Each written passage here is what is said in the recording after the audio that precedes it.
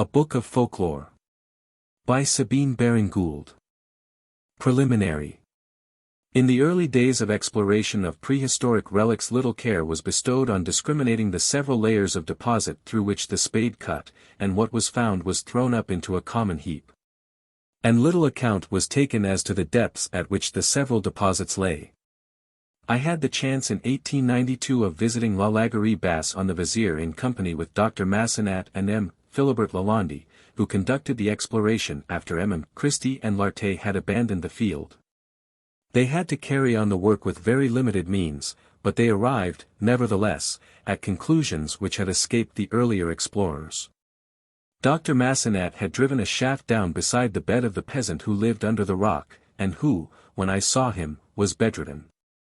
His children, pretty brown-eyed boys and girls, barefooted and bare-legged, were there, and I gave them some sous. As the dwelling was under the rock and the floor was earth, the refuse of the meals of the family went to raise the deposit along with particles of chalk falling from above. One of my sous, bearing the effigy of Napoleon III, fell, and in the scuffle that ensued disappeared under the soil. By the sick man's bed, as already stated, was a shaft driven down to the virgin soil, and this passed through a layer very modern, in which to this day my sceau lies, then through fragments of medieval crockery, next Merovingian relics. Then Roman scraps of iron and coins, below that remains of the Bronze Age, below that again those of the polished stone period. Then ensued a gapé tract of sterile soil, and then all at once began a rich bed of deposits, this time distinct from the rest in that they pertained to a people who were contemporary with the mammoth, the cave bear, and the reindeer in France. Finally in this lay the skeleton of a man whose thigh had been crushed by a fallen mass of stone from the rock that arched over it, and who had been clothed in skins ornamented with shells from the Atlantic coast. From this it may be seen how important it is to differentiate the strata at which lie the remains of ancient man. The same may be said with regard to folklore. A great amount had been collected into heaps, but no attempt had been made on a large scale to sift and sort out what had been found, and determine to what layer in our population they belong. The grouping is of the crudest. Birth, marriage, death lore go into their several piles, so do ghost and witch stories, and tales of dwarfs. What we really want to know is, whence came the several items found. Here, in Great Britain, we form an amalgam of several distinct races, and each race has contributed something towards the common stock of folklore. In my own neighborhood we have two distinct types of humanity, one with high cheekbones, dusky skin, dark hair, full of energy, and scrupulous as to the meum and tuum, money-making, by every conceivable means. The other is fair-haired, clear-skinned, slow, steady, honorable, with none of the alertness of the other. I can point out a family. The eldest girl, illegitimate, is wild, indisciplined, dark-haired and sallow-skinned. The mother, of the same type, married a fair-haired man, and the children are of mixed breed. Through intermarriage there is an importation of the superstitious beliefs of the lower type into the higher. This has been going on for a long time. A dominating race absorbs some of the convictions of the race it has subdued, and we generally find that the former regard the latter with some awe, as possessed of magical and mysterious powers beyond its own range of acquisitions. We cannot say that a certain bit of folklore is Celtic and not pre-Celtic because picked up where there is fusion of blood. Any more than we can say that a piece of granite strewed upon alluvial soil or lying on limestone belongs to that on which it rests. Mr. Tyler and Mr. Fraser, the great students in comparative folklore, have devoted their attention to the development and expansion of certain primitive beliefs and practices, but Mr. Gaume, in his epoch-making book, Ethnology and Folklore, London 1892, was the first to my knowledge who pointed out the necessity of classification according to the beds whence the items of folklore came. In this volume, which does not pretend to be more than a popular introduction to the study of the science, I have confined myself as much as possible to the beliefs of the peoples who occupied the British Isles, and have not gone like other writers to the usages of savages for explanation of customs and traditions, except very occasionally. In some instances we can trace scraps of folklore back to whence they came. In the legends of several of the Irish saints we have them represented as floating over the sea on leaves. The idea is so odd and so preposterous as there are in Ireland no leaves of any size that could be serviceable that we are constrained to look back and see whether this be not an adaptation of a much earlier myth. Now, in an old Flemish poem on Brandian, or Saint Brendan the Voyager, he meets on the ocean with a thumbling seated on a leaf, floating, in one hand a pan, in the other a style. This latter he dipped into the sea, and from it let drops trickle into the pan. When the vessel was full he emptied it and renewed the process, and this he is condemned to continue doing till he has drained the ocean dry. Whence came this fantastic conception? It was brought from the original seats of the Aryan people in the East, for their Brahma is represented as floating over the deep on a lotus. And after the death of Brahma, when water overflowed the whole earth, then Vishnu sat, as a small child, on a fig leaf, and floated on the wild sea, sucking the toe of his right foot. In a wild and upland district in East Cornwall is the ancient mansion of the Trevelyan's. It comprises a quadrangle with granite mullioned windows, and is entered through a handsome gatehouse. At the time of the Commonwealth, here lived a Squire Peter Trevelyan. He was born in 1613 and died in 1705, there is nothing like being precise. He was a staunch royalist, and a band of Roundhead soldiers was sent to arrest him. They came to the gatehouse and rapped. Squire Trevelyan put his head out of the window above. They show you the very window to this day, and bade the crop-eared rascals be off, or he would send his lancemen after them and forcibly dislodge them. As they did not stir, he took a couple of beehives he had in the chamber over the gate and flung them among the troopers. The bees swarmed out, fell on and speedily dispersed them. Andernach, on the Rhine, was engaged in incessant feud with the town of Linz, and one night it was attacked by the citizens of the rival town. The watchmen were asleep, so also the townsfolk. But two bakers' apprentices were engaged at the oven, when, hearing a sound outside the walls, they mounted to the parapets and saw the enemy engaged in planting ladders. Instantly they caught up some beehives that were on the walls and flung them among the assailants. The bees rushed out, and proved such terrible lanzknechts that the Linzers were routed and sent flying helter-skelter home. Can the story be doubted? The citizens of Andernach point to the figures of the two youths carved in stone at one of the portals, and tell you that this was done in acknowledgement of their achievement. At Ballarani in Ireland a story is told to this effect. About 8 centuries ago a powerful chief, on the point of waging war against the head of another clan, seeing the inferiority of his troops, begged Saint Gobnat to assist him, and this was in a field near where the battle was about to be fought. In this field was a beehive, and the saint granted the request by turning the bees into spearmen, who issued from the hive with all the ardor of warriors, fell on the enemy, and put him to rout. After the battle the conquering chief revisited the spot whence he had received such miraculous aid, when he found that the straw hive had been metamorphosed into an article shaped like a helmet and composed of brass. This relic remains to this day in testimony to the truth of the story, and is in the possession of the O'Hirley family. And is held by the Irish peasantry in such profound veneration that they will travel several miles to procure a drop of water from it, which, if given to a dying relative or friend, they imagine will secure their sure admission into heaven. Crofton Croker, who tells this story, adds that not long ago some water from this brazen beehive was administered to a dying priest by his coadjutor, in compliance with the popular superstition. These stories were not wafted from one place to another, but derived from a common origin when the bees were regarded as friends and protectors of a house or a town. They went by the name of the birds of God or of Mary's birds, in Germany, and were supposed to be in communication with the spirit. When a master died in a house, his heir went before the hive and announced the death to the bees and entreated them to remain and protect him. In like manner, when a young couple became engaged they informed the bees and requested their favor.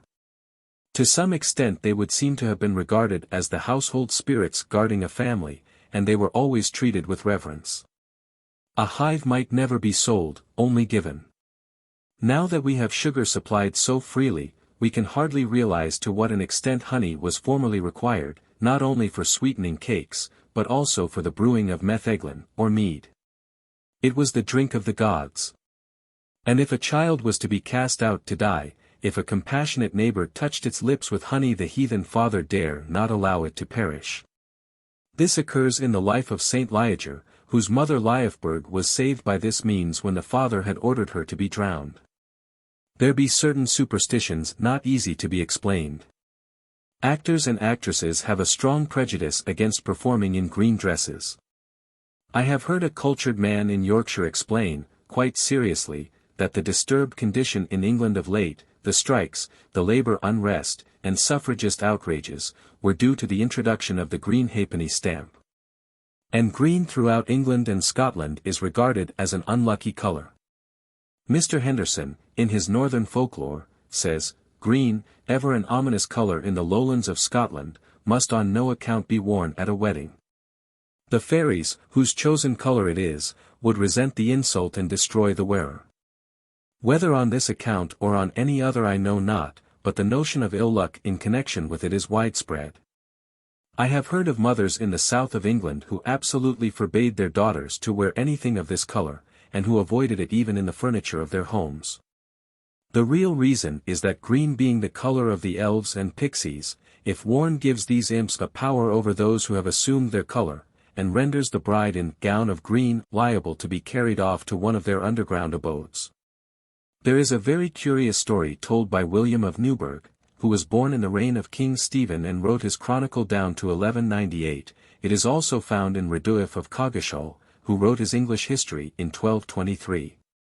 In Suffolk, at Woolpit, Wolf Pits originally, near Stowmarket, a boy and his sister were found by the inhabitants of that place near the mouth of a pit. They were formed like other children, but the whole of their skin was of a green colour. No one could understand their speech. When they were brought as curiosities to the house of Sir Richard de Conn, at Wykes, they wept bitterly. Bread and other victuals were set before them, but they would not touch them. At length, when some beans just cut, with their stalks, were brought into the house, they made signs with great avidity that they should be given to them. When they were brought, they opened the stalks instead of the pods, thinking the beans were in the hollow of them, but not finding them, they wept anew. When those who were present saw this, they opened the pods and showed them the naked beans. They fed on these with great delight, and for a long time tasted no other food.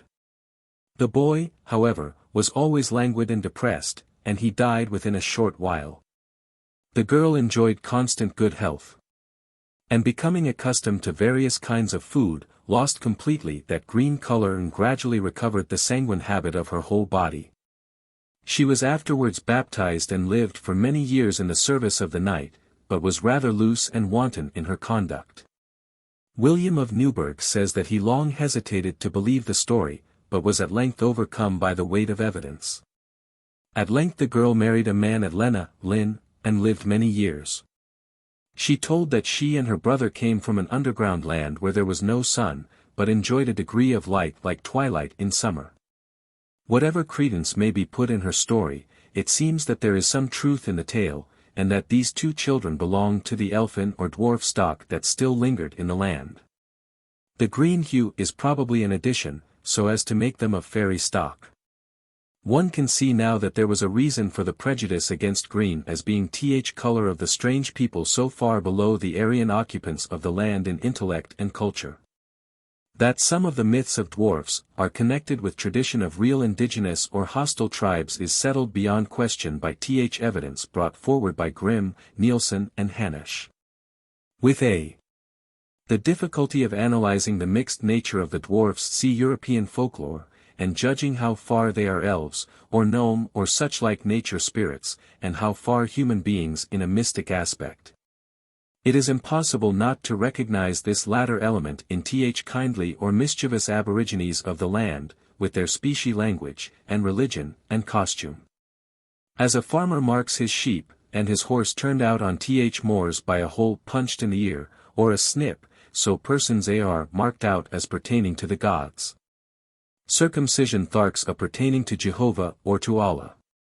The tonsure marks the priest monk as belonging to God, and the green color worn is a sign that the person or thing so indicated is given over to the elves. In trying to allot the various superstitions dealt with in these pages, it must be borne in mind that we have to do with a pre-Aryan people, as well as Aryan people who had long passed out on the earliest and the rudest forms of myth-making and ceremonial and animistic beliefs. They brought their convictions with them to our island, but in a modified form, and the modifications were due either to advance in culture or to contact with other peoples whose opinions were different from their own. Moreover, each stock, pre-Aryan and Aryan, brought with it some elements that pertained to a condition of mind and belief that had been common to both, but out of which both had grown. The field of folklore is so extensive and so interesting, that it cannot be plowed up by one hand and its riches revealed. All that I have attempted to do is to take a few salient points in it and show to what conclusions they lead, and as far as might be I have drawn on my own experience in collecting the folklore of the west of England. How do you find this book? Any thoughts about the book or the author? Any suggestion for improvement? Please take a moment to share your thoughts in a comment. If you like it, share it with your friends who might enjoy it as well. Subscribe to keep in touch. Visit CompleteAudiobooks.com for more quality content. The Spirit of Man. There is a remarkable Arabian story called Hi Ibn Yaqdan, written in Spain by Ibn Tophail. It is a philosophical romance, and relates how a child brought up by a nanny goat began to study the secrets of life. His nurse, the goat, died, and he wondered in what existed the spring of life, and he cut her open and searched the heart, where he found two compartments, one filled with coagulated blood, the other empty. From that he was led to search into what the vacant cavity once contained. He slew a goat, cut it open, and found in the vacant cavity a vaporous bluish flame, and that was life. Life is light and fire. This idea must have entered into the minds of primitive people. To this day in Yorkshire falling stars are supposed to be the souls coming down from above to newborn children and animating them, and when death ensues the flame of life passes out of the body. This is the conception that lies at the root of many folk superstitions. I knew a case in an adjoining parish, where there was a young man in a decline who had helped in the hay harvest. He was dead before the next season. But I was assured that at Haysell a flame was seen dancing about the meadow and running up to the hayrick. The haymakers had no doubt whatever that this was the spirit of the young man who had died in the previous year. In Wales the belief in corpse lights is very prevalent. There it is a flame that comes from the churchyard to fetch the spirit of the dying man or woman. It is, in fact, the spirit of a relative come to call it. It is called the Canwyll Gorff, or corpse candle, and the saying is that Saint David promised to Welshmen in his territory that none should die without the premonitory sign of a light travelling to his house from the churchyard to summon him. In the Cambrian Register for 1796 we read of a very commonly received opinion, that within the diocese of St. David's, a short space before death, a light is seen proceeding from the house, and sometimes, as has been asserted, from the very bed where the sick person lies, and pursues its way to the church where he or she is to be interred, precisely in the same track in which the funeral is afterwards to follow.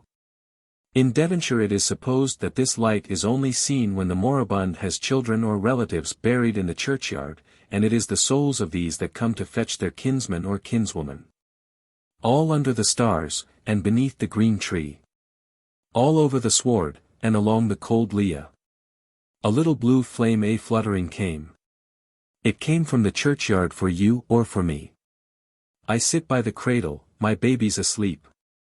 And rocking the cradle, I wonder and weep. O little blue light in the dead of the night. O prithee, no nearer to creep. Why follow the church path, why steal you this way? Why halt in your journey, on threshold why stay? With flicker and flare, why dance up the stair? Oh I would. Oh I would. It were dawning of day. All under the stars, and along the green lane. Unslaked by the dew, and unquenched by the rain. Of little flames blue to the churchyard steal too. The soul of my baby. Now from me is ta'en. Baxter, in his Certainty of the World of Spirits, quotes a letter from Mr. John Davis of Glenorglen, 1656, in which he says that the corpse candles do as much resemble material candlelight as eggs do eggs. saving that in their journey these candles are sometimes visible and sometimes disappear, especially if anyone comes near them, or in any way meet them. On these occasions they vanish, but presently appear again. If a little candle is seen of a pale bluish color, then follows the corpse of an infant, if a larger one, then the corpse of someone come to age. If two candles come from different places and be seen to meet, the corpses will do the same. And if any of these candles be seen to turn aside through some bypath leading to the church, the following corpse will be found to take exactly the same way. The belief in Devonshire is very much the same as that in Wales. Only it is held that no corpse candle will come to fetch a soul unless there be a kinsman already interred in the churchyard, that there may be an amount of gas that is luminous escaping from a tomb is possible enough. I had one night dining with me friend who is now a vice-principal of a college in Oxford. To reach his home he had to pass our churchyard, and he came back in terror as he had seen a blue light dancing above a grave. But that these flames should travel down roads and seek houses where there is undying is, of course, an exaggeration and untenable. Baxter tells the story of what happened at Langton ir Carmarthenshire. Some 30 or 40 years since, my wife's sister, being nurse to Bishop Rudd's 3 eldest children, the lady comptroller of the house, going late into the chamber where the maidservants lay, saw no less than 5 of these lights together. It happened a while after that, the chamber being newly plaistered, and a grate of coal fire therein kindled to hasten the drying of the plaister, that 5 maidservants went to bed as they were wont, but it fell out too soon. For in the morning they were all dead, being suffocated in their sleep with the steam of the new tempered lime and coal. Mrs. Crowe, in her Nightside of Nature, tells a couple of stories which she heard from a dignitary of the church born in Wales. A female relative of his started early in the morning, attended by her father's servant. When she had reached halfway, where she expected to meet the servant of the friend she was about to visit, she dismissed the man who had accompanied her so far. The fellow had not long left her before she saw a light approach her, moving about 3 feet above the soil. She turned her horse out of the bridle road, along which it advanced, to allow it to pass, but to her dismay, just as it came opposite her, it halted and remained flickering before her for about half an hour. And only vanished as she heard steps of the servant's horse, as he trotted up to meet and conduct her to her friend. On reaching the house of her friend she related what she had seen. A few days later that very servant who had come to meet her sickened and died, and his body was carried along the road upon which the light had moved. And more curious still, owing to an accident, the coffin halted for an hour at the very spot where she had been delayed, confronting the mysterious light. That light, we may be sure, was supposed to be the soul of a relative come from the grave to meet and welcome a kinsman. In no other way can it be explained.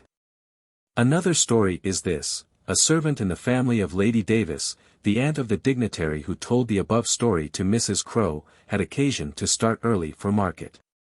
Being in the kitchen at 3 a.m. taking his breakfast, when everyone else was in bed, he was surprised by the sound of feet trampling down the stairs, and opening the door, he saw a light. He was frightened and rushed out of the house, and presently saw a gleam pass out of the door and proceed towards the churchyard. As Lady Davis was ill at the time, he made no doubt that her death impended. And when he returned from market his first question was whether she were still alive, and though he was informed she was better, he declared his conviction that she would die, and described what he had seen and heard. The lady, however, recovered. But within a fortnight another member of the family died, and her coffin was conveyed by bearers down the stairs.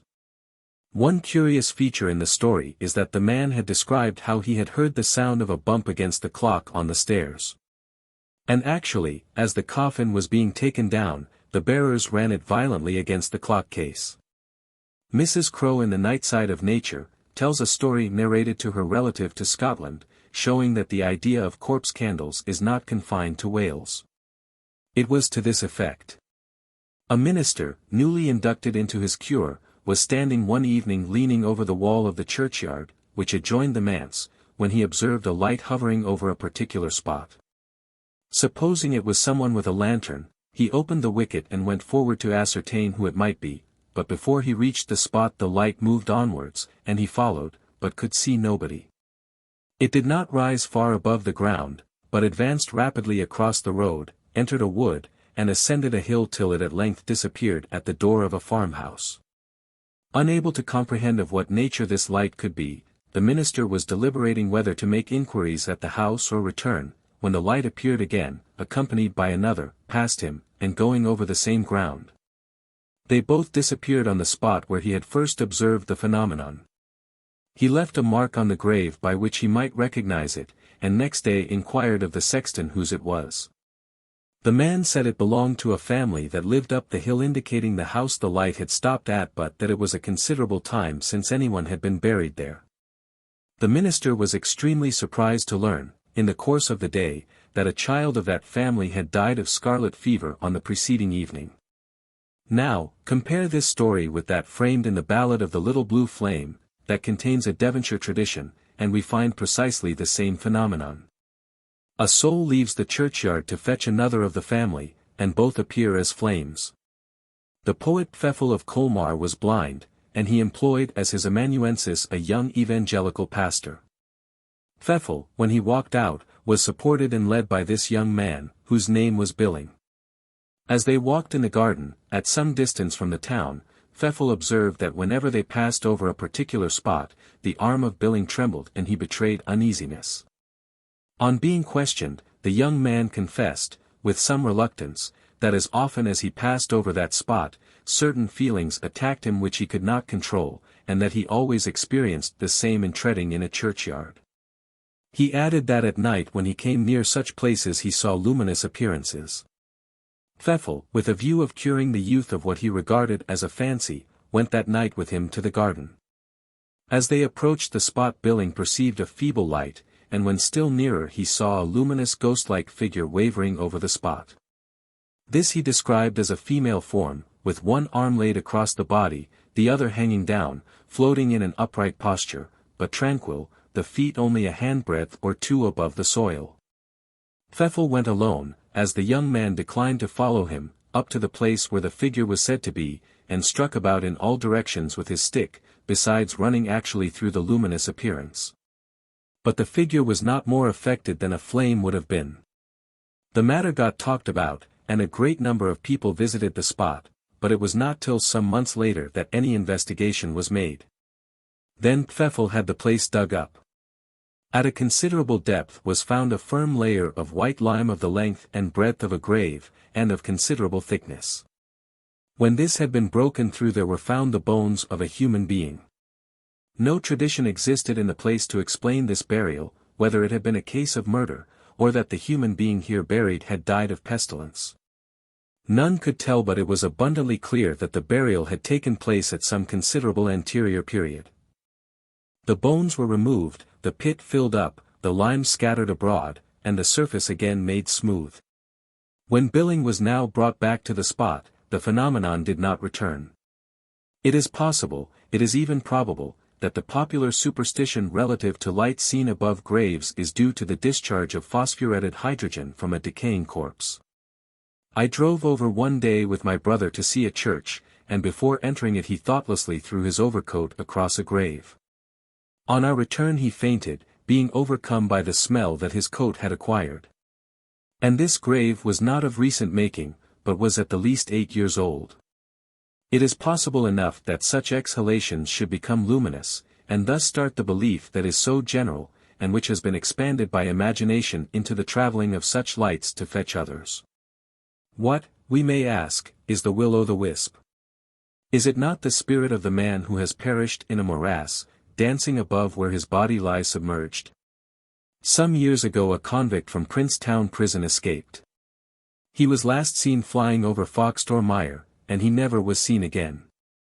Since then a blue flame has been observed occasionally hovering over the morass. When the poet wrote, "Vital spark of heavenly flame, quit, oh quit, this mortal frame," he uttered a sentiment expressive of the nature of the soul common to the many. None who have stood by a deathbed can fail to observe how closely the parting of soul and body, the light fading from the eyes, and warmth leaving the body, resembles the extinction of a fire. In Yorkshire, when a man is drowned, in order to find the place where the body is, a lighted candle is stuck in a loaf of bread which is committed to the water. And the light after a while floats above the spot where the corpse lies below the surface.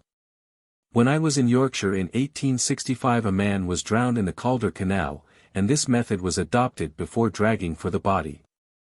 In this case the candle flame represents the soul going in quest of its husk. In the legends of several of the Irish saints, the mother of one dreams that a spark has fallen into her mouth or her lap. It is the soul coming to her child.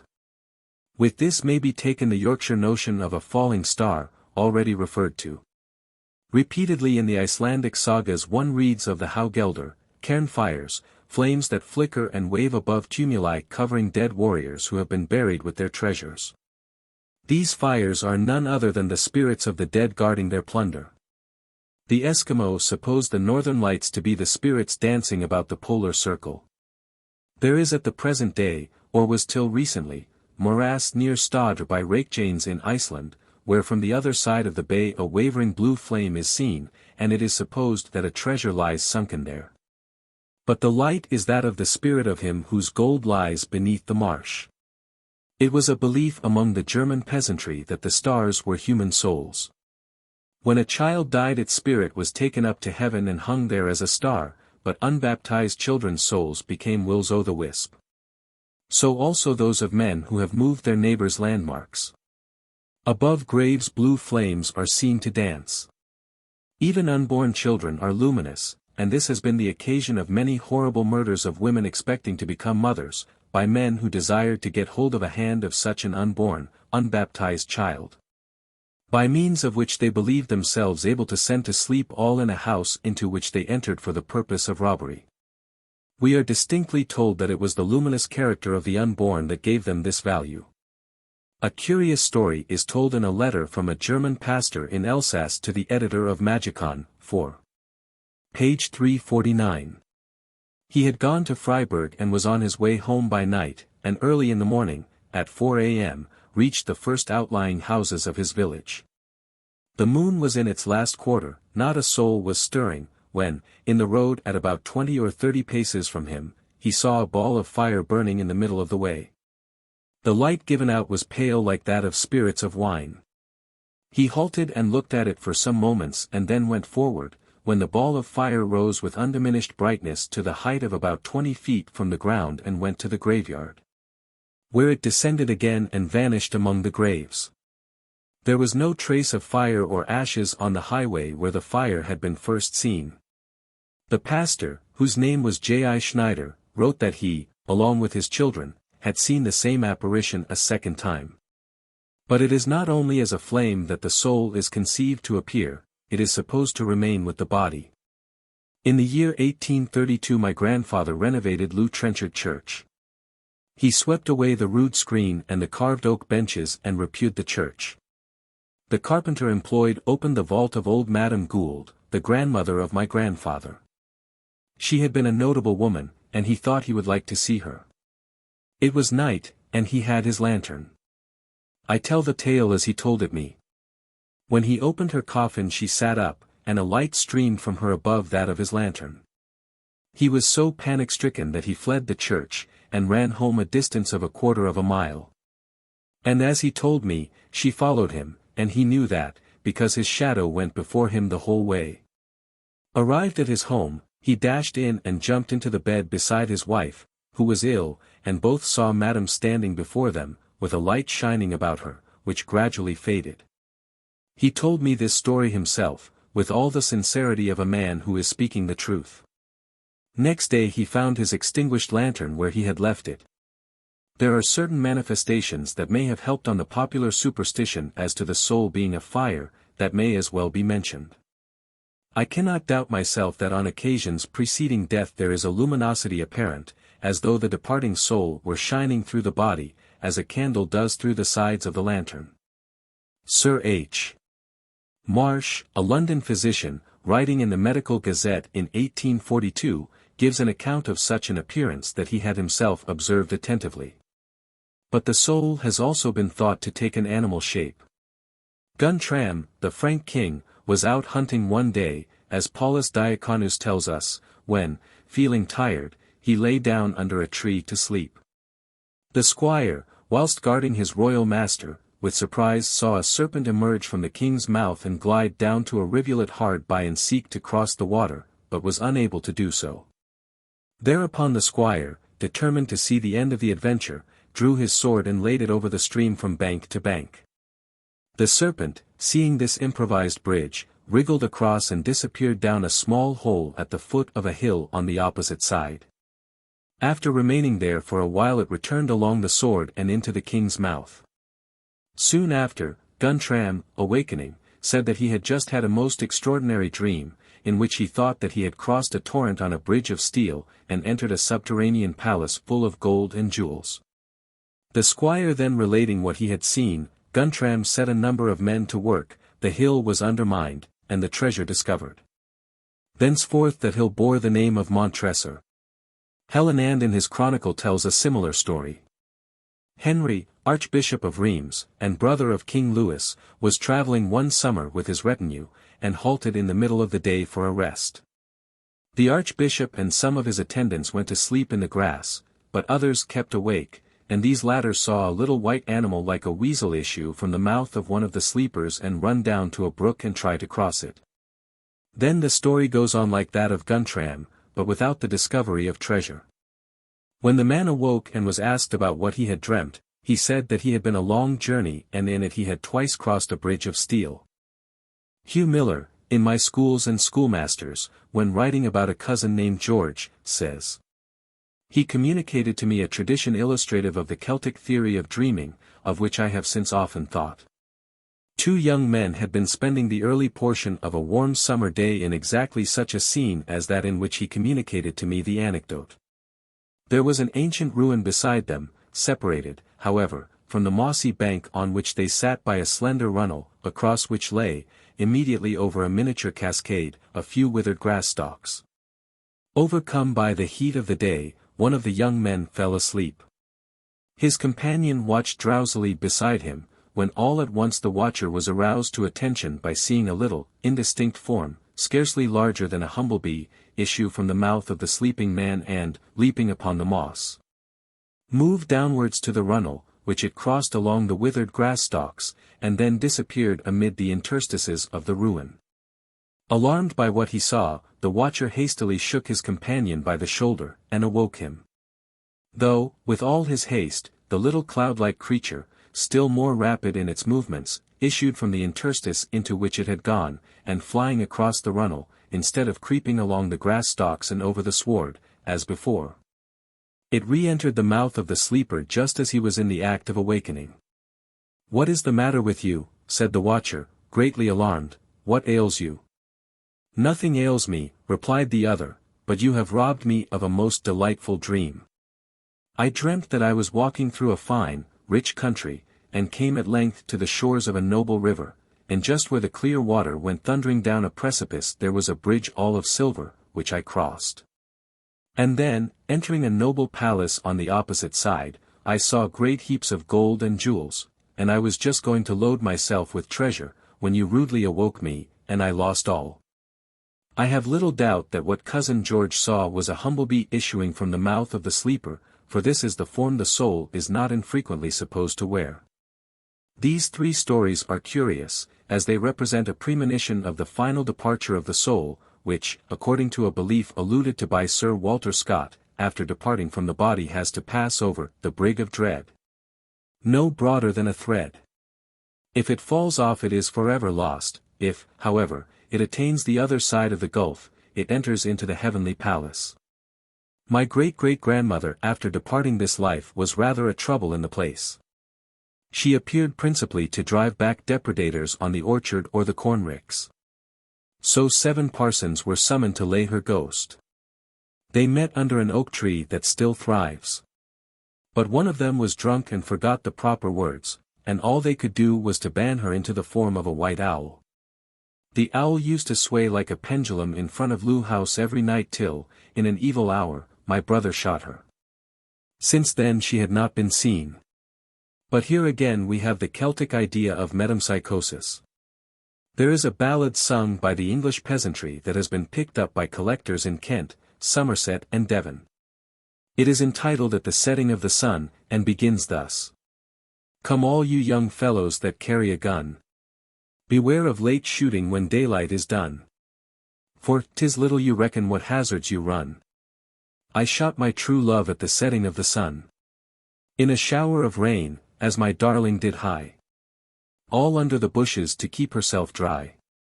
With her head in her apron, I thought her a swan. And I shot my true love at the setting of the sun. In the Devonshire version of the story.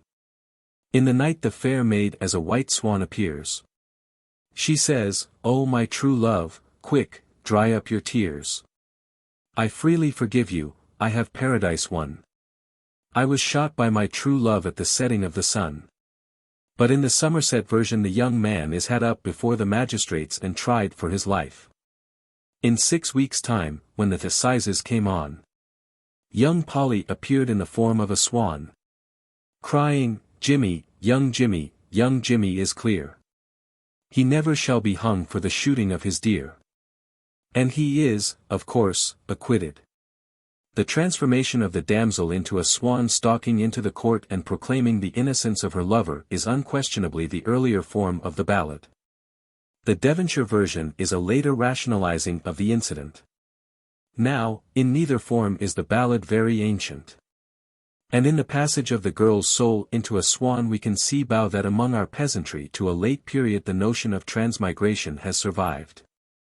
I was visiting an old woman who was bedridden when one day she said to me, "I saw my brother last night, he came flapping his wings against the window." I stared, and asked for an explanation. Her brother had died some time previously. He came as a great black bird, like a rook but larger, and he kept beating against the glass. "He is come to call me." I endeavored to give a natural explanation of the phenomenon, but she would not hear of that. She knew it was her brother by the tone of the voice. Beside, he warn't an over-good man, and so he wouldn't go into a white bird. It was my brother and no mistake.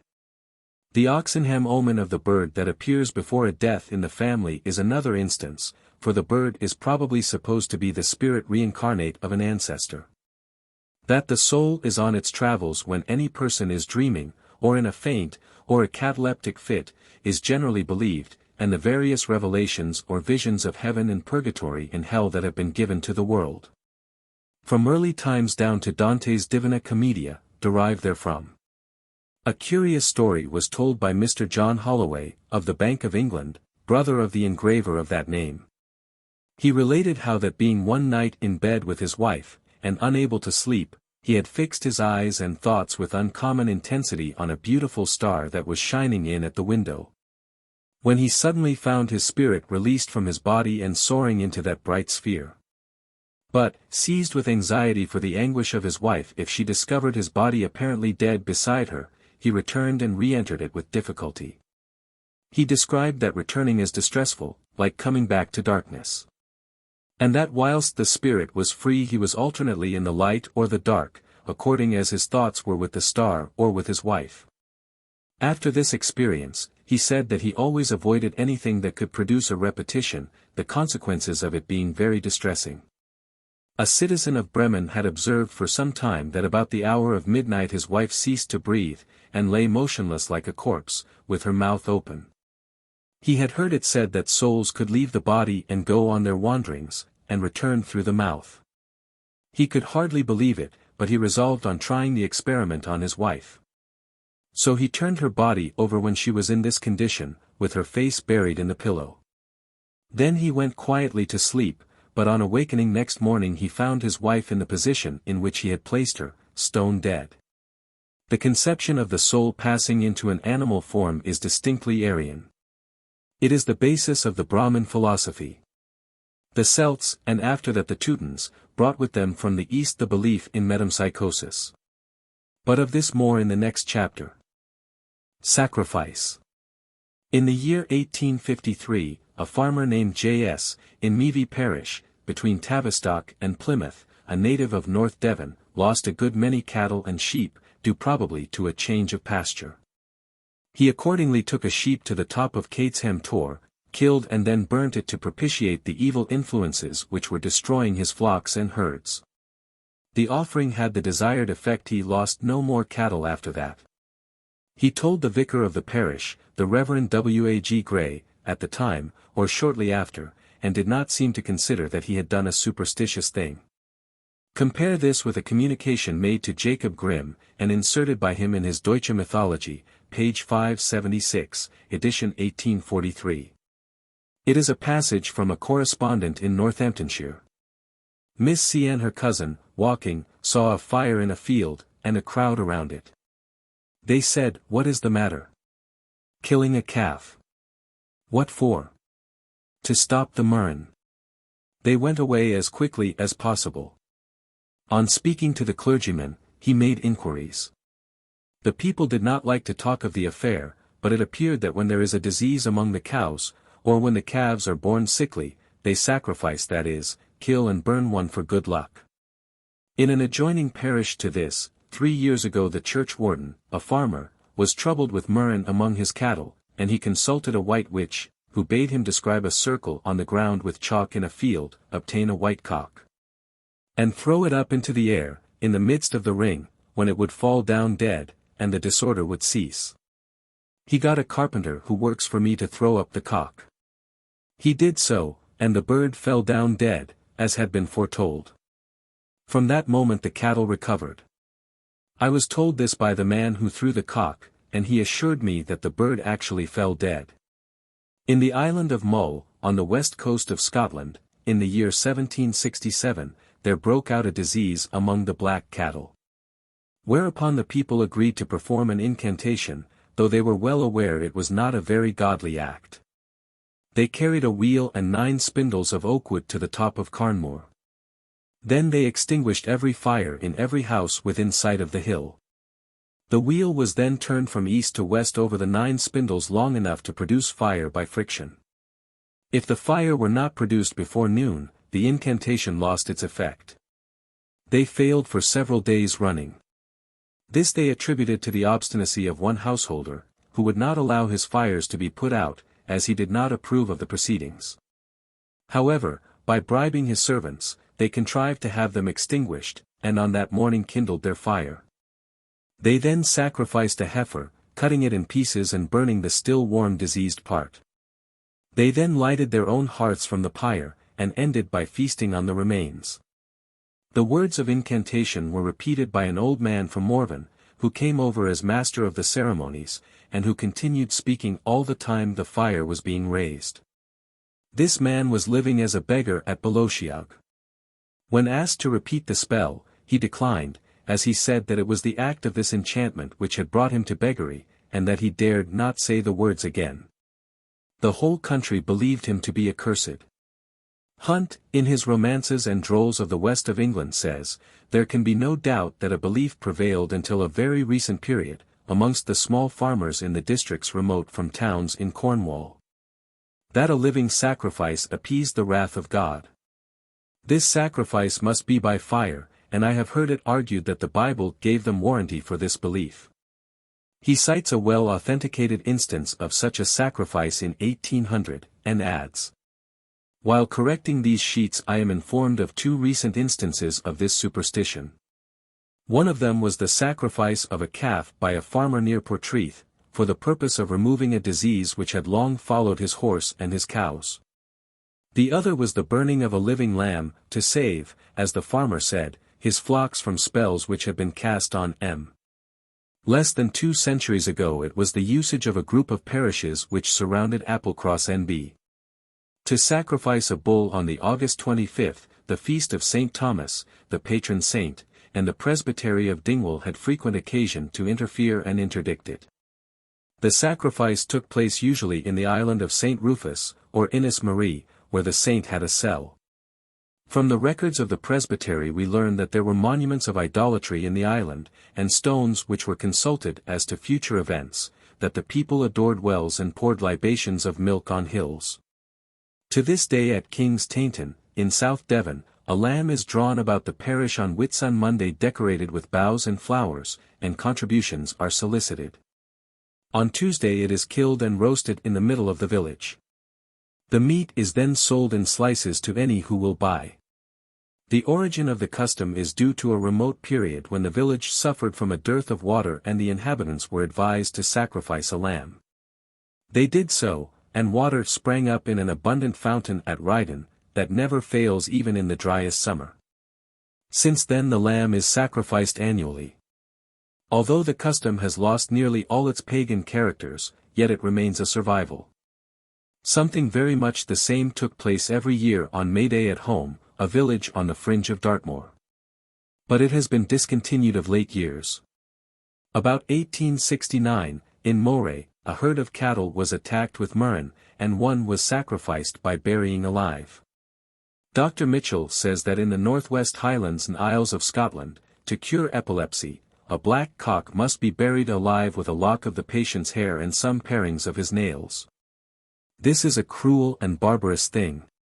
But it is much more than that. It is a sacrifice deliberately and consciously offered in order to propitiate a supernatural power and effect the expulsion of the demon which is believed to have possession of the unfortunate epileptic.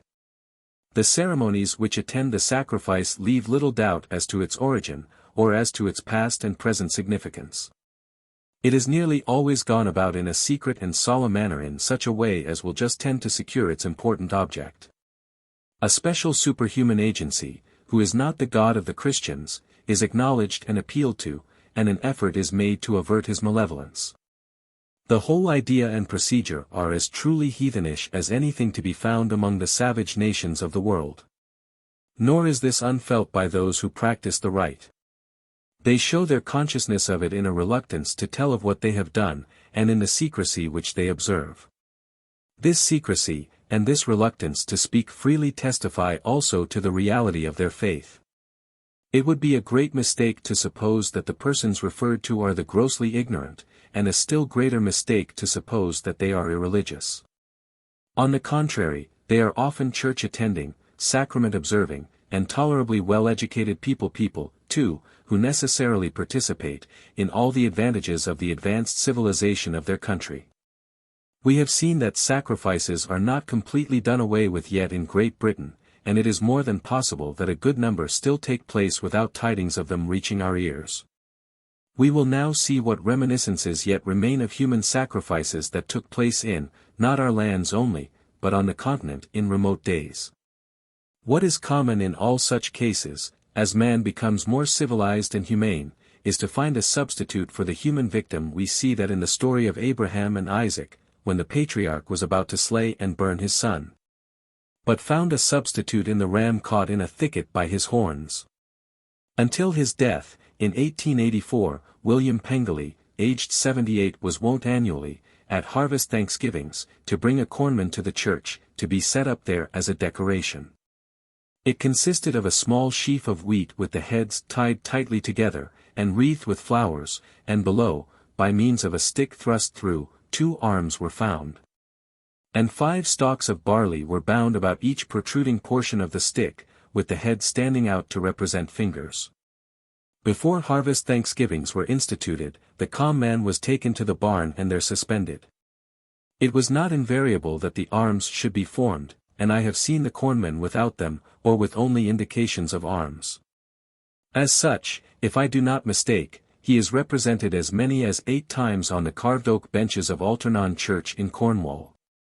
Mr. Hunt, in his Romances and Drolls of the West of England, thus describes what used to be called crying a neck at harvest. After the wheat is all cut on most farms in Cornwall and Devon, the harvest people have a custom of crying a neck.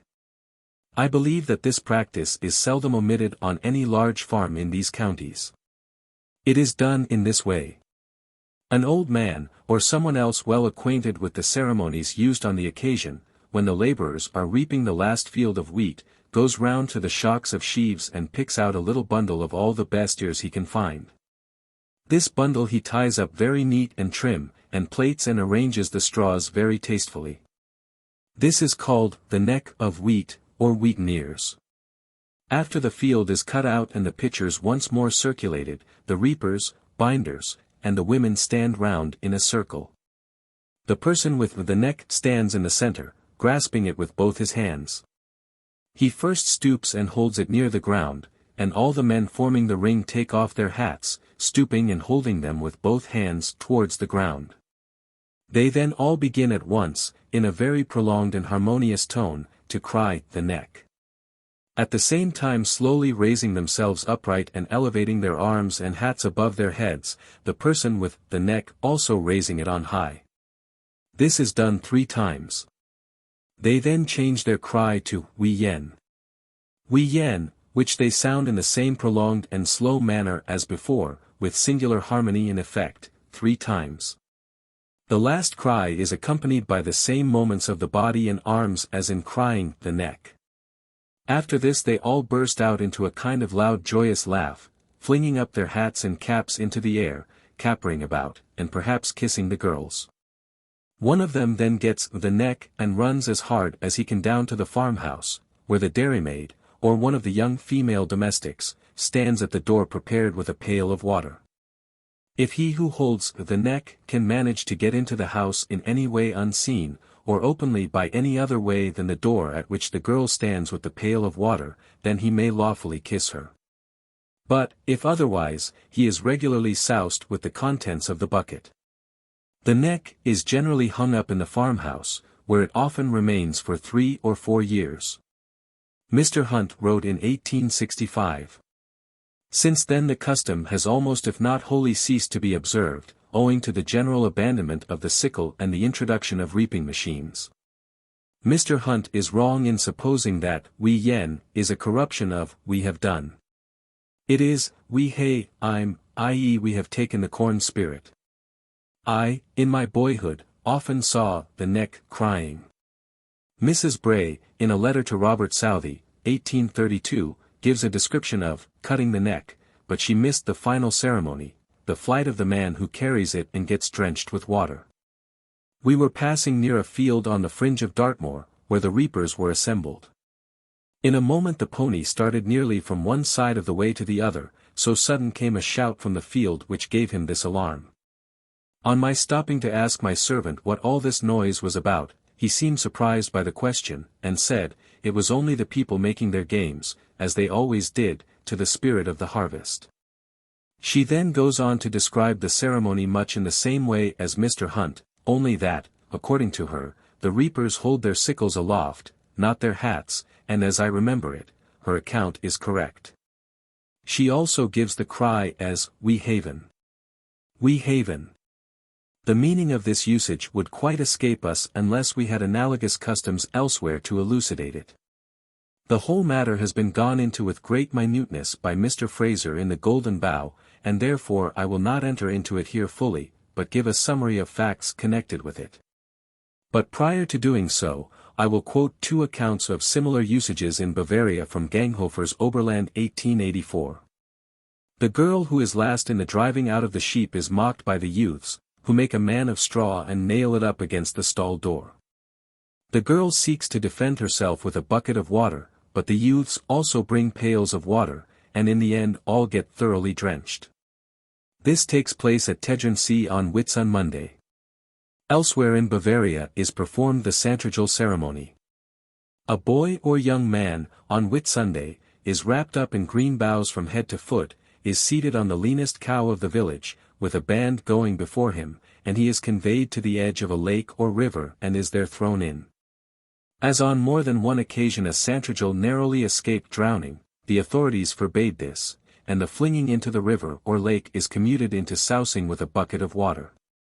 Both these examples represent a sacrifice to the goddess of the spring, in which either a lad or a girl was ceremonially drowned.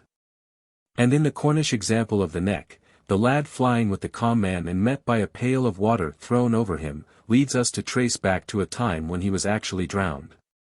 These Bavarian examples concern spring customs, but harvest customs resemble them closely. In some parts of Europe the corn spirit is regarded as female, and is spoken of as the corn mother.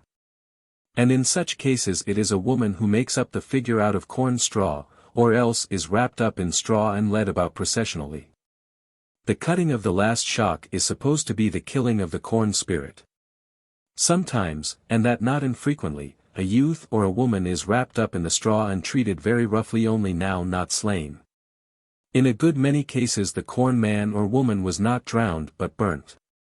Owing to the distress caused in a small community by the sacrifice by water or fire of one of its members, it became customary to seize on a stranger passing by, or entering the cornfield. He was constrained to ransom himself by a payment. Thus, in Essex, if one not a reaper ventures into a cornfield, the workmen rush upon him, surround him, shouting, "A largess! A largess!" and beat him very unhandsomely unless he pays to escape. In Phrygia we are told that Lydiartes, son of King Midas, used to reap the corn, but when a stranger chanced to enter the field he forced him to reap along with himself.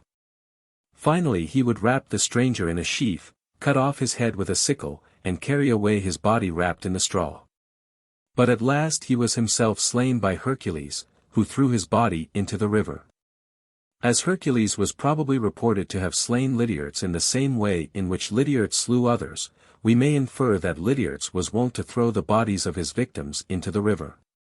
Mr. Fraser says that there is ground for supposing that in such a story, we have the description of a Phrygian harvest custom in accordance with which certain persons, especially strangers, passing the harvest field, were regularly regarded as embodiments of the corn spirit, and as such were seized by the reapers, wrapped in sheaves, and beheaded. Their bodies, bound up in the cornstalks, being afterwards thrown into water as a rain charm.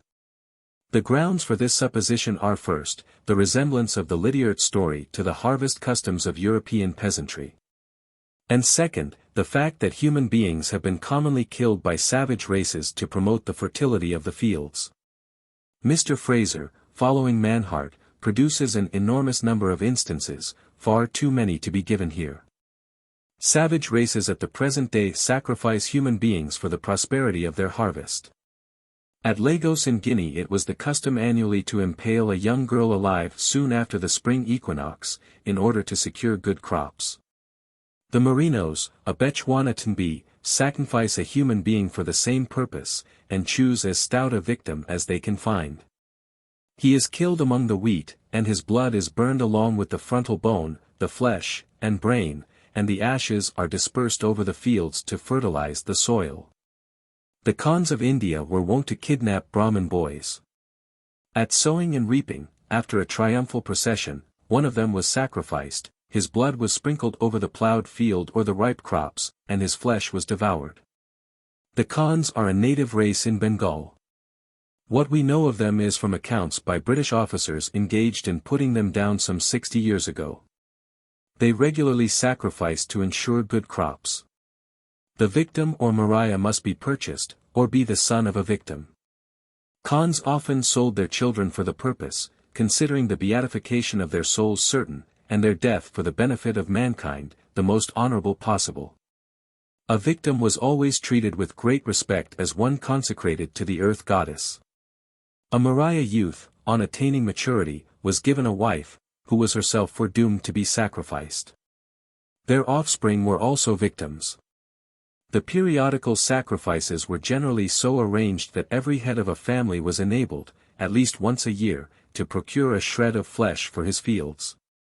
The mode of procedure was as follows: 10 or 12 days before the sacrifice the victim had his hair cut. Crowds of men and women assembled to witness the sacrifice. None might be excluded, since it was for the benefit of all. The victim, dressed in a new garment, was led processionally from the village with music and dancing, to a sacred grove, where the Maria, anointed and crowned with flowers, was tied to a post. That the victim might not resist, his arm bones were broken, or else he was drugged with opium. Then he was strangled, squeezed to death, or cut up alive, the crowd rushing upon him to hack the flesh from his body with their knives and carry strips away to bury in their fields. In one district the victim was put to death slowly by fire. A low stage was formed, sloping on each side like a roof, upon it the victim was placed, his limbs wound round with cords to confine his struggles. Fires were then lighted and hot brands applied to make him roll up and down the slopes of the stage as much as possible, for the more tears he shed the more abundant would be the supply of rain. When these sacrifices were put down by the British government, goats, etc., were substituted for human victims. Now those who perpetrated these horrors were not the Aryan Hindus, but the Dravidian races underlying them. And there is reason to suppose that similar sacrifices that took place in Europe pertain to the religious rites of the population that formed the bedrock over which were formed the various strata by invasion of CDT and Teuton. With the exception of the Khans, no deity was recognized, and those who reported these sacrifices may not have understood that the cult was to spirits and not to gods and goddesses. Mr. Fraser gives 4 reasons for thus considering them. 1. No special class of persons is set apart for the performance of the rites, in other words, there are no priests. The rites may be performed by anyone as occasion demands. 2. No special places are set apart for the performance of the rites. In other words, there are no temples. The rites may be performed anywhere as occasion demands. 3. Spirits, not gods, are recognized. 4. The rites are magical rather than propitiatory. In other words, the desired objects are attained, not by propitiating divine beings by sacrifice, but by ceremonies which are believed to influence the course of nature directly through a physical sympathy or resemblance between the rite and the effect which it is the intention of the rite to produce. We will pass now to another point, the selection of the victim to be sacrificed, and here we have preserved traces of the process, and that in children's counting out games. Tacitus tells us that the ancient Germans were wont to determine matters of importance by lot. They broke off twigs of a green tree, cut them into equal lengths and put on them signs distinguishing one from another. These were cast at random upon a white cloth, and the priest of the tribe or the house father drew a lot, and guidance as from heaven was supposed to be thus given. The use of lots continued in vogue among the Saxons till a late period, in spite of the efforts of the clergy, who sought to limit application to lot to the cases where human judgment could not be certain of being right. It was still current in Germany in the 7th century, and with less change of adjuncts than we usually find in the adoption of heathen forms even by Christian saints. That the lot was used to determine a sacrifice we know from the story of Jonah.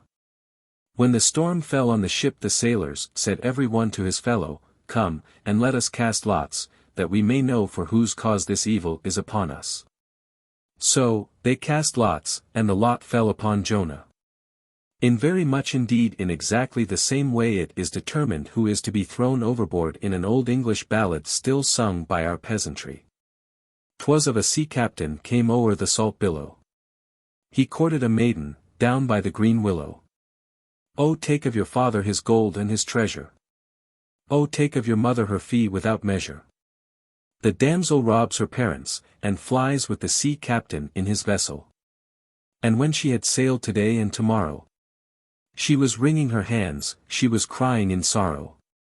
And when she had sailed, the days were not many. The sails were outspread, but of miles made not any. They cast the black bullets as they sailed on the water. The black bullet fell on the undutiful daughter. Now who in the ship must go over the side, oh?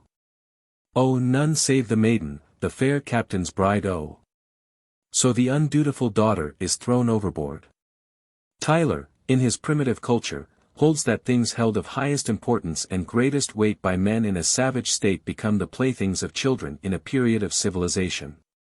Thus the bow and arrow, once the only means men had of obtaining food in the chase, and a main means of defense and assault in war, have become toys in the hands of civilized children at the present day. Adopting this theory, we may see how that methods of determining life or death in ancient times may now have degenerated into children's games. The casting of lots was used by savage tribes as a means of selecting from a company of slaves or prisoners the unhappy individual who was to be offered in sacrifice, and one form of selection was by counting out rhymes.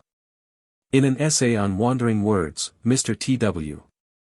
Sandray says, "The talismanic words uttered by children in their innocent games have come down to us very nearly as perfect as when spoken by the ancient Briton, but with an opposite and widely different meaning.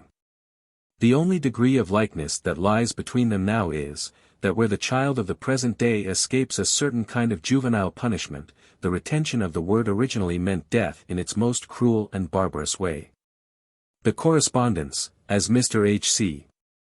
Rothus has pointed out, is much closer than the writer perceived, for he overlooked the fact that the process in both instances is one of elimination, the one remaining being the victim, the rest being successively set free.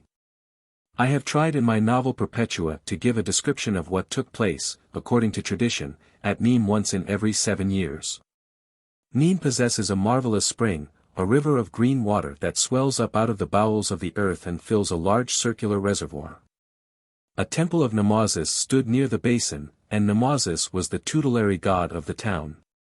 On the March 1st in the year 213, the inhabitants of the town were congregated near the fountain, all in holiday costume. Among them ran and laughed numerous young girls, all with wreaths of white hyacinths or of narcissus on their heads.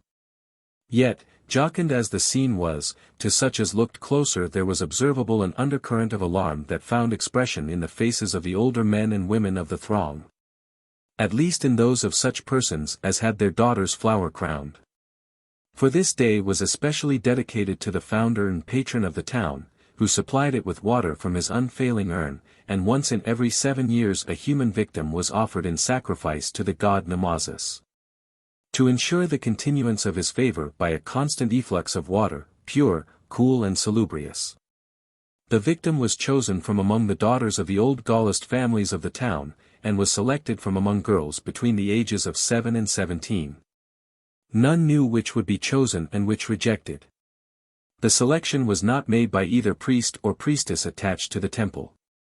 Nor was it made by the magistrates. Chance or destiny alone determined who was to be chosen out of the 49 who appeared before the god. When the priest and priestesses drew up in lines between the people and the fountain, the aedile of the city standing forth, read out from a roll the names of 7 times 7 maidens. And as each name was called, a white-robed flower-crowned child fluttered from among the crowd and was received by the priestly band. When all 49 were gathered together, they were formed into a ring, holding hands, and round this ring passed the bearers of the silver image of the god. As they did so, suddenly a golden apple held by the god fell and touched a graceful girl who stood in the ring. "Come forth, Lucilla," said the chief priestess. "Speak thou the words. Begin." Then the damsel loosed her hands from those she held, stepped into the midst of the circle, and raised the golden pippin. At once the entire ring of children began to revolve like a dance of white butterflies in early spring. And as they swung from right to left, the girl began to recite at a rapid pace a jingle of words in a Gallic dialect that ran thus. 1 and 2. Drops of dew. 3 and 4. Shut the door. As she spoke she indicated a child at each numeral. 5 and 6. Pick up sticks. 7 and 8. Thou must wait. Now passed a thrill through the crowd. The children whirled quicker. 9 and 10. Pass again. Golden pippin, lo. I cast. Thou, Alamine, touched at last. At the word last, she threw the apple, struck a girl, and at once left the ring, cast her coronet of narcissus into the fountain, and ran into the crowd. For her the risk was past, as she would be over age when the next septennial sacrifice came round. Now it was the turn of Alamine. She held the ball, paused a moment, looking about her, and then, as the troop of children revolved she rattled the rhyme and threw the pippin at a damsel named Tertiola. Whereupon she, in her turn, cast her garland of white violets and withdrew. Again the wreath of children circled, and Tertiola repeated the jingle till she came to, touched at last, when a girl named Elia was selected and came into the middle. This was a child of 7, who was shy and clung to her mother. My Elia! Rejoice that thou art not the victual. Be speedy with the verse, and I will join the crustula.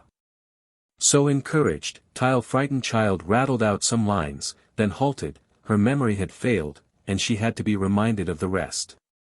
At last she also was free, ran to her mother's bosom, and was comforted with cakes. Now arrived the supreme moment, that of the final selection. The choosing gift, in whose hand was the apple, stood before those who alone remained. She began. 1, 2. Drops of dew. Although there was so vast a concourse present, not a sound could be heard save the voice of the girl repeating the jingle, and the rush of the holy water over the weir. Every breath was held. 9 and 10. Pass again. Golden pippin, lo. I cast. Thou, Portumna, touched at last. At once the girl who had cast the apple withdrew, so also did the girl who skipped to the basin and cast in her garland. One alone remained Perpetua, and the high priestess, raising her hand, stepped forward, pointed to her, and said, Est. I have ventured to one reproduce this, which, although fiction, undoubtedly represents what actually took place. I will now quote Mr. Bolton in counting out rhymes. Children playing out-of-door games, such as hide-and-seek and I spy which one of their number has to take an undesirable part. Adopt a method of determining who shall bear the burden which involves the principle of casting lots, but differs in manner of execution. The process in Scotland is called clapping out and fitting out, in England it is commonly known as counting out. It is usually conducted as follows: a leader, generally self-appointed, having secured the attention of the boys and girls about to join in the proposed game, arranges them in a row, or in a circle about him as fancy may dictate. He, or she, then repeats a peculiar doggerel, sometimes with a rapidity which can only be acquired by great familiarity and a dexterous tongue, and pointing with the hand or forefinger to each child in succession. Not forgetting himself, or herself, allots to each one word of the mysterious formula. 1 airy, 2 airy, Icary Ann. Fillin, falling, Nicholas, John. Caever, quaver, English naver. Stinhillum, Stanhillum, Jericho. Buck. This example contains 16 words. If there be a greater number of children, a longer verse is used, but generally the number of words is greater than the number of children, so that the leader begins the round of the group a second time, giving to each child one word of the doggerel. Having completed the verse or sentence, the child on whom the last word falls is said to be out and steps aside. After the child thus counted out has withdrawn, the leader repeats the same doggerel with the same formalities, and, as before, the boy or the girl to whom the last word is allotted stands aside is out. The unmeaning doggerel is repeated again and again to a diminishing number of children, and the process of elimination is continued until only 2 of them remain. The leader then counts out once more, and the child not set free by the magic word is declared to be it, and must take the objectionable part in the game. The word it is always used in this technical sense, denoting the one bearing the disagreeable duty. No child questions its meaning, not have we learned of any substitute for this significant monosyllable. The declaration of a child, you are it. Following the process of counting out, seems to carry with it the force of a military order, and is in many cases more promptly obeyed than a parent's command. I pass now to an entirely different phase of folklore, but still connected with sacrifice. It is said in Devonshire that the river Dart every year claimeth a hart. That is to say, that this river demands a human offering. At Huckaby Bridge is heard, in certain conditions of the wind, the cry of the dart, a strange wailing and then shrieking call. And it is supposed that this is the demand of the river for a victim. Some few years ago there was a marriage at Staverton Church of a couple, one from Dartington. The party crossed the river at a ford in a cart. On their return there ensued a sudden freshet, and the conveyance was swept away and all drowned. It is only the dart demanding her hearts, was the comment on this occasion. Sir Walter Scott, in The Pirate, notices the repugnance felt in rescuing drowning men from a wreck. The feeling is that the sea, or the goddess of the sea, demands her victims. Among the seamen of Orkney and Shetland it was formerly deemed unlucky to rescue persons from drowning, since it was held as a matter of religious faith that the sea is entitled to certain victims, and if deprived would avenge itself on those who interfere. On the Cornish coast the sea is heard calling for its victim. A fisherman or a pilot walking one night on the sands at Porthtowan, when all was still save the monotonous fall of the light waves upon the sand, distinctly heard a voice from the sea, exclaiming, "The hour is come, but not the man." This was repeated 3 times, when a black figure, like that of a man, appeared on the top of the hill. It paused for a moment, then rushed impetuously down the steep incline, over the sands, and was lost in the sea. Mr. Hunt says that this story is told in different forms all round the Cornish coast. In Whydah, Africa, the king sends a young man annually to be thrown into the sea. In the Isafjord, a part of the Kattegat Strait, a sea demon formerly dwelt who stopped every ship and demanded a man from it. But the priests exorcised it by exposing the head of Saint Lucius, the Pope. When Xerxes, in the course of his conquests, came to the sea, he sacrificed a human life to the Hellespont, and at Artemisium the handsomest Greek captive was slain over the bows of the admiral's ship. Saxo Grammaticus tells how a Norseman's ship was mysteriously stopped at sea until a man was thrown overboard. Kinloch says that in ancient Scotland, when a ship became unmanageable, lots were cast to discover who occasioned the disaster, precisely as in the case of Jonah and in that of the undutiful daughter. And the man on whom the lot fell was cast overboard. In an Old English broadside ballad, they had not sailed a league, but 3. Till raging grew the roaring sea.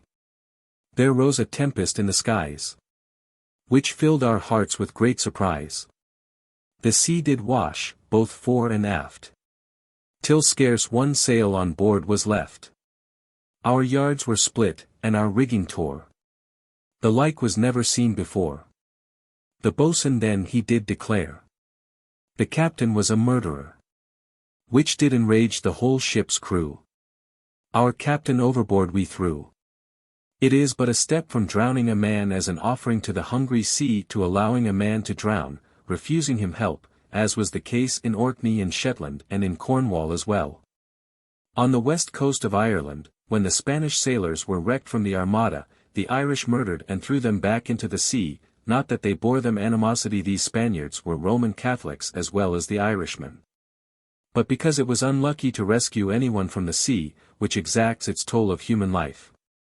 It is not only the sea that makes these demands, but, as we have seen, rivers as well. So do lakes. On Dartmoor is a sheet of water in a depression, called Classenwell Puy, covering about an acre of ground. It has been dug out of the southern part of the hill and along the verge of the banks on the tors. The measurement is 346 yards. From this part, which is level with the adjacent common, the banks slope rapidly down to the margin of the pool. On the east side the bank is almost perpendicular, and is nearly 100 feet high.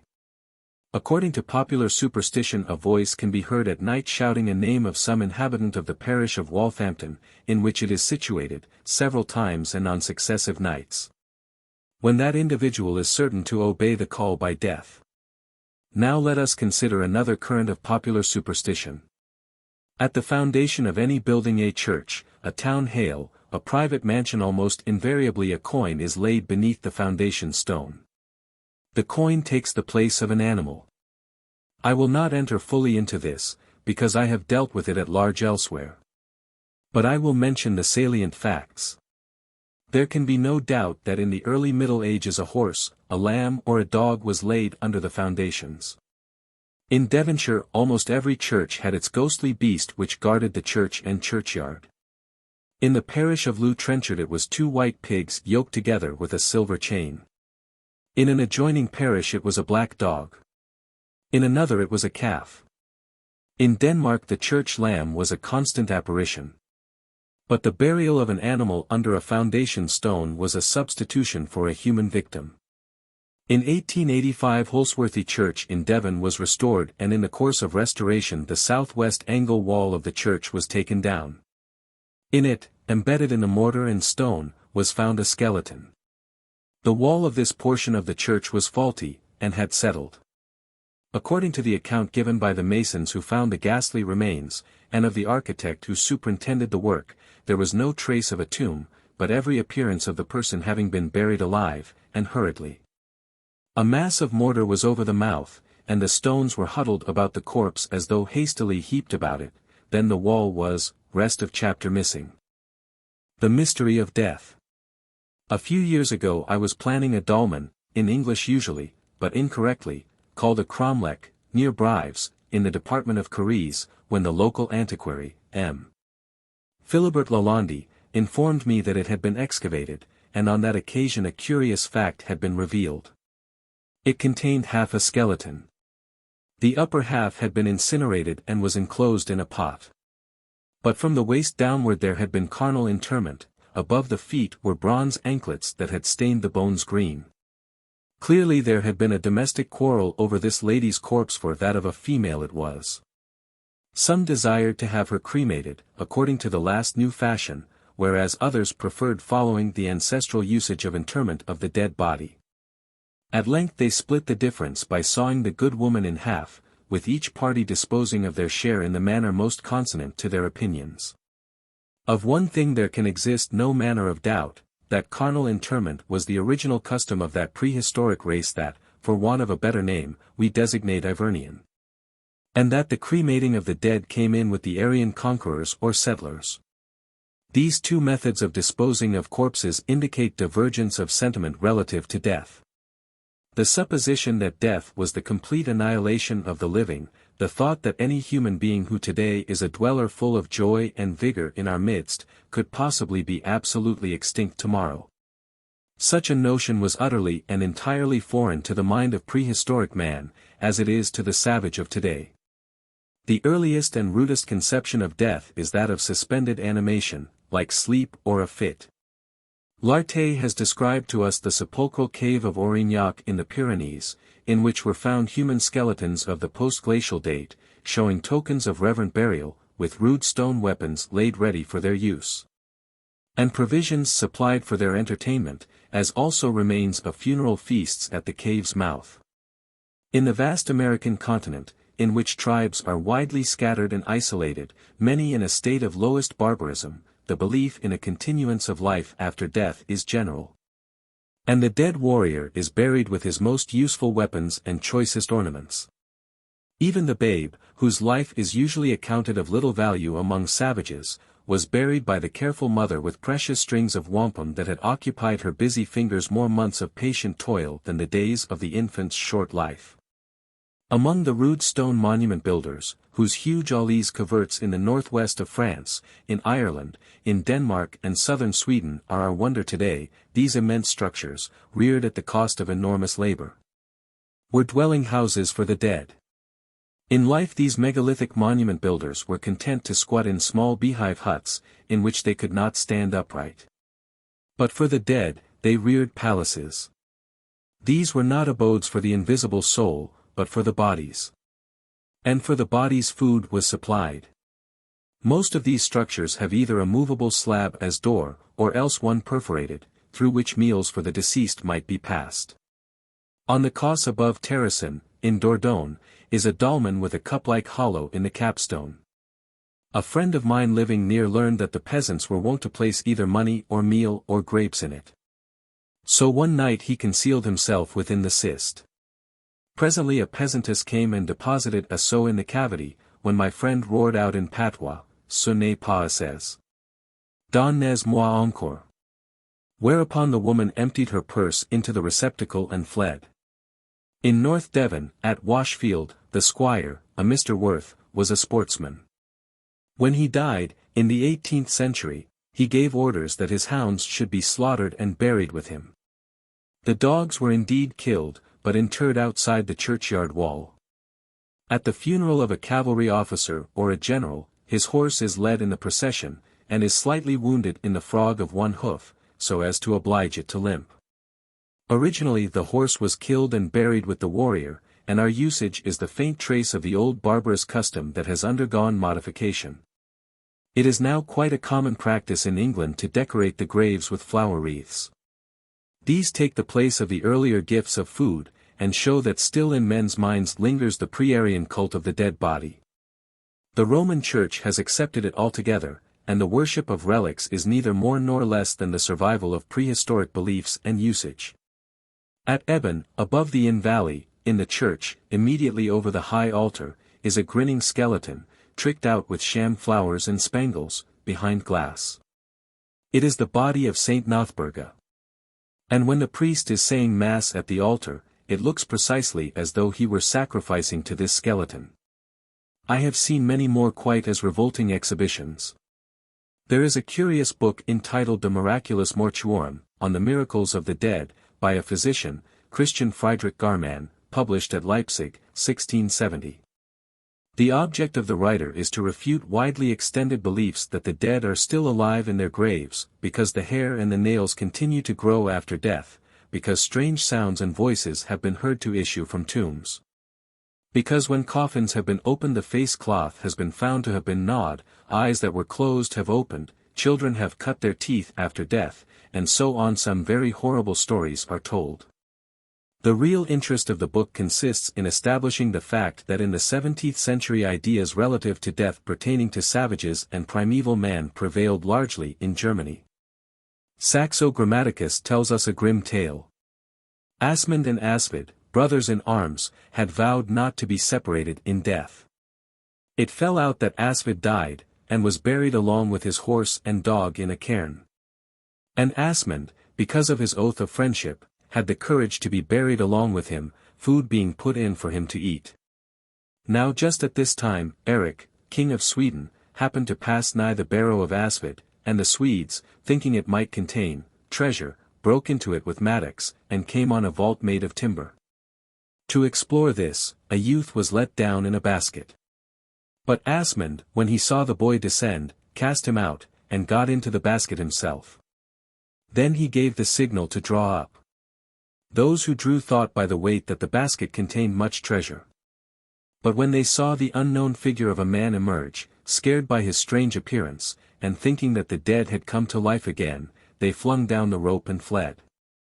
He tried to recall them, and assured them that they were needlessly alarmed. And when Eric saw him, he marveled at the aspect of his bloody face, the blood flowing freely and spurting out. Then Asmund told his story. He had been buried with his friend Asvid, but Asvid came to life again every night, and being ravenously hungry, fell on and devoured his horse. That eaten, he had treated his dog in the same manner. And having consumed that, he turned on his friend, and with his sharp nails tore his cheek and ripped off one of his ears. Asmund, who had no ambition to be eaten, made a desperate resistance, and finally succeeded in driving a stake through the body of the vampire. Beginning with the year 1720, there spread through Lower Hungary and Servia and Wallachia a rumor that filled people with terror, and this was that vampires were about, sucking the blood of living persons. In 1725 accounts of vampires appeared in the newspapers. In the village of Kisilova died a serf named Peter Pozojauts, and was buried. 2 days later several individuals in the place fell ill, and in 8 days 9 of them were dead. Every one of these declared that Peter Pozojauts was the sole cause of their illness. He had visited them in the night, thrown himself upon them, and sucked their blood. In order to put a stop to this, the grave was opened at the end of 3 weeks, and the body was found undecomposed. The hair, beard, and nails had grown, the old skin had peeled off and a fresh skin had formed. Face and body appeared as sound and healthy as in life. Fresh blood stained the lips. The body was taken up, and a stake driven through the heart, whereupon blood spurted from the mouth and ears. Finally the body was burnt to ashes. In 1732 appeared the protocol of an investigation made to order by 3 army surgeons in the presence of the commanding officer of their regiment, into a case of vampirism at Meduagia in Servia. 5 years previously a hayduck named Arnaud Paole, living in the place, fell from a hay wagon and broke his neck. A Moth had in his lifetime often related how that he had been tormented by a vampire in Gosowa. Some 20 or 30 days after his death several individuals complained that Arnaud Paole had visited them, and 4 of these died. Accordingly 40 days after his burial he was exhumed, and found quite fresh and with blood running out of his eyes, ears and nostrils. His shirt and shroud were soaked with blood. The old skin and nails had fallen off and fresh had grown. The body was at once burnt. But the mischief was not at an end, for everyone who has been bitten by a vampire becomes a vampire as well. And the trouble in Meduagia had become so great that orders were sent by government to the 3 surgeons to open all the graves of those who were supposed to have been vampire bitten, report on their condition, and, if necessary, burn the bodies. They went accordingly to the cemetery and exhumed 13 corpses. I can give only briefly a summary of the report, dated January 7, 1732. 1. A woman named Stana, 20 years old, who had died 3 months previously, after her confinement, along with her child. The latter, having been slovenly buried at insufficient depth, had been half-eaten by dogs. Nevertheless, it was supposed to have become a vampire. The body of the mother appeared incorrupt. At the opening of the breast a quantity of fresh extravased blood was found. The blood in the cavities of the heart was not coagulated but liquid. All the internal organs were sound. The old skin and nails fell off and exposed fresh ones. 2. A woman named Melisa, aged 60. She had been buried 90-odd days before. Much liquid blood was found in her breast. The viscera and other organs were in the same condition as the last. But what struck the hayduck standing by, and who had known her for many years, was that in life she had been a thin woman, whereas now she was plump, and under the dissecting knife revealed a strange amount of fat.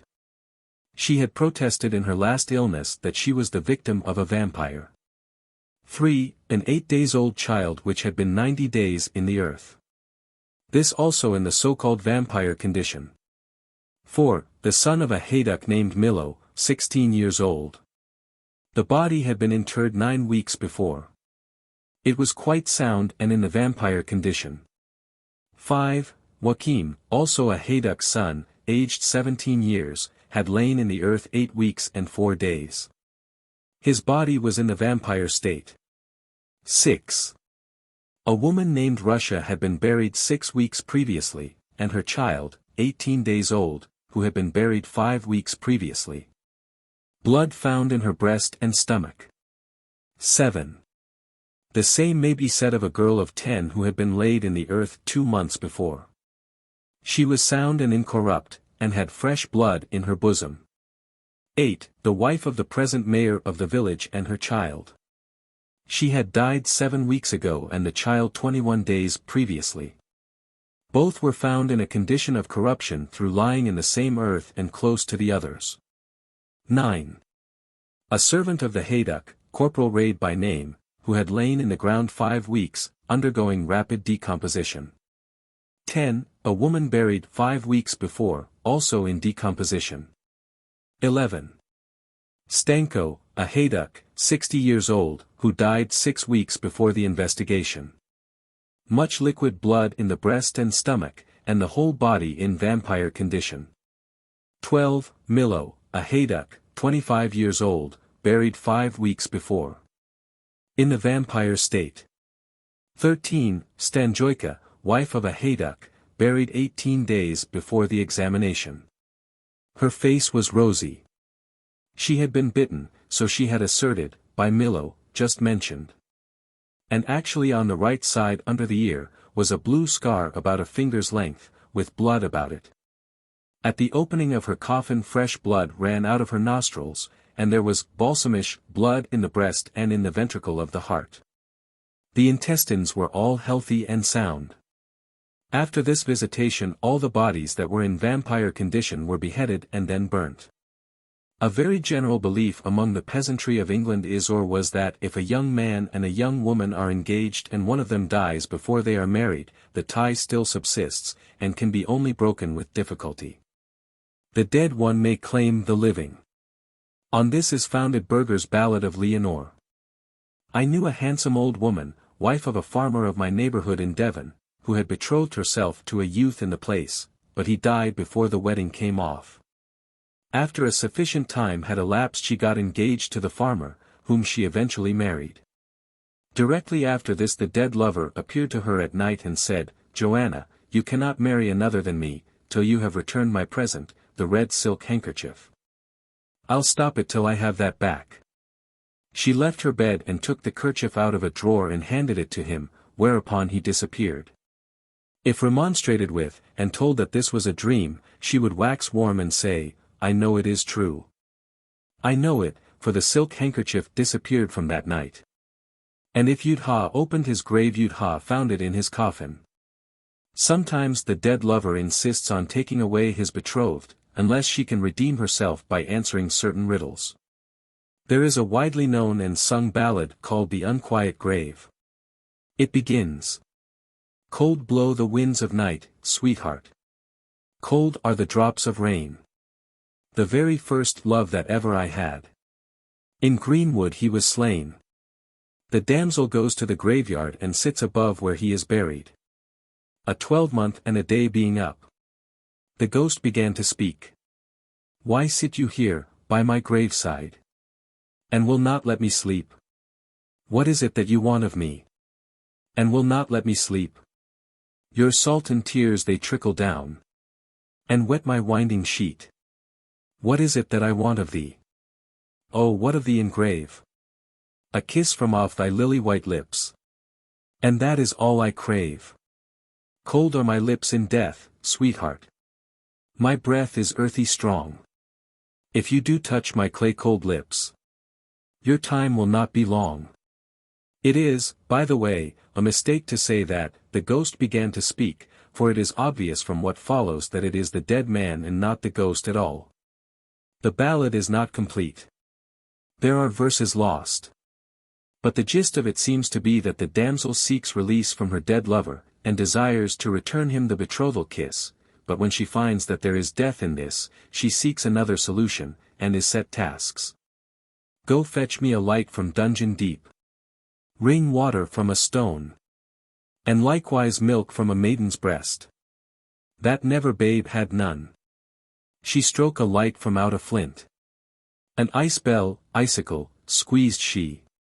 And pressed the milk at Johnny's wort. And so she did all three. Now if you were not true in word, as now I know you be, I'd tear you as the withered leaves are torn from off the tree. There used to be played in farmhouses in Cornwall a dialogue game of this kind. The dead lover goes outside the door, comes in and threatens to carry off the damsel who is seated in the middle of the room. She objects to go. Then he says that he will only give up his rights to her if she will accomplish certain tasks. Go fetch me, my lady, a cambric shirt. Whilst every grove rings with a merry antine. And stitch it without any needlework. And thou shalt be a true lover of mine. Oh, thou must wash it in yonder well, where never a drop of water in fell.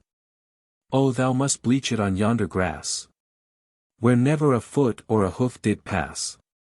And thou must hang it upon a white thorn, that never blossomed since Adam was born. Unless these works are finished and done, I'll take and marry thee under the sun. To this the girl replies, thou must buy for me an acre of land, between the salt sea and the yellow sand. Thou must plough it o'er with a horse's horn, and sow it over with a peppercorn. Thou must reap it, too, with a piece of leather, and bind it up with a peacock's feather. Thou must take it up in a bottomless sack, and bear it to mill on a butterfly's back.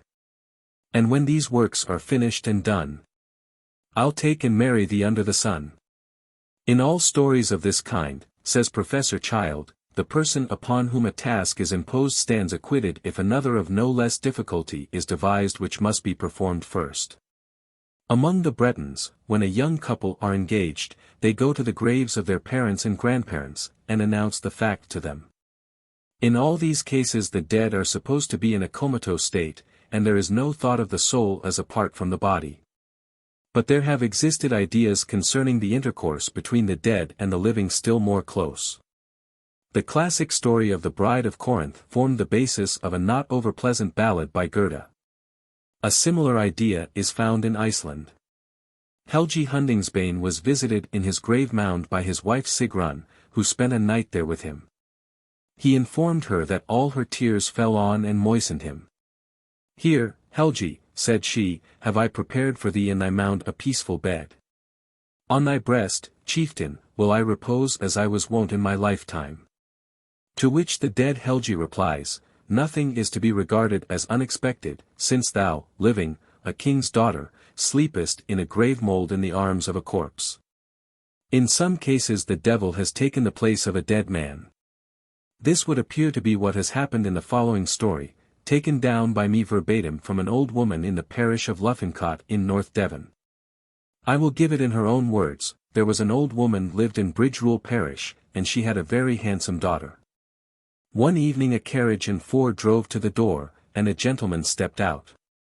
He was a fine-looking man, and he made some excuse to stay in the cottage talking, and he made love to the maiden, and she was rather taken with him. Then he drove away, but next evening he came again, and it was just the same thing. And he asked the maid if on the third night she would go in the coach with him, and be married. She said yes, and he made her swear that she would. Well, the old mother did not think that all was quite right, so she went to the parson of Bridgerule and asked he about it. "My dear," said he, "I reckon it's the old un. Now look why, here. Take this air candle, and ax that gentleman next time he comes to lay your Polly alone till this air candle be burnt out. Then take it, blow it out, and rin along on all your legs to me." So the old woman took the candle. Next night the gentleman came in his carriage and four, and he went into the cottage and asked the maid to come why, he, as she'd sworn and promised. She said, "I will, but you must give me a bill time to dress myself." He said, "I'll give you till thicky candle be burnt out." Now, when he had said this, the old woman blew the candle out and ran away as fast as she could, right on end to Bridgerule, and the parson he took the candle and walled it up through the side the church. You can see where it be to this day. It is the rude loft staircase upper door, now walled up. Well, when the gentleman saw he was done, he got into his carriage and drove away, and he drove till he corned to Affaland Moor, and then all to once down went the carriage and horses and all into a sort o' bog there. And blue flames came up all round where they went down. The conversion of a dead lover into the devil is obviously a Christianized modification of a very ancient belief, that the dead do come and claim female companions. In all likelihood there lingered on a tradition of some gentleman having been engulfed in the morass of Affaland. One more story, and that very significant, showing how that to this day belief exists in the dead being in a condition of suspended animation in their graves. It is recorded by the late Mr. Elworthy. No longer ago than July 1901, I met farmer who lives on a farm belonging to me in Devonshire. After the usual salutations, the following conversation occurred. "Farmer, I suppose you've heard old 'oman is dead to last." FT. "No, I had not heard of it. Where did she die?" "Not in this parish, I hope. She was here living not very long ago." Farmer. "Oh, no, her widden bide here. Her zaid how they was trying to poison her, so her maid take her home, and they drawed her home in a carriage. Her was that wicked, her died awful. Her died cussin' and damnin' why, the words in her mouth. FT, poor thing. I suppose she was mad. When did she die?" Farmer. "Her died last Monday, and her's going to be buried t'arternoon to Comstock." FT. "It's a good thing for us she is not going to be buried here, for she's sure to be troublesome wherever she lies." Farmer. "Oh, no, her ont, sir. You knows Joe, don't ye, sir? Well, I see Joe this morning, and he's gwain to help car her. So I says to Joe, say I, for God's sake, Joe, be sure and put her in down. FT, do you mean that the coffin is to be turned upside down?"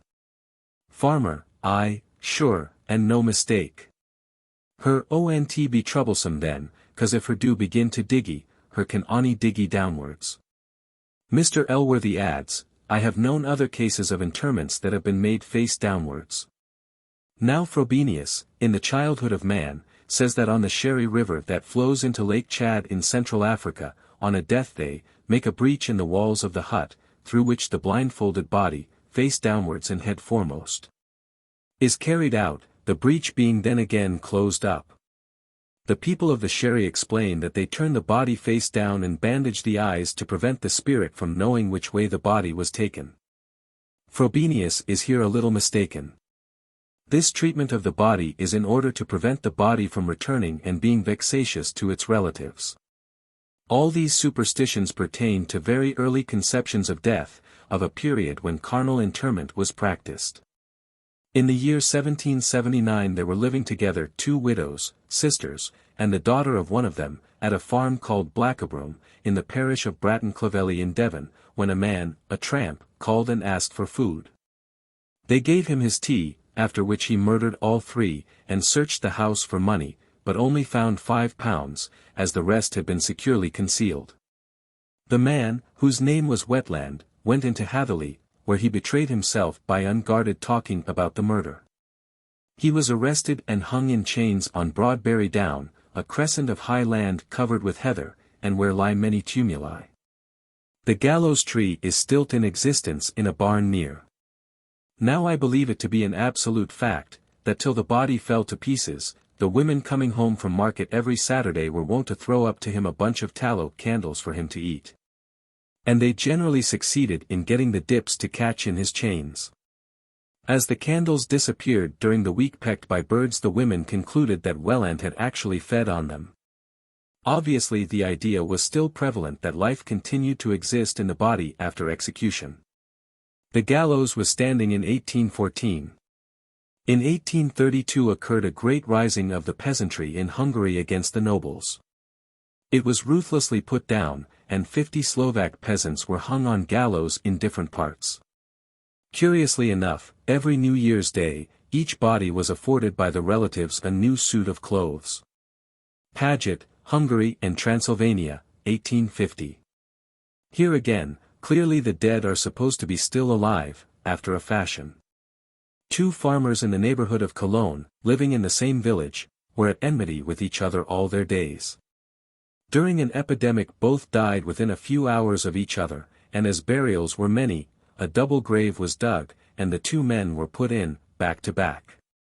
Thereupon the 2 corpses began kicking at each other with their heels, and it was found necessary to take out one of them and dig for him a fresh grave. After a while at an early period a complete change in observance ensued. Carnal interment was abandoned, and the dead were burned. In consequence, no more huge dolmens and halls of stone slabs were erected, and the ashes of the deceased were enclosed in a pot over which a small kist vine was erected.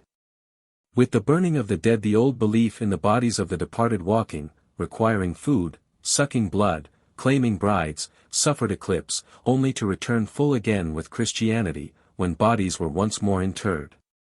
With incineration, the ghost took the place of the restless body. The change from burying the body to burning it was due to a revolt of the living against the tyranny and exactions of the dead. The dead, having been treated very handsomely, made themselves, as Devonshire people would put it, proper nuisances. They meddled in private affairs, would have the best cut off the joint, and the last bit of fashionable finery. They insisted on being periodically visited, their bones scraped, and their skulls polished. Falling into a morbid condition of mind, men were continually seeing phantoms in sleep and awake to such an extent that those who were in this condition could not distinguish between what they had dreamt and what they had actually seen. A modern observer's description of the state of mind of the Negroes of South Guinea in this respect would apply to that of the dolmen builders of old. All their dreams are construed into visits from the spirits of their deceased friends. The cautions, hints, and warnings that come to them through this source are received with the most serious and deferential attention, and are always acted upon in their waking hours.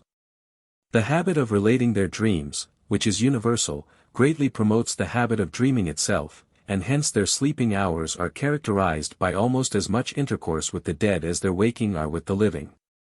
Their imaginations become so lively that they can scarcely distinguish between their dreams and their waking thoughts, between the real and the ideal, and they consequently utter falsehood without intending, and profess to see things which never existed. No evidence exists that the change of custom from carnal inhumation to incineration was due to external influence, to contact with another people who burned instead of burying their dead. The same weapons and ornaments and pottery are found in the cairns that cover the ashes of the dead as in the rude stone chambers in which they were laid unburned. It was due to the impatience of the living to escape from the thraldom of the dead that the revolution in practice took place. This is not mere conjecture, for it can be shown to have taken place in historic times. Among the Scandinavians interment of the dead was usual, but should a departed individual become troublesome, he was dug up and burnt. The classical instance is that of Glamour in the Grettis saga. I have it told the story elsewhere so fully that I can but give an outline of it here. Early in the 11th century a farm stood in a valley that leads into the Vatnsdale in northern Iceland. I have seen its foundations. In this lived a man named Thorhall. His sheepwalks were haunted and his shepherds murdered by being strangled or their backs broken. It was ascertained that the cause of this was that a certain Glam who had been in the service of Thorhall walked, not only about the farm but even over the roof of the house, and one night broke into it. Grettir the Strong, who was staying with Thorhall, put a stop to these unpleasantnesses by first snapping the spine of the corpse and then burning it to ashes. That done, the charred remains were conveyed many miles inland into the desert and there buried, under a cairn of stones, and I have seen and sketched that same cairn. This is not a solitary instance. Several others are related to the same effect. Corpses were left in their graves to sleep in peace, but if they became troublesome they were incinerated. What took place in Iceland on a small scale took place on a large one among the dolmen builders, and for the same reason. We have seen the same system adopted in the case of the vampires in Servia so late as 1732. Popular superstition now oscillated between the two conceptions of death.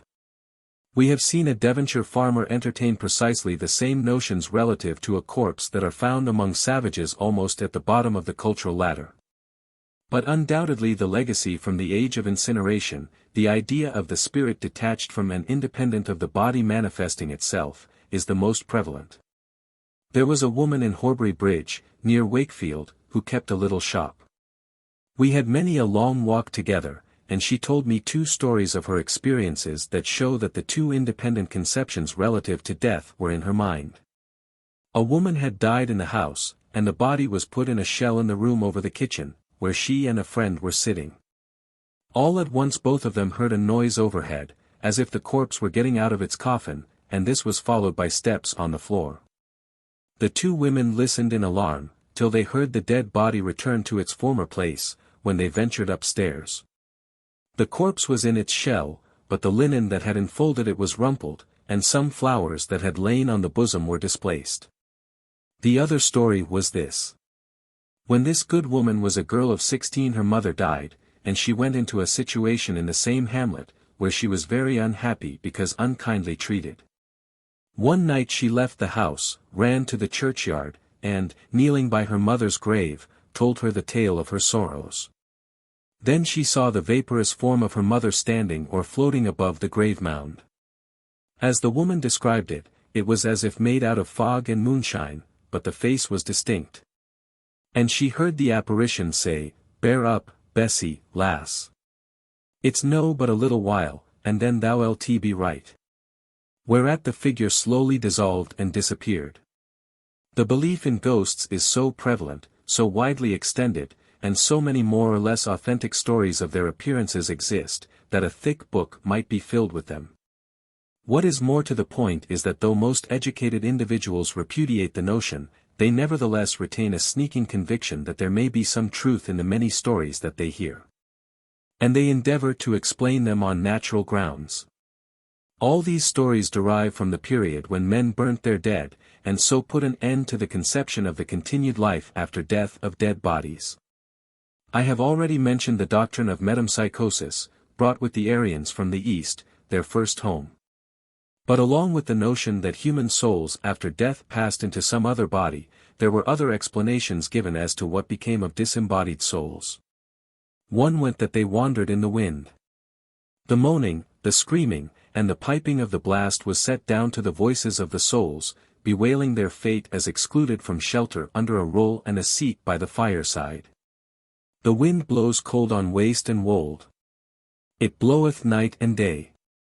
The souls go by, twixt earth and sky, impatient not to stay. They fly in clouds and flap their shrouds. When full the moon doth sail. In dead of night, when lacketh light. We hear them sob and wail. And many a soul with dismal howl doth rattle at the door. Or rave and rout, with dance and shout. Around the granite tor. We hear a soul chimney growl. That's drenched with the rain. To wring the wet from winding sheet. To feel the fire, were fain. This idea is not antagonistic to metempsychosis. It shows us the spirits of the deceased wandering over the world in quest of bodies that they may occupy. In African tribes a madman is supposed to be possessed of two souls, one of a lately deceased man that has taken up its abode in him, the other is his own spirit. Frobenius mentions a case. A few years ago such a possessed person burnt a whole village in the Gabon district without anyone preventing him. The villagers stood by and looked on, not venturing even to save their own effects. When the government forces arrived, there was a great row, and the arrest of the poor idiot almost led to a war. In Yorkshire, Essex and on Dartmoor it is supposed that the souls that pipe and wail on the wind are those of unbaptized children. Usually such ghosts as are reported to have been seen are those of persons who have committed some crime, or suicide, but also occasionally those of victims who have been murdered and have not received Christian burial. As peoples became more civilized and thought more deeply of the mystery of death, they conceived of a place where the souls lived on, and being puzzled to account for the rainbow, came to the conclusion that it was a bridge by means of which spirits mounted to their abode above the clouds. The Milky Way was called variously the Road of the Gods, or the Road of Souls. Among the Norsemen, after Odin had constructed his heavenly palace, aided by the dwarfs, he reared the bridge Bifrost, which men call the rainbow, by which it could be reached. It is of three colors, that in the middle is red, and is of fire, to consume any unworthy souls that would venture up the bridge. In connection with this idea of a bridge uniting heaven and earth, up which souls ascended, arose the custom of persons constructing bridges for the good of the souls of their kinsfolk. On runic gravestones in Denmark and Sweden we find such inscriptions as these: Najilf had this bridge built for Anund, his good son. The mother built the bridge for her only son. Holdfast had the bridge constructed for Haim, his father, who lived in Viby. Holdfast had the road made for Igel and for Ura, his dead wife. At Sundbystein, in the uplands, is an inscription showing that 3 brothers and sisters erected a bridge over a ford for their father. The bridge as a means of passage for the soul from this earth to eternity must have been known also to the ancients, for in the cult of Demeter, the goddess of death, at Eleusis, where her mysteries were gone through. In order to pass at once after death into Elysium, there was an order of bridge priestesses. And the goddess bore the name of the Lady of the Bridge. In Rome also the priest was a bridge builder pontifex, as he undertook the charge of souls. In Austria and parts of Germany it is still supposed that children's souls are led up the rainbow to heaven. Both in England and among the Chinese it is regarded as a sin to point the finger at the bow. With us no trace of the idea that it is a bridge of souls remains. Probably this was thought to be a heathen belief and was accordingly forbidden, for children in the north of England to this day, when a rainbow appears, make a cross on the ground with a couple of twigs or straws, to cross out the bow. The West Riding recipe for driving away a rainbow is, make a cross of 2 sticks and lay 4 pebbles on it, 1 at each end. A more common notion as to the spirits of the dead was the shipping of them to a land in the west, where the sun goes down high Brazil, as the Irish called it.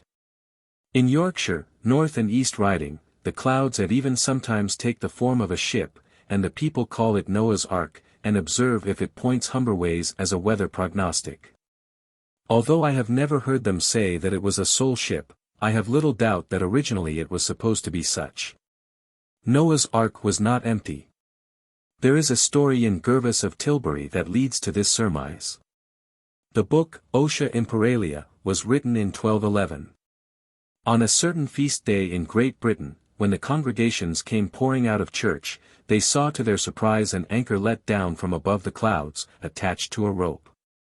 The anchor caught in a tombstone, and though those above shook the cable repeatedly, they could not disengage it. Then the people heard voices above the clouds discussing apparently the propriety of sending someone down to release the flukes of the anchor, and shortly after they saw a sailor swarming down the cable. Before he could release the anchor he was laid hold of, he gasped and collapsed, as though drowning in the heavy air about the earth. After waiting about an hour, those in the aerial vessel cut the rope, and it fell down. The anchor was hammered out into the hinges and straps of the church door, where, according to Gervas, they were to be seen in his day. Unfortunately he does not tell us the name of the place where they are to be seen. Agobard, Bishop of Lyons, who died in 840, wrote against the superstitions prevalent in his day, and he says that he had heard and seen many persons who believed that there was a country called Magonia, whence sailed ships among the clouds, manned by aerial sailors, who took on board grain and fruit from off the earth, and poured down hail and sent tempests. That the cloud vessel is the ship of souls is made clear by certain extant Cornish traditions. I will quote instances from Hunt's romances and drolls of the west of England, and Bottrell's traditions of West Cornwall. A phantom ship was seen approaching against wind and tide, sailing over land and sea in a cloudy squall, and in it departed the soul of a wrecker. His last moments were terrible, a tempest taking place in the room, where the plashing of water was heard. A similar spectral bark occurs in another story. These caverns and cleaves were all shrouded in mist, which seemed to be gathering from all quarters to that place, till it formed a black cloud above and a thick haze below, out of which soon appeared the black masts of a black ship scudding away to sea, with all her sails set, and not a breath of wind stirring. It carried off the soul of a noted white witch. A story told at Priest's Cove is much like these. Here a pirate lived. At his death a cloud came up, with a square-rigged ship in it, and the words, "The hour is come, but not the man," were heard. As the ship sailed over the house, the dying man's room was filled with the noise of waves and breakers, and the house shook as the soul of the wrecker passed away, borne in the cloud ship. In Porthcurno harbour spectral ships are believed to be seen sailing over land and sea. Near Penrose a spectral boat, laden with smugglers, was believed to be seen passing at times over the moors, in an equally spectral sea and a driving fog. By degrees, not always in the same place nor at any fixed period, the idea of the ship of souls in the clouds materialized into actual boats in which the spirits of the dead were carried over, not to a mystical land of Magonia, but to actual islands or territories. The western coast of Brittany, with its sheer granite cliffs starting out of an ever-boiling sea, but with its strange inland waveless lakes of the Morbihan and the Gulf of Edel, and with its desolate wind-swept wolds, strewn with prehistoric monuments of the dead, more numerous than anywhere else, has been esteemed the gathering place of souls seeking to be shipped either to the Isles of the Blessed, or to Bretia, that is none other than Great Britain. No place could have been selected more suitable for the purpose than the Point de Raz. Near it is the Bay of Souls. The rising and falling ground is barren. Here is the Tarn of Clevedon, about which the skeletons of drowned men congregate and run after a stranger, imploring him to give them a winding sheet and a grave. Procopius, who died shortly after 543, tells us how that hence the souls of the departed are shipped across to the island Bretia. Near the coast are some islands inhabited by fishermen, tradesmen, and ferrymen. These often cross over to Britain on trading affairs intent. Although they are under the Frank crown, they pay no taxes, and none are required of them. The reason is that it is their office to ferry over the souls of the dead to the places appointed for their residence. Those whose obligation it is in the ensuing night to discharge this duty go to bed as soon as darkness sets in and snatch as much sleep as they can. About midnight a tap is heard at the door, and they are called in a low voice. Immediately they rise and run down to the coast, without well knowing what mysterious cause of attraction draws them thither. Here they find their boats apparently empty, yet actually so laden that the water is up to the bulwarks, hardly a finger's breadth above the surface. In less than an hour they bring their boats across to Great Britain, whereas ordinarily a ship with stout and continuous rowing would not reach it in a day and a half. As soon as they have reached the British shore, the souls leave the ships, and these at once rise in the sea, as though wholly without lading. The boatmen return home without having seen anyone either when going or when discharging their freight. But, as they testify, they can hear a voice on the shore calling out the names of those who are to disembark with those of their parents, their followers, and their character. When women's souls are on board, then the names of their husbands are given. Claudian also had heard this story, but he confused the northern shipping of the dead with the nether-world practices when Ulysses descended. On the extreme coast of Gaul as a place sheltered from the ocean, where Ulysses by sacrifice summoned the spirits of the dead about him. There he could hear the faint wailing of the vaporous spirits that surrounded him, forms like the dead on their travels. There are numerous German stories of ferrymen, shipping invisible fares over the Rhine, the Weser, and the Elbe. The Greeks and Roman believed in the Elysian fields knee-deep in asphodels, where wandered souls, and to which they were ferried across the river of Styx by Charon. Now let us examine the genesis of these beliefs. The conception of a region of the gods above the cloud, to which access was had by the Rainbow Bridge, is not primitive. The Norsemen were Vikings who raided up the Rhine, the Seine, the Loire. Who pushed down to the Garonne, to Spain, and through the straits into the Mediterranean and reached Constantinople, where some of them took service under the Greek emperors. Insensibly their ideas of cosmogony got influenced by the Christians with whom they were brought in continual contact, and they adopted the notion of a heaven of the gods above the clouds. But this was not their original belief. They held that the world was round and flat, and that about it flowed a mighty river. Beyond this was Glossesveller, the shining plains, to which the dead were shipped. These ideas got localized. The Celts had their convictions that the land of the spirits was beyond the setting sun, and St. Brendan and his party sailed in a carrack in quest of it, but failed to discover it. In Germany the localization of the land of souls was across one of the broad rivers. In the confusion of ideas some held that a heavenly ship among or above the clouds transported the souls to their final home. But this theory was not lasting. Still, it existed. At first the Aryan idea was metempsychosis. Then as the souls could not find bodies to animate, they went wandering in quest of them. Next they formed the notion that across the sea, or the river that flowed round the earth, the souls went in boats. And now we find this notion by no means extinct. Hamlet says, "Age hath shipped me into the land. As if I had never been such." And there is a hymn issued by the Sunday School Union, and sung up and down the land. Where shall we meet beyond the river? Where the surges cease to roll? Where in all the bright forever sorrow fleer shall vex the soul? Shall we meet with many dear ones who were torn from our embrace? Shall we listen to their voices and behold them face to face? This is old paganism wearing a Christian mask.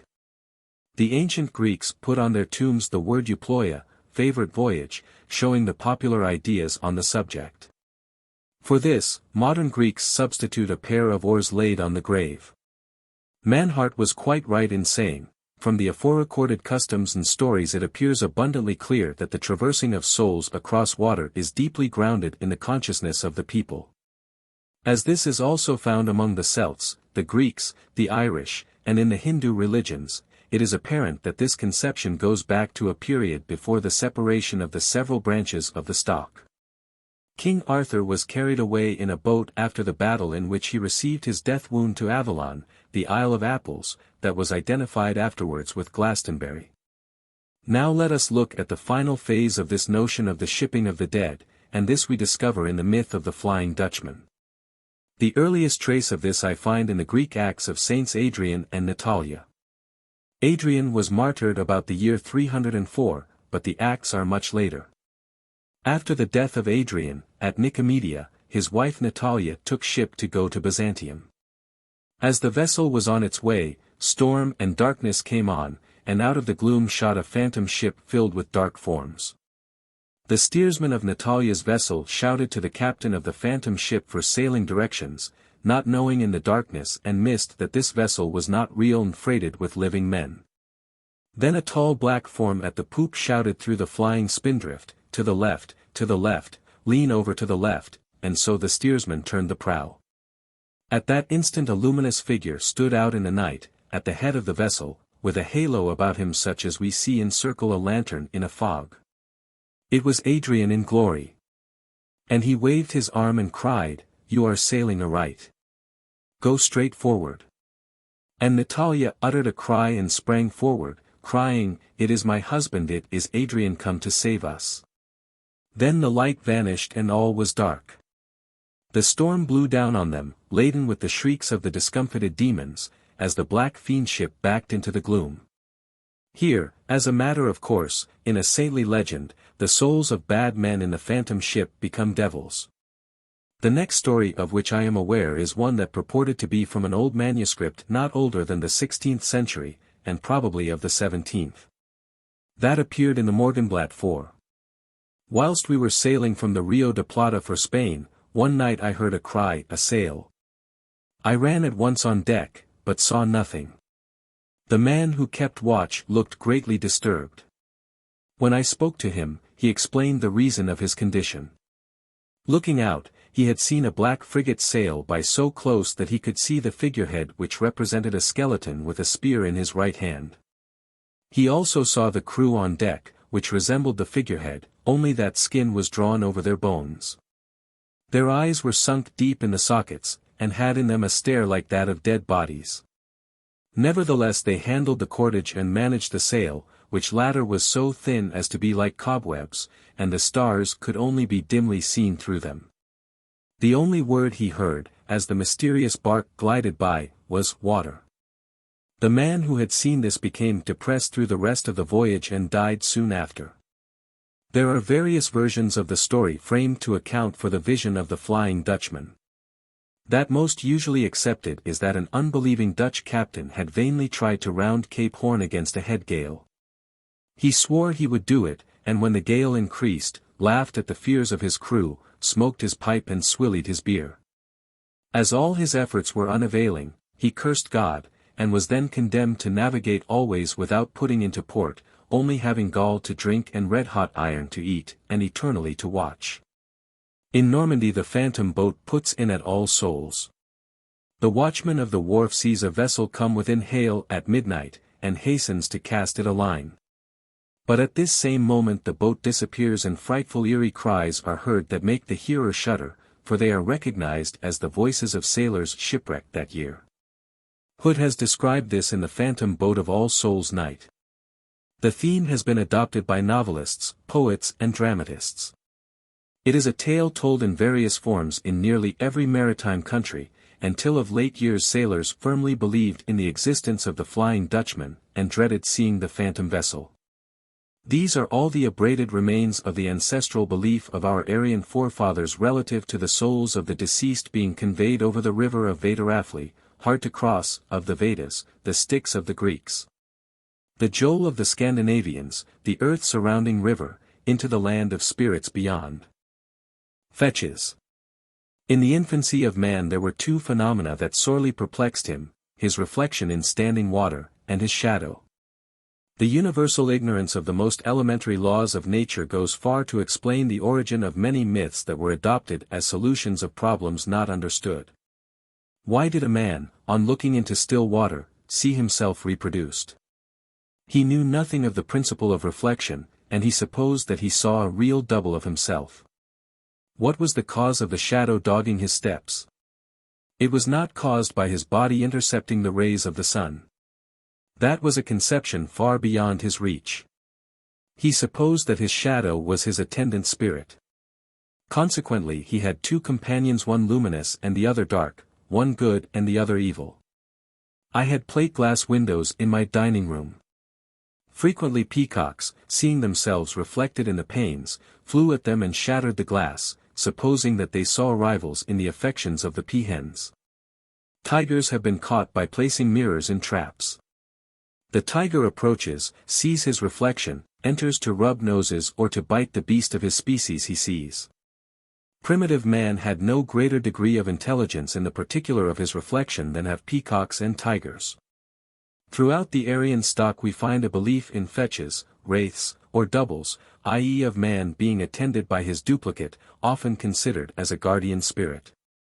In a good many places we find also a belief in an evil-minded, mischievous genius as well. These are none other than a survival of old conceptions relative to the reflection and the shadow.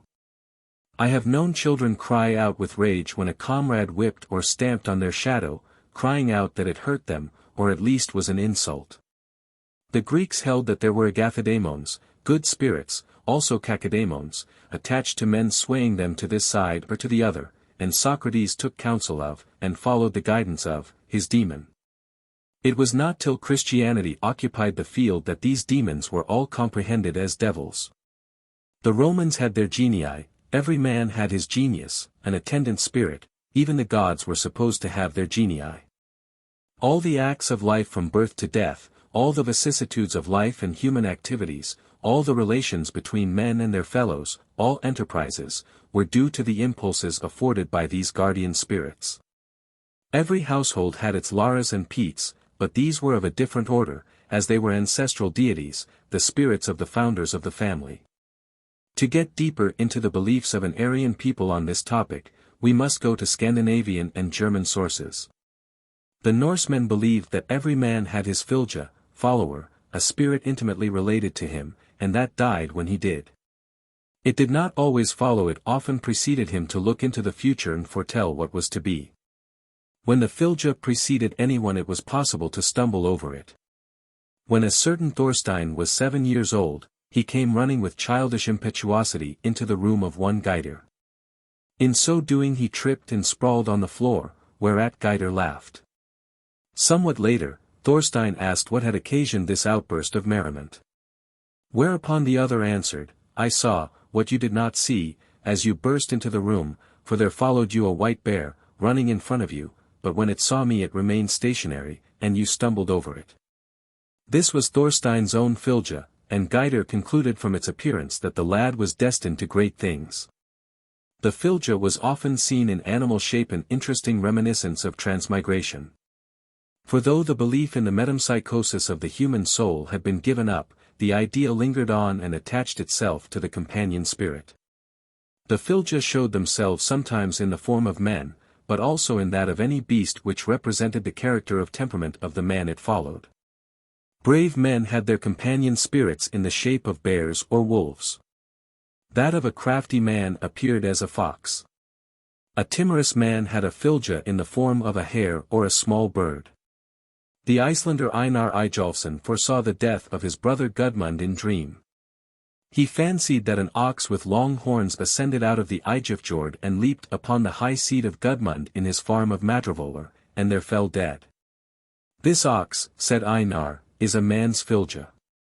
That same day his brother returned from a journey, and took his place in the high seat in his hall, and sank out of it dead. Hjal and Thord went together into a field in which a goat had been seen, which none could drive away. All at once Thord exclaimed, This is very strange. What do you see that is strange? Asked Njal. I see, answered Thord, the goat lying drenched in blood. Njal replied, That is no goat, it is something else. What is it, then? Asked Thord. Look out for yourself, said Njal, you are Fey and that is your following spirit. The fylgjar come into the world in the call of a newborn child. If this call be burnt or thrown away, the man has lost his guardian spirit for his life. In Norway a departing guest is always attended to the door, to make sure that the valve is kept open long enough to allow the spirit to pass out after the man. In Germany the companion spirit is called Judel, or Gudel, and when a child laughs in sleep it is said the Judel is playing with him. If the guardian spirit keeps the child restless, something is given to it to distract its attention from its little ward. The idea of the companion spirit has been Christianized into that of the guardian angel. Saint Bernard says in one of his sermons, Whenever you perceive that you are sorely tempted, and that a great trouble menaces, invoke your guardian, your teacher, your helper. In difficulties, in tribulation, in any circumstances, in any hard pressure, have respect to your angel. Never venture, in his presence, to do that which you would not do before me. Caesarius of Heisterbach says that to every man pertains a good, but also a bad angel. Although the fetch or doppelganger, as the Germans call him, has been melted into the guardian angel, he has for all that, in many cases, retained his identity. And stories are not uncommon of his appearance. Some years ago I was walking through the cloister at Hurstpierpoint College, when I saw coming towards me the bursar. I spoke to him. He turned and looked at me, but passed on without a word. I went on to the matron's apartment, and there the identical man was. I exclaimed, "Hello, P., I have just passed you and spoken to you in the cloister." He turned very pale and said, "I have not left this room." "Well," said I could swear to an alibi any day. A Mr. Macnish, quoted by Mrs. Crowe, tells the following story. Mr. H. was one day walking along the street, apparently in good health, when he saw, or supposed he saw, his acquaintance, Mr. C. walking before him. He called to him aloud, but he did not seem to hear him, and continued walking on. Mr. H. then quickened his pace for the purpose of overtaking him, but the other increased his also, as if to keep ahead of his pursuer, and proceeded at such a rate that Mr. H. found it impossible to make up to him. This continued for some time, till, on Mr. C. reaching a gate, he opened it and passed in, slamming it violently in Mr. H.'s face. Confounded at such treatment from a friend, the latter instantly opened the gate and looked down the long lane into which it led, where, to his astonishment, no one was to be seen. Determined to unravel the mystery, he then went to Mr. C.'s house, and his surprise was great to hear that he was confined to his bed, and had been so for several days. A week or two afterwards these gentlemen met at the house of a mutual friend, when Mr. H. related the circumstances, jocularly telling Mr. C. that, as he had seen his wraith, he of course could not live long. The person addressed laughed heartily, as did the rest of the party, but in a few days Mr. C. was attacked with putrid sore throat and died. And within a short period of his death, Mr. H. was also in his grave. In the biography of John Reinhard Hettinger, court chaplain in 1698 to Duke Eberhard Ludwig of Württemberg, appears a curious story. The Duke was a sadly immoral man, and after Hettinger had repeatedly urged him to a better life, he preached in the court chapel against the sins to which the Duke was most addicted.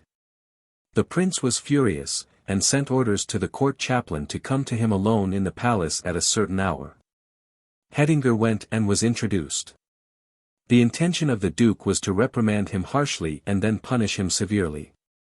When the chaplain entered the cabinet of the prince, the latter stared at him with astonishment, and said, "Why have you not come alone?" "I am alone, your serene highness." "No, you are not," retorted the Duke, with his eyes fixed on the right side of the court preacher. Hettinger replied gravely, "But I am quite alone. Your Highness, if God has sent his angel to stand by me, I know nothing about it." The Duke dismissed him, showing all the signs of profound agitation. Whether this were an angel, or Hettinger's double, cannot be said, as Eberhard Ludwig did not give a description of what he saw. The musician Gluck was staying in Ghent. While there he was spending an evening with some friends. He returned to his lodgings one moonlight evening, when he observed going before him a figure that closely resembled himself. It took every turn through the streets which he was accustomed to take, and finally, on reaching the door, drew out a key, opened it, and entered. On this the musician turned round, went back to his friends, and earnestly entreated to be taken in for the night. Next morning they accompanied him to his lodgings, and found that the heavy wooden beams of the ceiling of Gluck's sleeping room had fallen down in the night and crushed the bed. It was obvious that had he passed the night there he must have been killed. Barham, in his reminiscences, related the story of a respectable young woman, who was roused in the night by hearing somebody in her room, and that on looking up she saw a young man to whom she was engaged. Extremely offended at such an intrusion, she bade him instantly depart if he wished ever to speak with her again. Whereupon he told her that he was to die that day 6 weeks, and then disappeared. Having ascertained that the youth could not possibly have been in her room, she was naturally much alarmed, and her evident depression leading to some inquiries, she communicated what had occurred to the family with whom she lived. They attached little importance to what seemed so improbable, more especially as the young man continued in perfectly good health, and was entirely ignorant of the prediction, which was carefully kept from him. When the fatal day arrived, the girl became cheerful, and as the ladies with whom she lived went on their morning ride, they observed to each other that the prophecy did not seem likely to be fulfilled. On their return, however, they saw her running up the avenue towards the house, in great agitation, and learned that her lover was then either dead or dying. In Yorkshire the wraith or double is called a waft. There is one night in the year in which the wafts of those who are about to die proceed to the church and may be seen. This is St. Mark's Eve, and anyone who is curious to know about the death of his fellow parishioners must keep watch in the church porch on that eve for an hour on each side of midnight for 3 successive years. Mr. Henderson says in his Northern Folklore, "On the 3rd year they will see the forms of those doomed to die within the 12-month passing, one by one, into the church. If the watcher fall asleep during his vigil he will die himself during the year." I have heard, however, of one case in which the intimation was given by the sight of the watcher's own form and features. It is that of an old woman at Scarborough, who kept St. Mark's vigil in the porch of St. Mary's in that town about 80 years ago. Figure after figure glided into the church, turning round to her as they went in, so that she recognized their familiar faces. At last a figure turned and gazed at her, she knew herself, screamed, and fell senseless to the ground. Her neighbors found her there in the morning, and carried her home, but she did not long survive the shock. I know of a case far more recent, at Monkokehampton, in North Devon, when a stalwart young carpenter resolved on keeping watch. He saw 2 pass him, and then his own wraith, that looked hard at him. He fled and took to his bed. The rector visited him and did all in his power to convince the man that he had been victim to hallucination or a dream. The doctor visited him and could find nothing really the matter with him. Nevertheless he died within a fortnight. Skulls. In medieval churches, castles, and mansions where there is a parapet rising from the wall and obscuring a portion of the roof, this parapet is supported at intervals by corbels, that usually represent heads of either men or beasts. Very frequently grotesque. These corbels are not of any great structural importance, though they add to architectural decoration. They are, in fact, a perpetuation of a traditional usage earlier than the construction of buildings of stone. When buildings such as halls were erected of wood, and even later, when the walls were of masonry, the lie beams of the roof projected beyond the supporting walls. These tie beams sustained the principals and the king post, and rested on the wall plate. Such was the earliest and simplest form of roof, and it is one that remained in use till Norman times. The stability of the roof depended on the tie beam, which, where it protruded beyond the walls, was sawn off against the grain, and was there most vulnerable, subject to the drive of the weather, and liable to rot. For its protection skulls were hung upon these extremities. And when stone buildings came to be erected with parapets upon them, then under the string course that marked the wall-plate corbels were added, and the place of the skulls was supplied by stone figures representing the heads of men or beasts. This was not the case only in Gothic architecture. The same adaptation or modification may be seen in that of Greece and Rome, where the skull, mainly of an ox, forms a principal feature in the ornament of an external cornice. And seems to indicate that in early days the heads of the victims sacrificed were thus employed.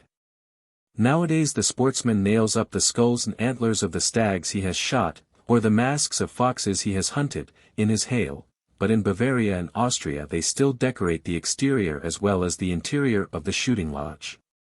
There exists naturally in every sportsman an ambition to bring home and exhibit some trophy of his exploits.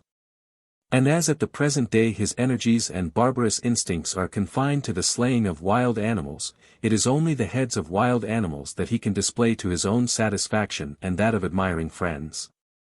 But it was otherwise when war was the great occupation of man and his great enjoyment.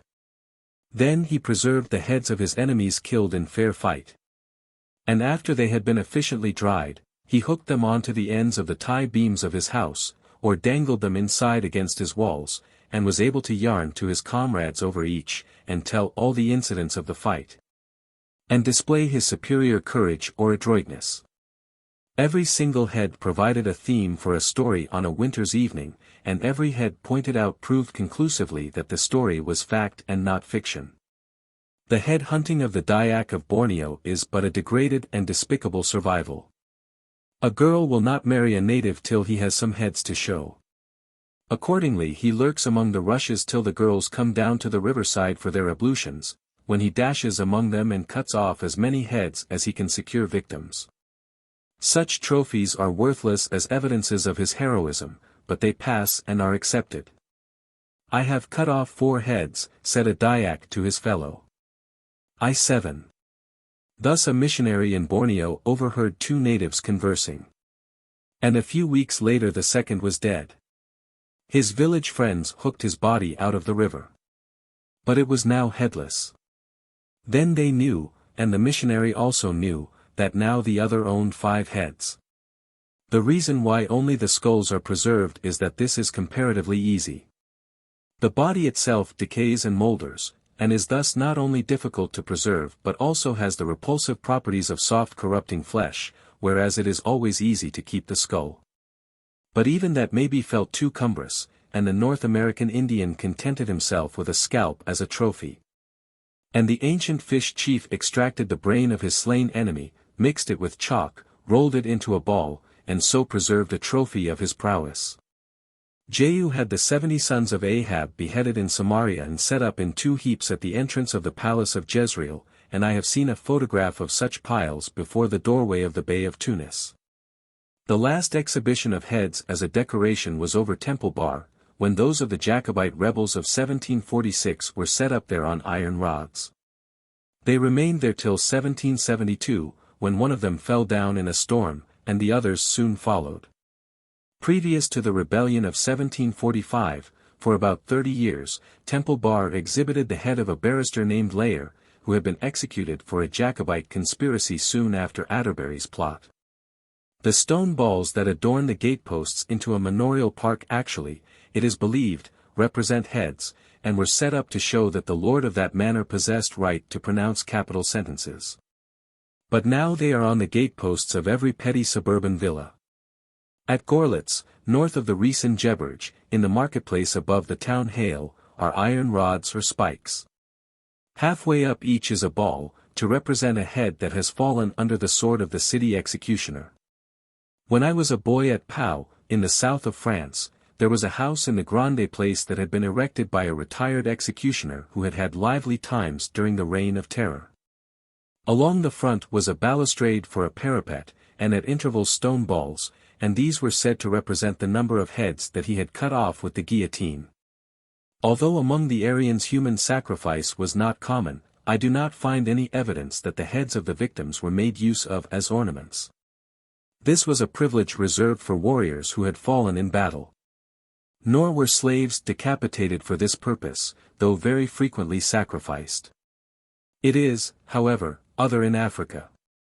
In certain tribes a man's dignity depends on the number of heads of slaves he has had decapitated and which he can show. In the northwest Congo, a rich man of the Babanji tribe endeavors to send forward a number of his attendants as outrunners to provide comfortable quarters for himself and to minister to his convenience when he arrives. He calls together all his attendants to a great feast of palm wine and fish.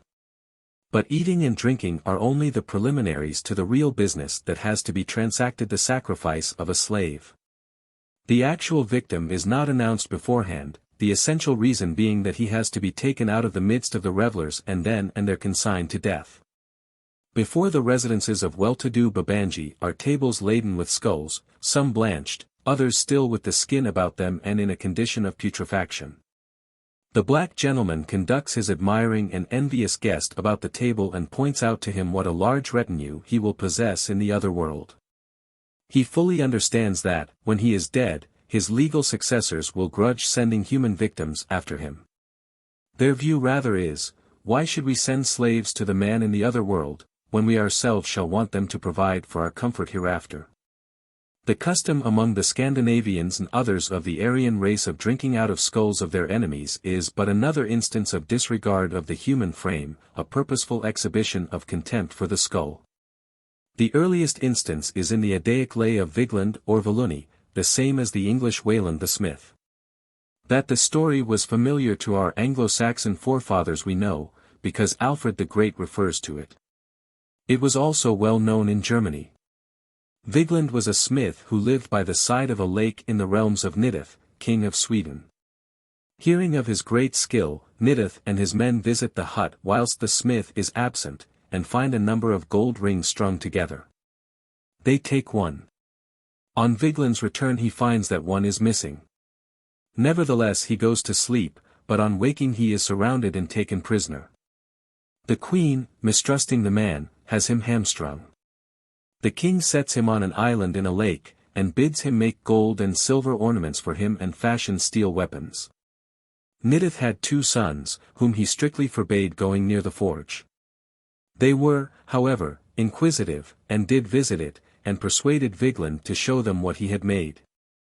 Vigland dazzled their eyes with his work, and promised to give them of it if on the following day they would return with the utmost secrecy.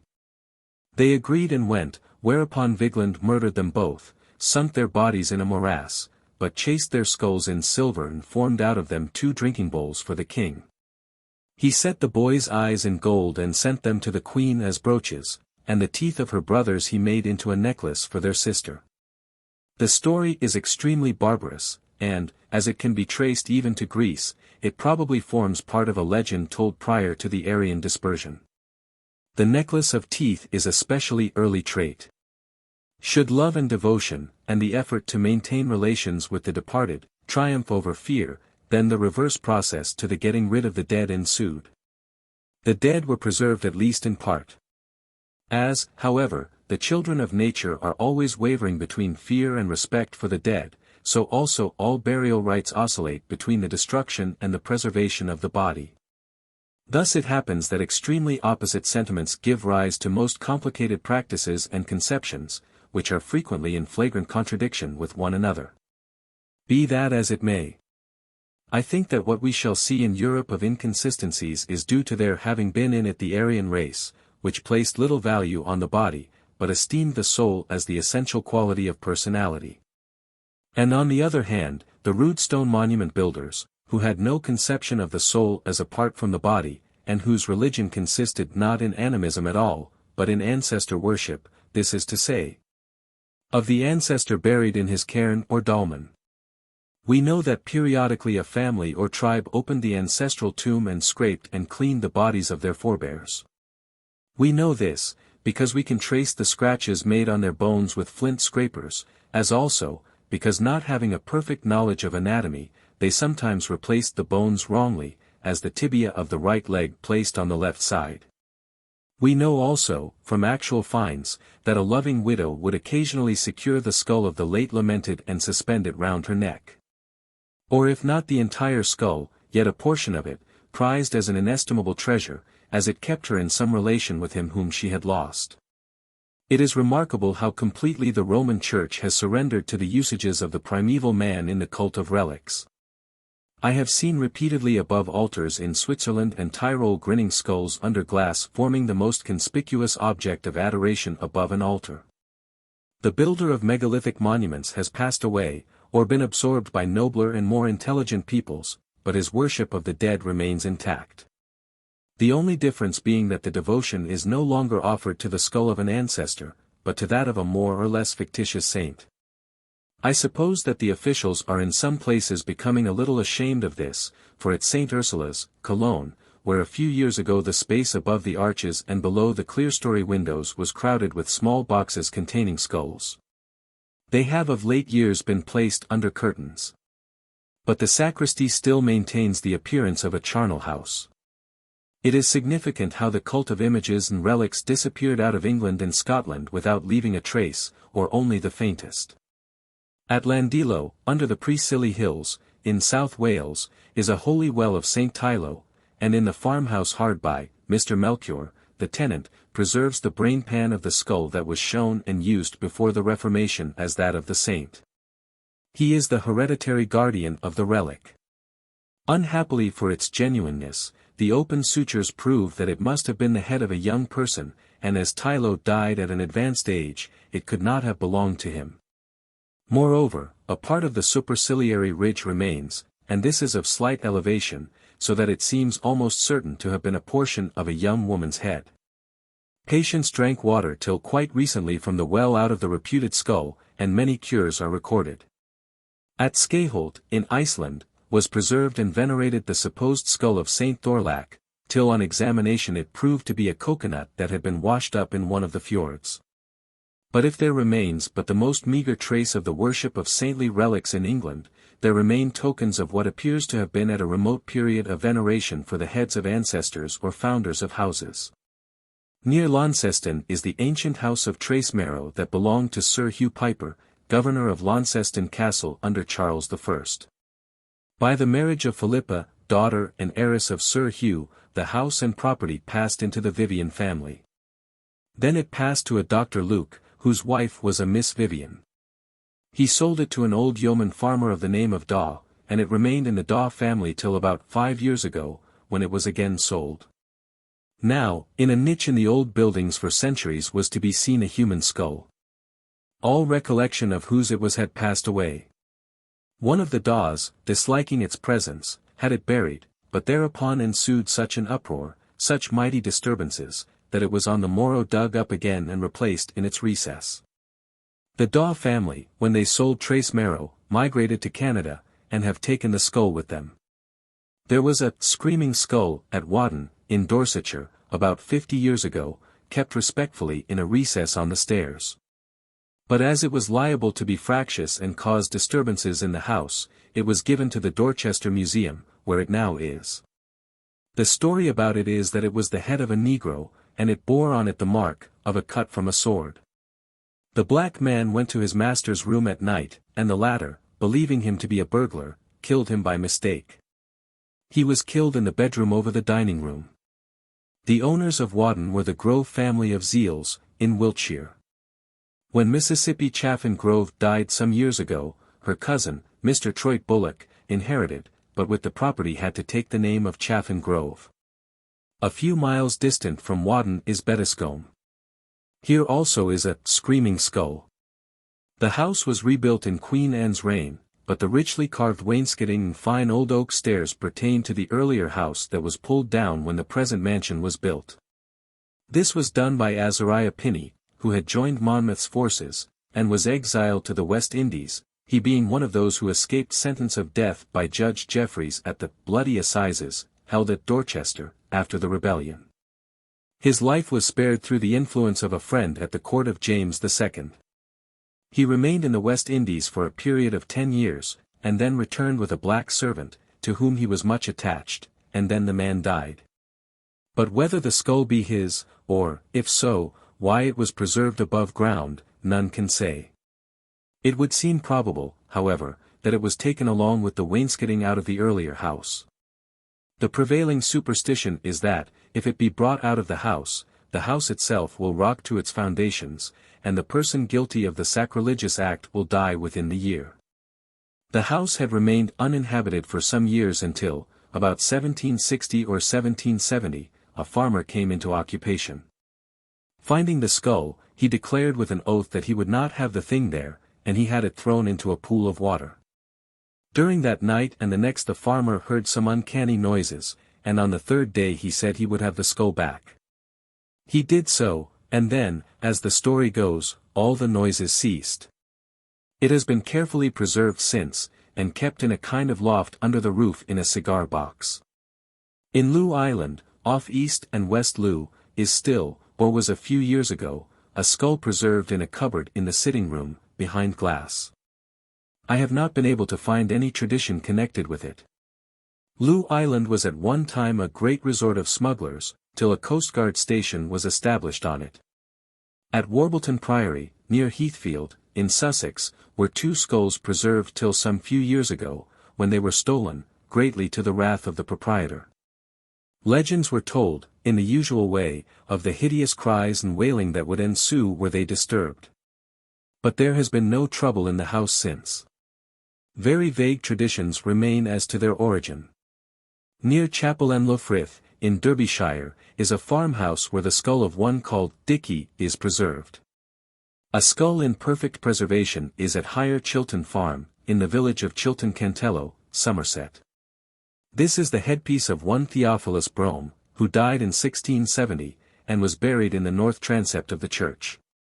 Collinson, in his History of Somerset, referring to Chilton Cantello and Brome, says, "There is a tradition in this parish that the person here interred requested that his head might be taken off before his burial and be preserved at the farmhouse near the church, where a head chop fallen enough is still shown, which the tenants of the house have often endeavored to commit to the bowels of the earth, but have as often been deterred by horrid noises portentive of sad displeasure. And about 20 years since, which was perhaps the last attempt, the sexton, in digging the place for the skull's repository, broke the spade in 2 pieces, and uttered a solemn asseveration never more to attempt an act so evidently repugnant to the quiet of Brome's head. The truth of the story that the skull preserved in the house is that of Theophilus Brome was proved during the restoration of the church, some 45 or 50 years ago, when Brome's tomb was opened and the skeleton discovered minus the head. Now, we may ask, why did Brome desire his head to be kept in the house? He was assuredly possessed with a traditional idea that it would be good for him, or for the household rather, to have his head as its guardian and overlooker of the household. Thus the head of Bran the Blessed was taken to London and buried where now stands the Tower, and it was foretold that so long as it remained there no invasion could be made of Britain. In a fit of vainglorious temerity King Arthur dug it up, saying that he chose not to hold the island except by his own prowess. And I have heard of a Black Forest farmer who desired to be buried on a hill commanding his whole land, so that he might see to it that the labourers did their work properly. Ivar the Boneless, King of Northumbria, when dying, ordered his body to be planted in a great mound, where he might watch and protect the confines of the kingdom, and he declared that Northumbria would not be subdued so long as he remains therein. It was said that one reason why King Harold Hardrada fell in the Battle of Stamford Bridge was that Ivar the Boneless was engaged against him. It was further said, later, that William the Bastard, when he proceeded north to quell the turbulent spirit of the Northumbrians, disinterred the incorrupt body of Ivar, had a mighty pile of wood collected, and burned the carcass to ashes. After which he set to work in most ruthless fashion to devastate Northumbria. In Wardley Hall, Lancashire, is preserved the skull of Father Ambrose, that is to say, Alexander Barlow, one of the Papist martyrs. For saying Mass on Sunday, April 25, 1641, he was seized by an infuriated mob, led by a Puritan minister, and was hanged, drawn, and quartered on September 10. His head was impaled on the tower of the Old Church, Manchester, but was afterwards removed and taken to Wardley Hall, where the skull is likely to remain in its accustomed place so long as Wardley Hall stands. For a clause is always inserted in leases of the house forbidding its removal. Some years ago, when the old house was let out in tenements to colliers, an attempt was made to get rid of it, but it was said that no peace ensued in the house till it was restored. Once it was flung into the moat, which had to be drained to recover it. And now I come to a case that, if I mistake not, lets in light on the subject of these screaming skulls, and explains the reason why they exist. Burton Agnes is situated in the East Riding of Yorkshire, and the hall is a noble structure. The estate, which was anciently owned by the de Somervilles, passed in the reign of Edward I to the Griffith family, which died out in 3 coheiresses, sisters, in the last years of Queen Elizabeth. As they were very wealthy, they resolved on rebuilding the family mansion in the style of the period, and the youngest sister, Anne, took the keenest interest in planning and furnishing the hall. When it was complete, the ladies took up their abode in it, but one day soon after, Anne was murdered on her way to visit some friends by ruffians, then called woodrangers, for her purse and rings. She had been stunned by them by a blow over the head with a cudgel, and was carried back to Burton Agnes, but although she lingered during 5 days, she never recovered, and finally died. In her last conscious intervals she besought her sisters, when she was dead, to sever her head from her body and preserve it in the house that had been her delight and pride. The 2 surviving Mrs. Griffith thought this an absurd request, and did not comply with it. But the noises in the house, of things falling, of doors slamming, cries and moans, so scared them that they had the family vault opened, the head of the sister and detached and installed in the hall, whereupon the noises ceased. The Boyntons of Barmston inherited Burton Agnes by right of descent from Sir Matthew Boynton, who married the last surviving of the three sisters, and was created a baronet in 1618. The Boyntons had the skull buried in the garden. But no luck attended the house and family till it was returned to its accustomed place. Now, here we have the foundress and fashioner of the house, at her particular desire, requiring her skull to be forever preserved in it. Undoubtedly like that of Bran, who watched for the interests of Britain. When Bran had been wounded in the foot by a poisoned arrow in Ireland, he bade the 7 survivors of his party cut off his head and take it back with them to Wales. He told them that they would sit long at dinner at Harlech, where the head would converse with them and be as entertaining as it had ever been when attached to the trunk. From Harlech they were to proceed to Gresham, and remain there feasting in company with the head so long as they did not open a door that looked towards Cornwall. Should they open that door, then they must set out for London, and there, on the White Hill, bury it with its face towards France. So long as the head remained undisturbed in this position, the island would have nothing to fear from foreign invasion. There is an fish story also concerning a speaking head. Finn had his hunting lodge in Jeffia. Whilst he was absent, his fool Lomnet discovered Finn's wife engaged in an intrigue with one Cairbre, and he divulged the fact to Finn. Next time that Finn was abroad, Cairbre returned to see the lady, and, discovering who had betrayed what he had done, cut off Lomna's head and carried it away with him. Finn, in the evening, found a headless body in the booth, and at once concluded that this was Lomna's, and that Cairbre had been his murderer. He went in pursuit, and tracked Cairbre and his party to an empty house, where they had been cooking fish on a stone, with Lomna's head on a spike by the fire. The first portion cooked was evenly divided by Cairbre among his followers. But not a morsel was put within the lips of the head, which thereupon chanted an obscure verse of remonstrance. The second charge cooked was distributed in the same manner, and again the head sang a verse expressive of indignation. Cairbre then said, "Put the head outside, it has but evil words for us." No sooner had the order been obeyed than the head outside sang a third verse, and Finn and his party arrived on the spot. In Scandinavian mythology Odin had the head of Mimir, that had been cut off, ever by him as guide and advisor. In the Arabian Nights is the story of the Greek king and the physician whom he has condemned to decapitation. The latter gives the king a book, and bids him question his head as to what he wants to know after it has been cut off, and it will answer him. In the medieval story of Friar Bacon, it is a brazen head that the friar and Bungee fashion, and which is to instruct them how to wall England round with brass. Through the dullness of the man Miles set to watch it, the favourable moment is lost.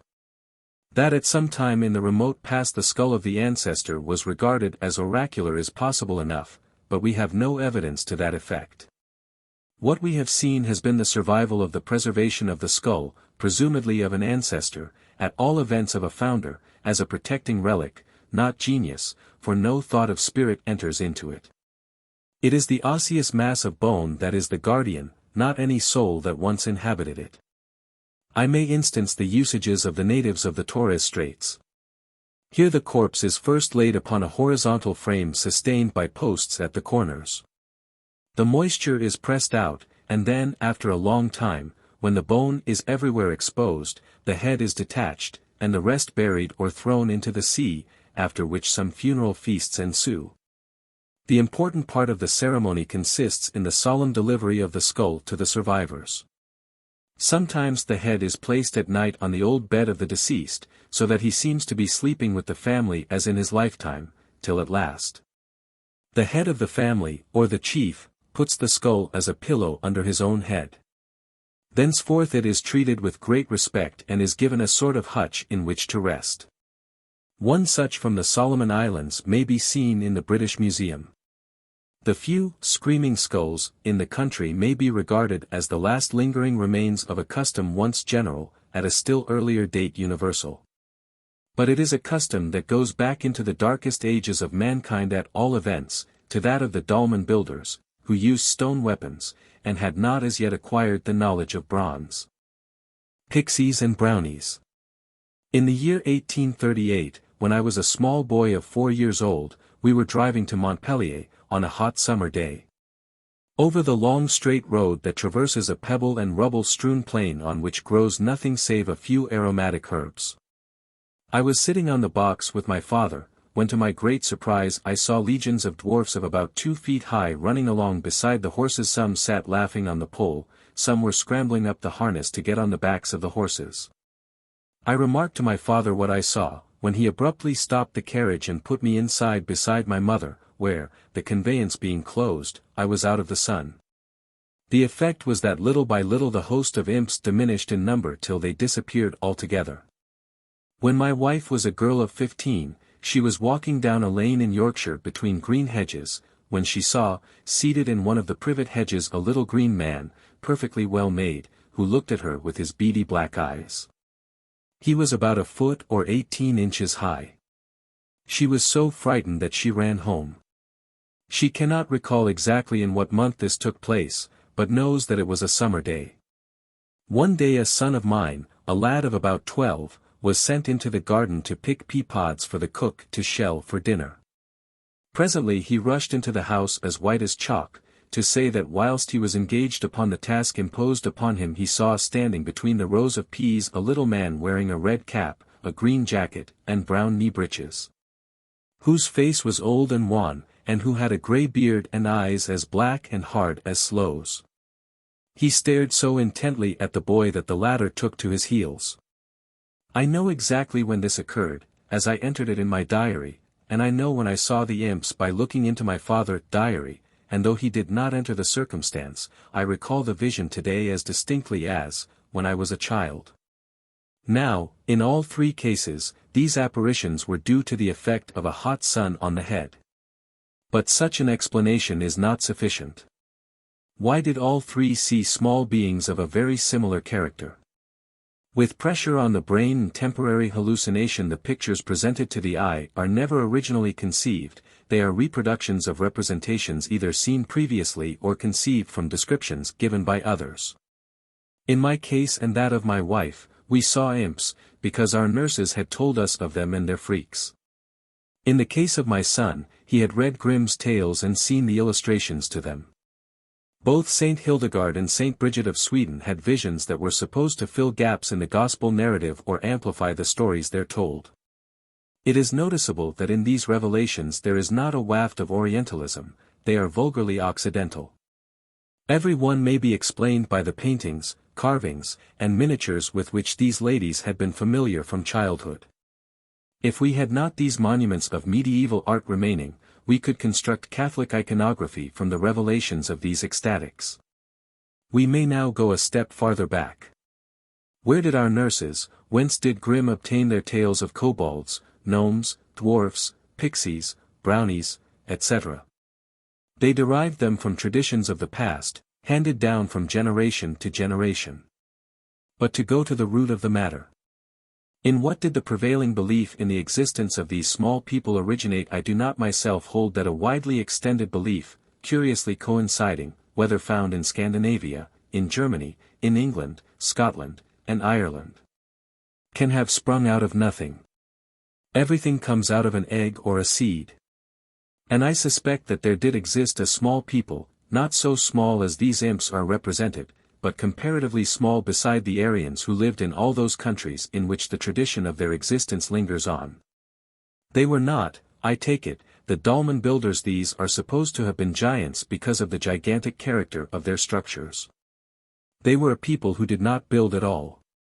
They lived in caves, or, if in the open, in huts made by bending branches over and covering them with sods of turf. Consequently in folktales they are always represented as either emerging from caverns or from under mounds. Such slightly constructed residences much like those of the Lapps would disappear completely after desertion. This little people are represented in folklore as peevish and unreliable, often as good-humored, at other times as vindictive. The Norse, Anglo-Saxon, and German names for them are Alf-Elf, Ibe, El. In medieval poems in German the will-o'-the-wisps called Elbisch Feuer, the elfish fire. We find among the Anglo-Saxons both men's names and also place names that show that this race was then known and respected. Elfric is the power of the elf and is the same as Aefric. Alfred is the piece of the eighth. We have places such as Ely Moor, Eildon, Elphinstone. Alfington is the tur of a family that did not disdain to claim descent from the Alfs. Elton is the ton of the elf, and Allerton the residence of a colony of them. Elbeurish is the gnome king in the Nibelungenlied, Th Auburn of French legend, the Oberon of the romancers. To Germany, the El king has been turned into Eri king by Goethe. The earliest and purest account of the elves is obtained from the Icelandic Edda and sagas. An elvismal or poem of the elf has been preserved from pagan times. It is true that the small people never penetrated to Iceland, but the Icelanders brought away with them to Iceland the traditions, songs, stories and superstitions of Norway from which they emigrated. According to the testimony of several sagas, there dwelt in Sweden, in remote times, a gigantic, wild race called Jotuns, but when the Scandinavians arrived there arose between them and the Jotuns a war that lasted for many centuries. At last these were driven into the forests and mountains, and away to the frozen north about the Gulf of Finland, which thenceforth was called Jotunheim. These, I can hardly doubt, were the builders of the rude stone monuments in the south of Sweden, in Denmark, and in Jutland that possibly still retains their name. But there was a distinct species of mountain trolls, or dwarfs. These were good mechanics and cunning, their wives and daughters were often beautiful. This dwarf race, Mr. Thorpe thinks, seems to spring from a people that had migrated from the eastern countries at a later period, as they were acquainted with names which they used in sorcery, accompanied by the harp. A similar art of enchanting and bewitching the Laplanders are supposed to possess even to the present day, and with some probability it may be conjectured that the Asiatic people, who in the sagas are mentioned under the name of dwarfs, was no other than an immigration of Oriental Lapps, and the origin of the race among us which still bears that name. The Scandinavians distinguished between the light elves and the black elves or dwarfs. The former lived in mounds and the latter in caves, but in all probability the distinction existed not in blood, but in mode of habitations. Just as to this day there are the shore Lapps and the mountain Lapps. Popular fancy has idealized the light elves into merry beings that dance their ringlets on the grass, and because their original habitations have collapsed altogether they have transferred them to the tumuli of the incinerated dead. But with these latter they had nothing to do. The barrow is a substitute for the turf-covered hovel that perished without leaving a trace. There is one difficulty in identifying the elves and dwarfs with the Lapps, and that is the fact that the dwarfs are regarded, and have been regarded, as accomplished metal workers, especially swordsmiths. Whereas no such an art exists among the Lapps of today. It is, however, possible enough that a migration into Europe of iron-working Lapps may have taken place, just as the gypsies came in and engrossed at one time the trade of pottery and of tinware makers. And what is abundantly clear from the sagas is that the Norsemen were not accomplished smiths. Their swords blunted directly or broke, and they were fain to apply to the dwarfs to supply them with finely tempered blades. How to temper them in oil the Norsemen knew not. If they could not get a sword from a dwarf they dug into the mounds of dead heroes to obtain blades they were themselves incompetent to manufacture. One would suppose that such weapons cannot have been very serviceable corroded as they would be by rust. All the notable swords were of elfin or dwarf make, such were Mimung, Excalibur, Durandal, Megaring, and the famous Turfing. The story of this latter may here be told in brief. It is contained in one of the finest and wildest of the sagas. Svafrlami, second in descent from Odin, king of Garderic, Russia, was out hunting one day, but could find no game. When the sun set, he was in the depths of the forest and knew not his way out. Then he observed two dwarfs standing before a hill. He drew his sword and dashed in between them and their abode.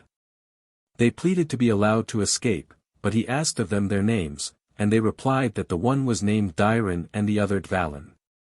Then he knew that they were the most skillful of all workers in iron, that a sword fashioned by them would never rust, it would cut through iron, and secure to him who wielded it certain victory. He granted them their lives on condition that they fabricated for him such a blade. On the appointed day Svafrlami returned, the dwarfs came forward and presented him with the sword. As Dvalin stood in the door he said, this sword will cause the death of a man every time that it is drawn.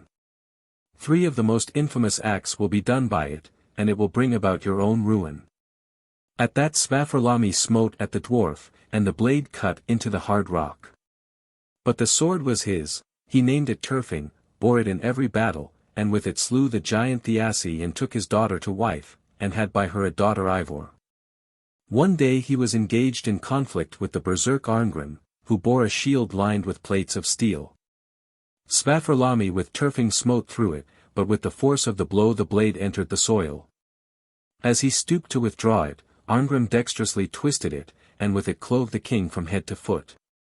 Then he carried off Ivor and married her. By Ivor he became the father of 12 sons, the eldest named Angantyr, the 4th Hjorvard. To Angantyr was given the sword Turfing. Now, it was customary at Yule for champions to take oath what they would achieve in the coming year, and Jorvard swore that he would win Ingeborg, daughter of Yngvi, king of Sweden. Accordingly all the brothers went to Ups and demanded the king's daughter for Jorvard. To this objected Jaltmar, a champion of Yngvi, and it was decided that at a given date the brothers should meet Jaltmar and his companion, Odd, on the lone island of Samsey, and decide by battle who should win the maid.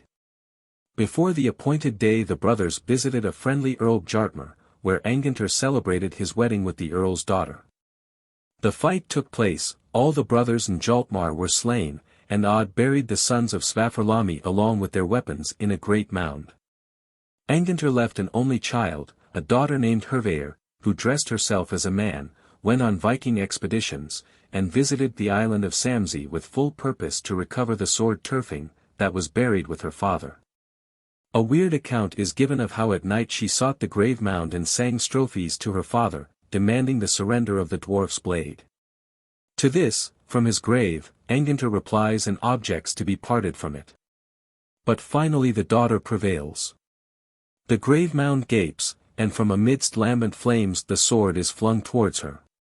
Having obtained possession of Turfing, she went to the court of King Gudmund, where one day she had laid aside the scabbard with Turfing in it, whilst playing dice with the king.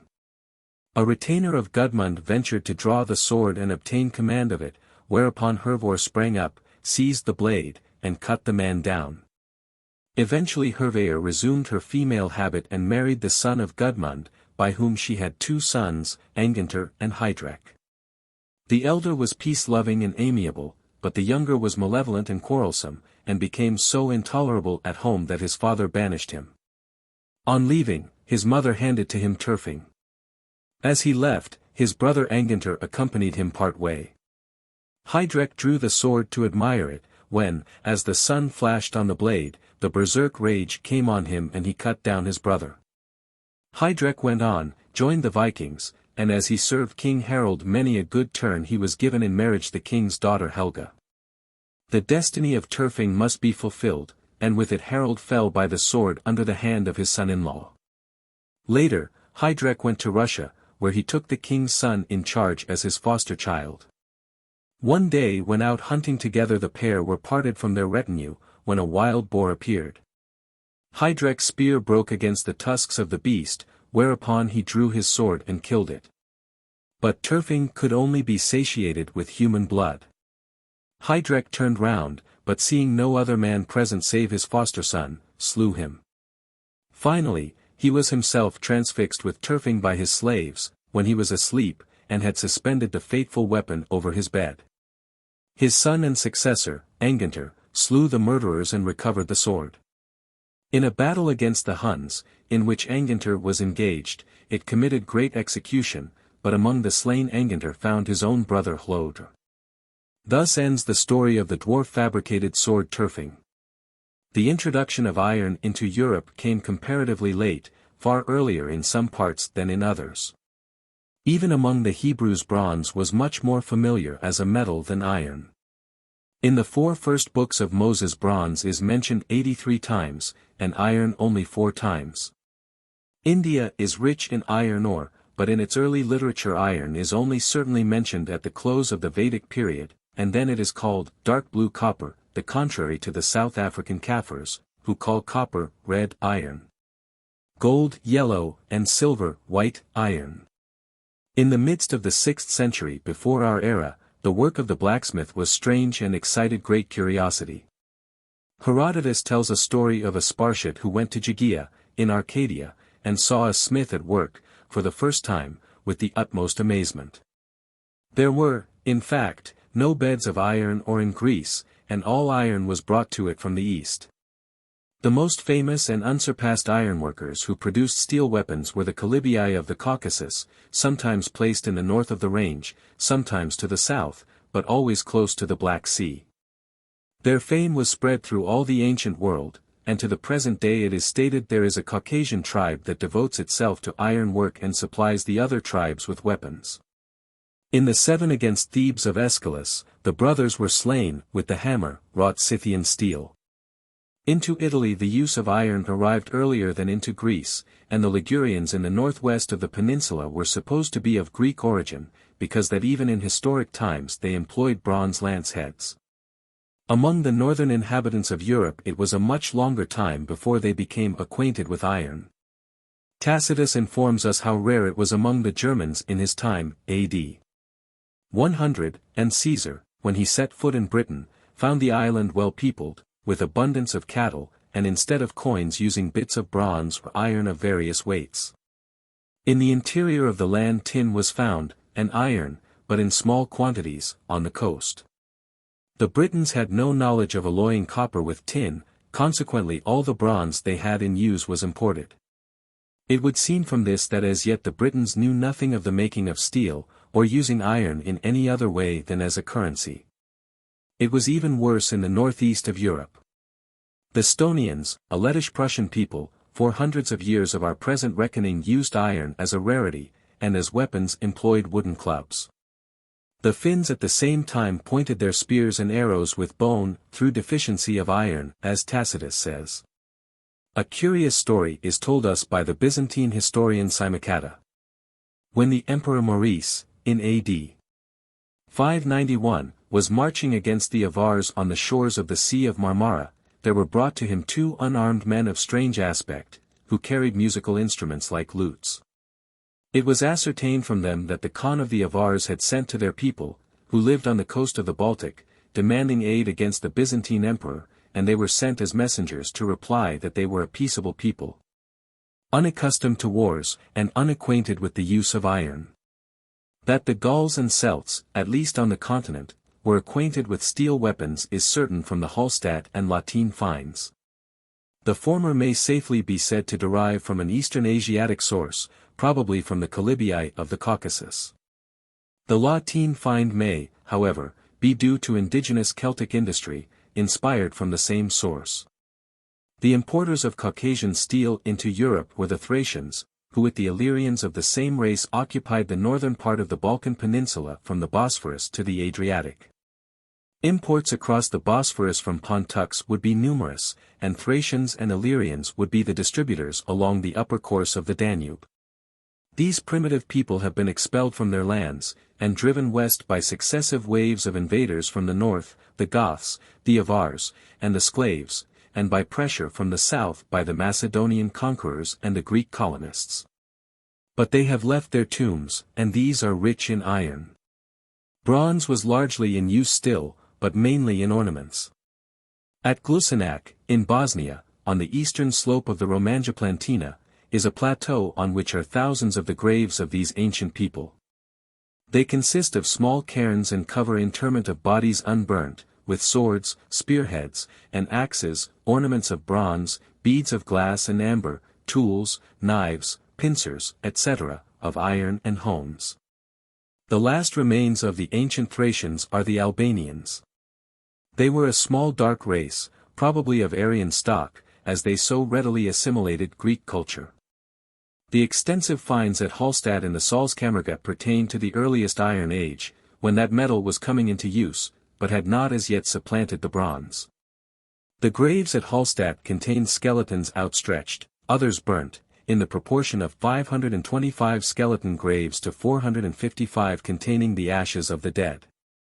The remains were of men of moderate size, dolichocephalous, somewhat prognathous, with retreating foreheads. The type is not that of the present inhabitants of this portion of the Alps. Although in the Icelandic sagas Sigmund, the Siegfried of the Nibelungenlied, fashions his own sword, it is at the teaching of the elf, and the Scandinavians never appear to have been expert smiths. They left the fabrication of swords to the dwarfs. Nor do we ever hear of them as engaged in mining. But the dwarfs are represented so frequently as standing at the mouth of a cave, or as facing into one, that we may expect that they were miners as well as armorers. The makers of weapons had their trade secrets. From the Wilkina saga we learn that Wieland, who is none other than Wieland, was set to fabricate a sword for King Nidung. For this purpose he mixed raspings of iron with meal, which he made into a paste, wherewith he fed the geese.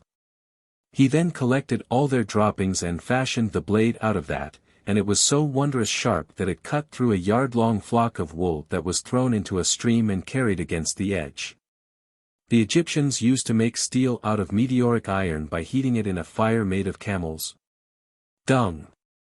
The armorers of Baghdad took iron filings, mixed it with the food of geese, and from their excrement formed the celebrated Damascus blades. The secret must have been brought from the east by the first smiths who wandered into northern Europe. The dwarfs and elves may not have been all of the same stock. What is abundantly evident is that the fabrication of iron was not of native growth in northern and eastern Europe, it was an importation, and if imported, it must have been so by a people which was familiar with the processes. Through the experience of generations. These may have come from the Caucasus, and Lapps may have acquired from them the new art. Of that we know nothing. But I think we do know enough to say that there did exist, in England and generally in the British Isles, in Scandinavia, and in Germany, a blacksmithing people, not of Iberian nor of Aryan blood. Not found in large numbers nor forming big colonies, but vagrant and dispersed as are the gypsies of the present day. And I suspect that it is this people who have occasioned the stories told of pixies, kobolds, brownies, elves, etc. Such a people, shy, living a different life from those for whom they worked, were sure to excite imagination and give rise to fantastic stories. They were feared as well as respected. They do not seem ever to have been ill-treated. They were too valuable to be molested. Indeed, as already instanced, they entered occasionally into marriage relations with the settled inhabitants. The family of Alversleben, in the north of Germany, takes its name from an ancestor who spent much of his time with the elves under a green mound. But if there were workers in iron makers of steel blades, there must have been also miners, who not only used such iron as was found in sand and morass, but who tracked it in veins in the rock. I do not think that we have much evidence that the Aryans did this. But such as the Calibii, acquainted with iron in all its conditions, would become miners. And tradition throughout northern Europe indicates that these were the dwarfs. In Germany, in Cornwall, and Devon existed, and to some extent exists to this day, the belief that there are trolls, little old men who work in mines, who are occasionally seen by the miners, but are more often heard by them, hammering in the underground adits. If they hear them now, it is because they have heard from their grandsires that such underground little people did work. There exist many ancient mines in which iron tools are found. They never extend very far. But they afford proof that at some remote period there were miners by profession, hereditary miners maybe, of a different stock from those who are now engaged in the same work. In Cornwall the stories of the little folk workers in mines have passed from those who sought iron or to those who followed the veins of tin. But their miners often see them. Mr. Hunt says, a tinner told my informant that he had often seen them sitting on pieces of timber, or tumbling about in curious attitudes, when he came to work. Miners do not like the form of the cross being made underground. A friend of my informant, going through some level or adits, made a X by the side of one, to know his way back, as he would have to return by himself. He was compelled to alter it into another form. This is interesting, as everywhere the dwarfs are regarded as hostile to Christianity, and are represented in many places as migrating because they cannot endure the sound of church bells calling to prayer. Who first sought out the veins of iron? Who but such as had known where to find it, and what its characteristics were as ore? The natives of the Caucasus were the originators of steel manufacture, but the art was acquired from them by other tribes. The working in iron, and in consequence to mining for iron, seems in former times, and to a certain extent to the present day, to be specialized in particular tribes. It is so in Africa. There are tribes whose whole energies are devoted thereto. Neighboring tribes knew nothing about the process. They buy ready-made weapons and tools of these ironworkers. In Ceylon and India the steel manufacture is confined to certain classes. For the perfecting of a good blade, infinitely hard and flexible, the smith will devote an amount of labor and time which we should think thrown away. He tempers the blade in oil not 20 or 30 times, but twice that amount, till he is satisfied that it has attained the perfection he desires. When we read in the Scandinavian sagas of the digging into old grave mounds in quest of swords that had been manufactured by dwarfs, we are forced to the conviction that such blades, if good for anything, must have been thus oil-tempered again and again in the manufacture, and so only could have withstood rust. The knowledge of iron came to the Greeks about 1200 BC, and iron weapons and implements were carried up the Danube by Scythian nomadic dealers. A great center of early iron manufacture would seem to have been in Ilvria, arid Thrace. But who the ironworkers were who traveled in the north of Europe and in Britain we do not know. A few characteristic stories of this people must suffice. A man rose one morning on the way from Appenrade to Jordkirch by the Three Hills. He heard hammering going on vigorously in one. So he shouted that he wanted a chaff cutter, and rode on his way. In the evening, on his return, he saw a brand new chaff-cutting knife lying on the side of the hillock. He put down its value and carried it off. It proved to be of unwonted sharpness, but also that a cut or wound dealt by it never healed. On the estate of Dalrat, in Schleswig, when one lies down on a green tumulus that exists there, one can hear work going on underground. It is the same with the great Struchberg near Heiligenhafen. When one places an ear to the ground the hammering at a smithy can be heard. It seems to be a general opinion that the little people must be treated with fairness, that any act of treachery done to them or neglect is bitterly resented. 2 serving girls in Tavistock said that the Pixies were very kind to them, and would drop silver for them into a bucket of clean water, which they took care to place for them in the chimney corner every night. Once it was forgotten, and the Pixies forthwith went up to the girls' room and loudly complained of the neglect. One of them, who happened to be awake, jogged the other, and proposed going down to rectify the omission, but she said, for her part she would not stir out of bed to please all the Pixies in Devonshire. The other went down and filled the bucket, in which, by the way, she found next morning a handful of silver pennies. As she was returning, she heard the Pixies debating how they might punish the other, and they agreed to give her a lame leg for a term of 7 years, then to be cured by a herb growing on Dartmoor, whose name of 7 syllables she could not recall. Next morning, Molly, the lazy wench, arose dead lame, and so continued till the end of the period, when, one day, as she was picking up a mushroom a strange-looking boy started up and insisted on striking her leg with a plant which he held in his hand. He did so, and she was cured, and became the best dancer in the town. The people of Jutland declare that when God cast the rebellious angels out of heaven, some fell down on the mounds or barrows and became hillfolk. Others fell into the elf moors and became elf folk, and others, again, fell into dwellings and became house kobolds. This gives a rough idea of the distinction supposed to exist among these little people. The enormous number of traditions that tell of the brownies, kobolds, or pixies doing service in houses and farms point to a reminiscence of when this dispersed and unsettled little people did great help to farmers and their wives for some small recompense. One feature attends all the stories about them: the love of independence they possessed, their intolerance at being watched. In the early part of the 19th century there were numerous dwarfs called Heinzelmen who did all sorts of work in the city of Cologne. They baked bread, washed, and did any sort of domestic labor, for which they expected to be paid with a bowl of sweet milk, into which white bread had been broken. At that time there were many bakers who kept no apprentices, for the little people used always to make overnight as much black and white bread as the bakers wanted for their shops. And in many households they scoured the coppers, swept the hearths, and washed up the utensils for the maids. This went on till a tailor's wife, who had been especially favored by the Heinzelman, overcome with curiosity, resolved on having a peep at them. Accordingly she strewed peas up and down the stairs, so that they might fall and hurt themselves, and she might get a sight of them next morning. But the project missed, and since that time the Heinzelmen have totally disappeared. They can also be driven away by one being over-generous to them. In Scotland the brownie is the same as the German kobold and the Devonshire pixie, a personage of small stature, wrinkled visage, and wearing a brown mantle and hood.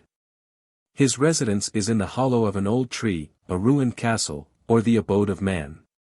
He is attached to certain families, with whom he has been known to reside, even for centuries, threshing the corn, cleaning the house, doing everything done by his English, German and Scandinavian brethren. He expects to be paid with a bowl of cream, or some fresh honeycomb, laid for him in a corner. A good woman had just made a web of linsey-woolsey, and prompted by her kindly nature, had manufactured from it a mantle and hood for her little brownie. Not content with laying the gift in one of his favorite spots, she indiscreetly called to tell him it was there. This was too direct, and Brownie quitted the place, crying, "A new mantle, and a new hood. Poor Brownie! Yell ne'er do mere good." Versions of this story are found everywhere, where these little people have been supposed to help. Altogether another form of the incident is in the mad pranks and merry jests of Robin Goodfellow, that appeared before 1588. Coming to a farmer's house, he takes a liking to a good handsome maid that was there, and in the night does her work for her at breaking hemp and flax, bolting meal, etc. Having watched one night and seen him at work, and observed that he was rather bare of clothes, she provided him with a waistcoat against the next night. But when he saw it, he started and said, "Because thou layest me hempen, I will neither bolt nor stampen. 'Tis not your garments, new or old, that Robin loves, I feel no cold. Had you left me milk or cream, you should have had a pleasing dream. Because you left no drop or crumb, Robin nevermore will come." Where a condition of affairs existed connected with a people of foreign race, misunderstood, looked on with superstitious fears, whose very ways encouraged mistrust, it is no wonder that stories concerning them should be wild and fantastic.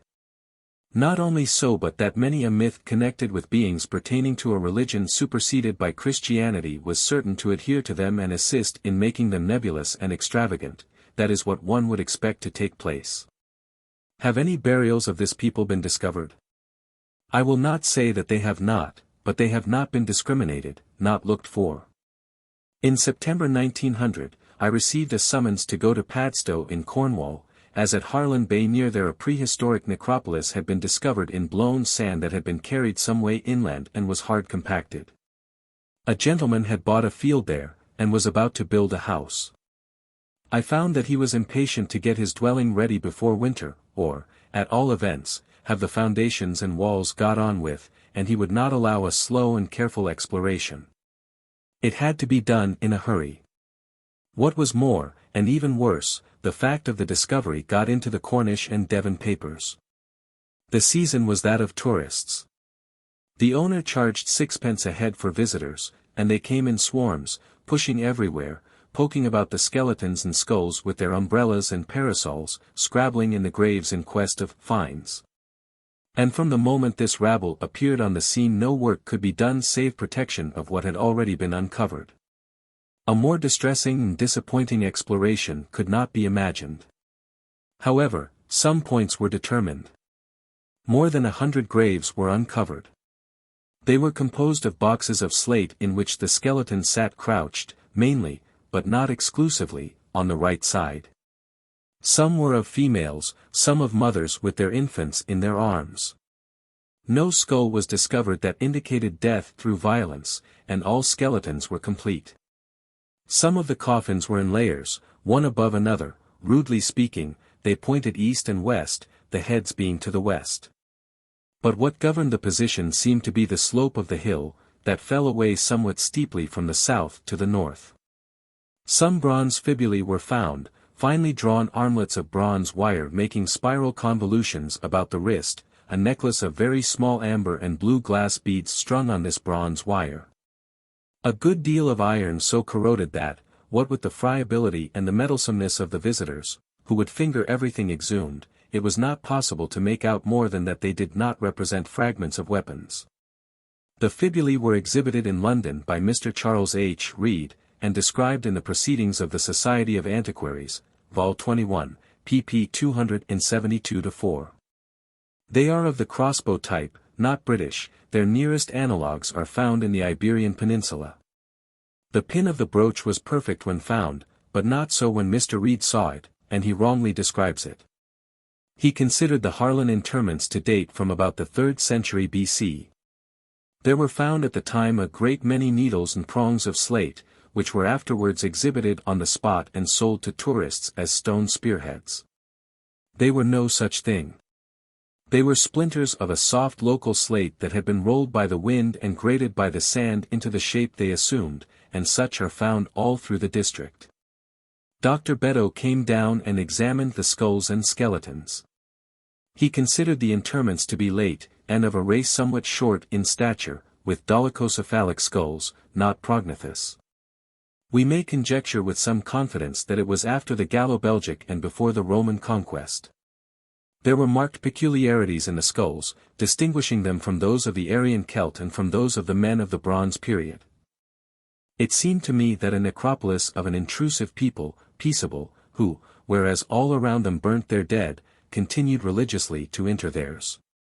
The main road from Padstow along the coast cuts through this ancient cemetery. It is interesting to note that this portion of the road has ever been dreaded by passengers at night as haunted. On the right hand of the way, coming from Padstow, probably more of the necropolis remains, and it is earnestly to be desired that it may at some time be scientifically examined, without the intrusion of the ignorant and vulgar being permitted. The digging proceedings at Harlan, as soon as the season was ending, were broken up by a storm and change of weather. The tent was blown down and utterly wrecked. In the following year no opportunity was accorded for the prosecution of the researches. I think that the Harlan exploration affords sufficient grounds to make antiquaries careful in examining graves, and caution in classification in the broad categories of prehistoric, Celtic, Saxon and Roman. To what stock an intrusive people widely dispersed and never collected into towns, villages, or hamlets, but migrating through the land, like the gypsies belonged is what cannot yet be determined. Birth and marriage. I have mentioned elsewhere the strong objection I found was entertained in Yorkshire against having a child baptized in a new font in a new church. The deeply rooted conviction being that such a child became the perquisite of the devil. A like prejudice exists against being the first person to cross the threshold of a new house, as it is supposed that ill luck, probably death, will ensue to him or her who either daringly or unwittingly does so enter a house for the first time.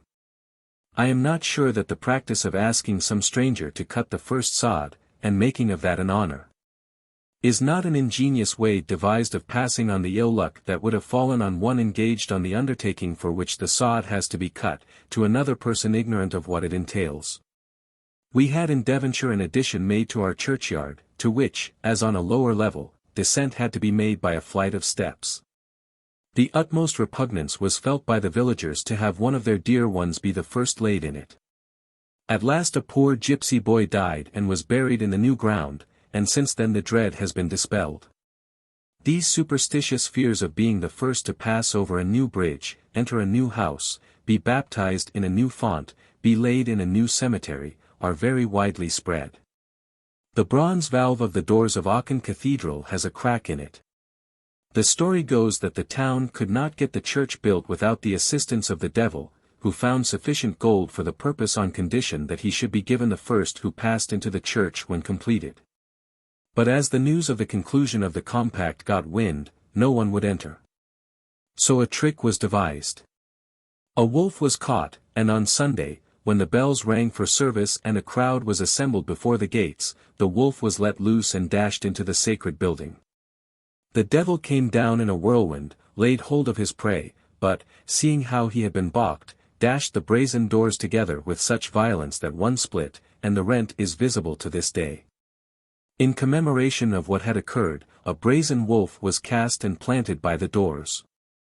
In 1815 this, which had been carried off to Paris by the French, was returned and replaced. The builder of the Sachsenhauser Bridge at Frankfurt had engaged to get it completed by a certain day. But when 2 days off from that stipulated he found a couple of arches were still short of being finished, and in his despair called on the devil to assist him. The evil one undertook to accomplish the work if given the first to traverse the bridge. He was disappointed by the builder driving a cock over. In his fury the devil broke 2 holes in the bridge that have never since been filled up. In commemoration of the incident, a gilt cock on an iron rod stands on the spot, upon the bridge. The Devil's Bridge, near Aberystwyth, is over the Montminac. The bridge has been thrown across a chasm 114 feet above the first fall, and 324 feet above the bottom of the cataract. Tradition tells. Old Megan Leandenac of Pontwyminac had lost her only cow. Across the ravine the cow was seen, but to get it she could not tell how. In this dilemma the evil one appeared to her cowled as a monk, and offered to cast a bridge across the chasm if she would promise him the first living being that should pass over it when completed. To this she gladly consented. The bridge was thrown across the ravine, and the evil one stood beyond bowing and beckoning to the old woman to come over and try it. But she was too clever to do that.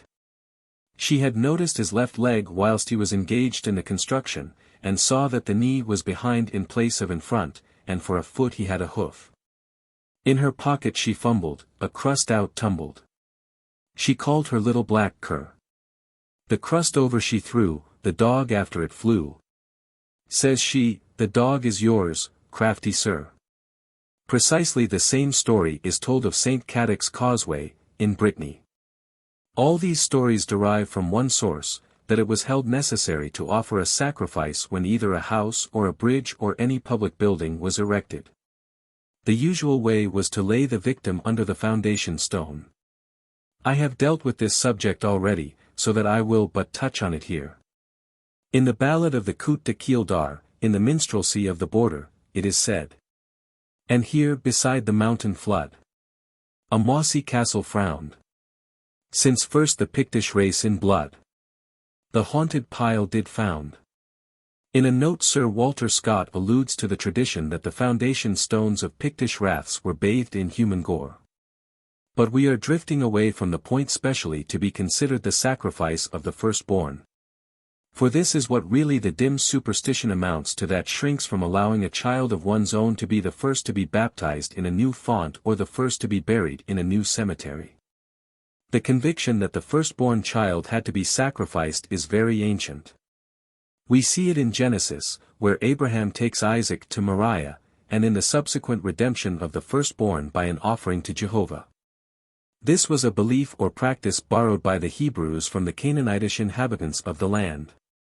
The excavations of Tel el-Hesi have revealed great numbers of infant bones, often in pots, buried under the platform on which rise some rude monoliths, and these were in all probability the firstborn children of a family sacrificed to Baal. In Exodus 13.2 is the command, Sanctify unto me all the firstborn, whatsoever openeth the womb among the children of Israel, both of man and of beast, it is mine. The firstborn became saste, not sacred only but destined to be sacrificed, and the firstborn child had to be redeemed at a price, whereas the firstborn of cattle had to die. The firstborn of the sons shalt thou give unto me. Likewise shalt thou do with thine oxen and with thy sheep. Exodus 22:29-30. But then came the concession, all the firstborn of the sons shalt thou redeem, Exodus 34:20. Among the Canaanites, so far as we know, there was no redemption. And perhaps the concession to the usages of the heathen around, with the way shown by which escape might be had from a barbarous custom, was allowed so as to introduce among the Canaanites a mitigation of a horrible usage. When Jephthah went to fight against the children of Ammon, he vowed to sacrifice the first living being that he met on his return from battle, and as this was his daughter, he was compelled to fulfill his vow by immolating her. I do not myself think that the sacrifice of the firstborn, or the first of any being, or the burial of a human victim under a foundation stone, was of Aryan origin. Although Aryans may have adopted such a usage from those of another race whom they overlay. The notion of burying under foundations is very prevalent in India and throughout the East, among the Dravidian and Malay peoples, but to the best of my knowledge is not indigenous among the Hindus. A superstition I found common in Yorkshire was that, where several children were to be baptized at the same time, it would be fatal to take a girl before a boy, for by so doing the girl would acquire a beard and mustache, and the boy grow up smooth-faced. Whence that notion arose I cannot say. This belief is not confined to Yorkshire, it is found in Durham, and extends as far north as the Orkney Isles. The first visit made by a baby to another house is an occasion for its receiving an egg, salt, white bread, and in the East Riding of Yorkshire, some matches. These are pinned into the child's long clothes. And several of my children have received these gifts. With the egg comes the promise of immortality, or else of the child itself becoming a parent. The salt signifies salubrity of mind and body.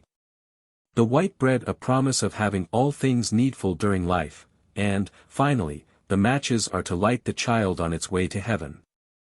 I come now to a matter in connection with the social and moral development of the British people that must be dealt with, although it is one to be touched on as lightly as may be. Saint Jerome says that he had met the Atticati, inhabitants of our isles, who were barbarians, having their wives in common. I do not see that we can reject his testimony, though it concerns, I am convinced, not the Aryan invaders, but the original inhabitants of the isles. And there is something to bear out his statement. We know very little about the Picts, but the consensus of opinion is that they were a pre-Aryan people.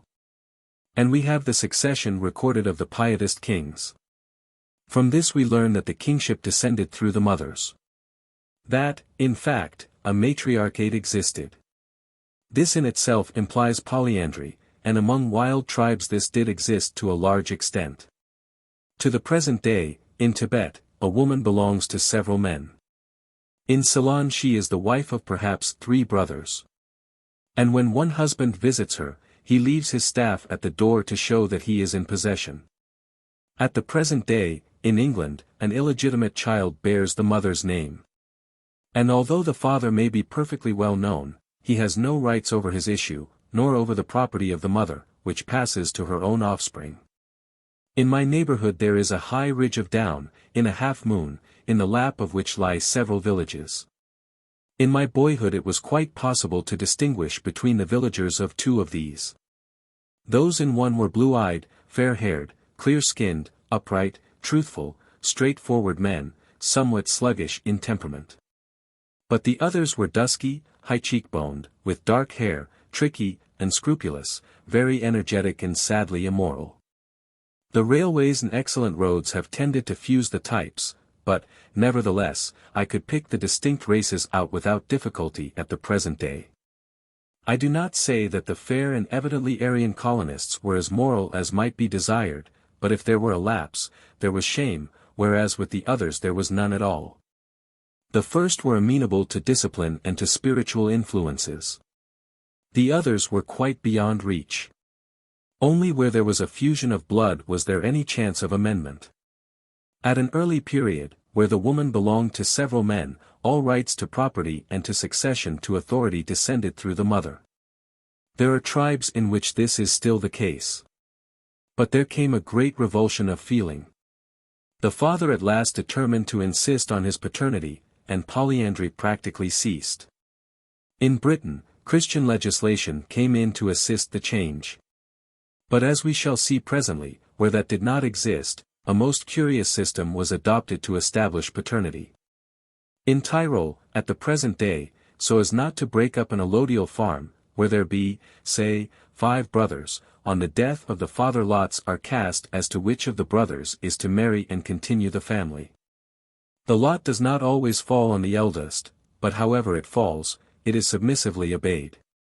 In a farm one may see the brothers working as common operatives, under the direction of the married brother. None of them think of marrying, their lot is to remain on the allodial land and work for it. But this points back to a prior condition of affairs, where the woman was the wife of all the brothers, as is the condition now in Ceylon. Christianity has stepped in and altered that, and now these simple, honest, pure-minded men work on humbly and lovingly under the direction of their brother and sister-in-law. And now we come to the method adopted among a wild people to establish paternity in place of matriarchy, and that was the kavod. Mr. Tyler has dealt with this, and has shown how that among an uncultured people the idea exists that the health of the child is inseparably bound up with that of the parents. But he has not shown what I think is the most important point of all, why the nursing of the baby and the going to bed was transferred to the father from the mother. I will quote just a few examples, and then explain my theory. About 1800 years ago Strabo informed his readers that among the Iberians, in northern Spain, the women, after the birth of a child, tend their husbands, putting them to bed instead of going themselves. And this practice still continues among the modern Basques. In Biscay, says Michel, in valleys whose population recalls the usages of society in its infancy, the women rise immediately after childbirth and attend to the duties of the household, while the husband goes to bed, taking the baby with him. And thus receives the neighbor's compliments. The same usage has been found also in Navarre, as well as on the French side of the Pyrenees. The Tiberini of Pontus, to the south of the Black Sea, once practiced the kavod. Among them, when the child was born, the father took to his bed with his head tied up and lay groaning, whilst the mother tended him with soup and bread, and prepared his taths. In the old French lie of Aucassin and Nicolette, in its present form of the latter half of the 13th century.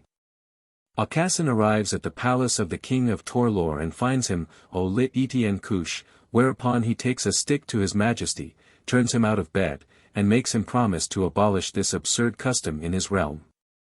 The kavod prevailed also in Corsica. It is not in Europe alone that the kavod existed. It is found still in Borneo, in a tribe subjected to the Chinese Empire, in Africa, and among the peoples of America, in Brazil, and among the Caribs.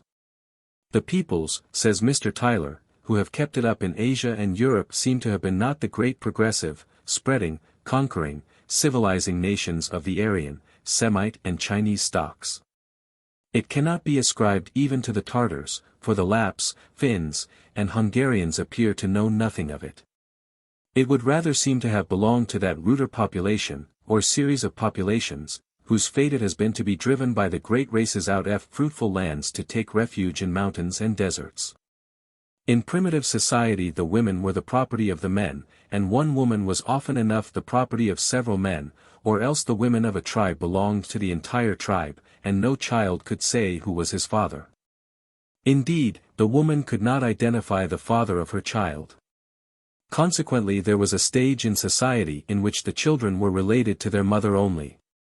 M'Lennan says of the Australian Aborigines, it is not in quarrels uncommon to find children of the same father arrayed against one another, or, indeed, against the father himself. For by their peculiar law the father can never be a relative to his own children. This can arise only out of a still earlier stage of society, when the women were the common property of the tribe, so that the fathers of the children were not known.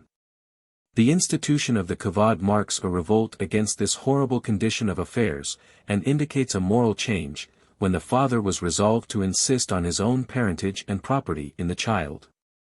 It was, in a word, the rebellion against promiscuity and the beginning of the family. But how was the father to assert his paternity?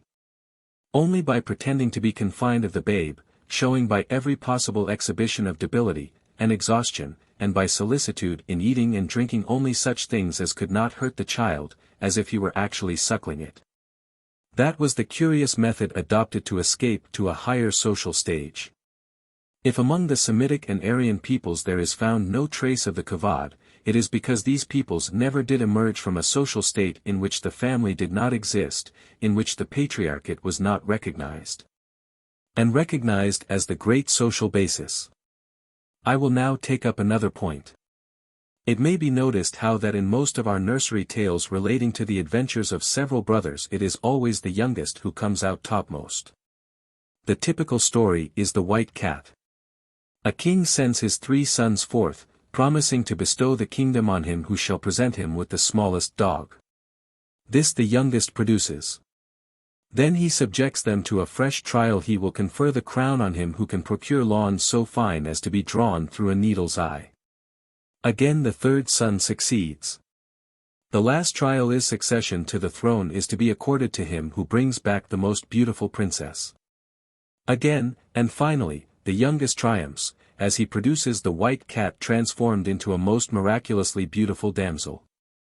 Generally, in the similar stories, the elder brothers are jealous and seek to rob the youngest of his prize and attempt to murder him. There are corresponding stories in Grimm's Kindermärchen. In the Water of Life, the old king is sick, and the sons go in quest of this water, and only the youngest finds it. On the way home the brothers rob him of it, but in the end all turns out well. Here is in brief a modern Greek household tale. A king had 3 sons and a mirror, by looking into which an enemy might be seen meditating mischief. In a high gale the magic mirror was carried away and could not be found, accordingly the 3 princes set out to endeavor to recover it. At a point in the road there diverged 3 ways. Each laid his ring at this place, and all agreed to meet there at the termination of a given time. The eldest went one way, squandered his money in riotous living, and was so reduced that he had to become an ox driver. The second did likewise, and to obtain a livelihood herded swine.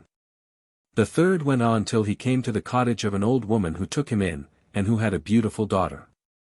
As he saw that she was a knowing old person, he told her what his quest was, and she informed him that the mirror hung in an apple tree in the garden of a drake.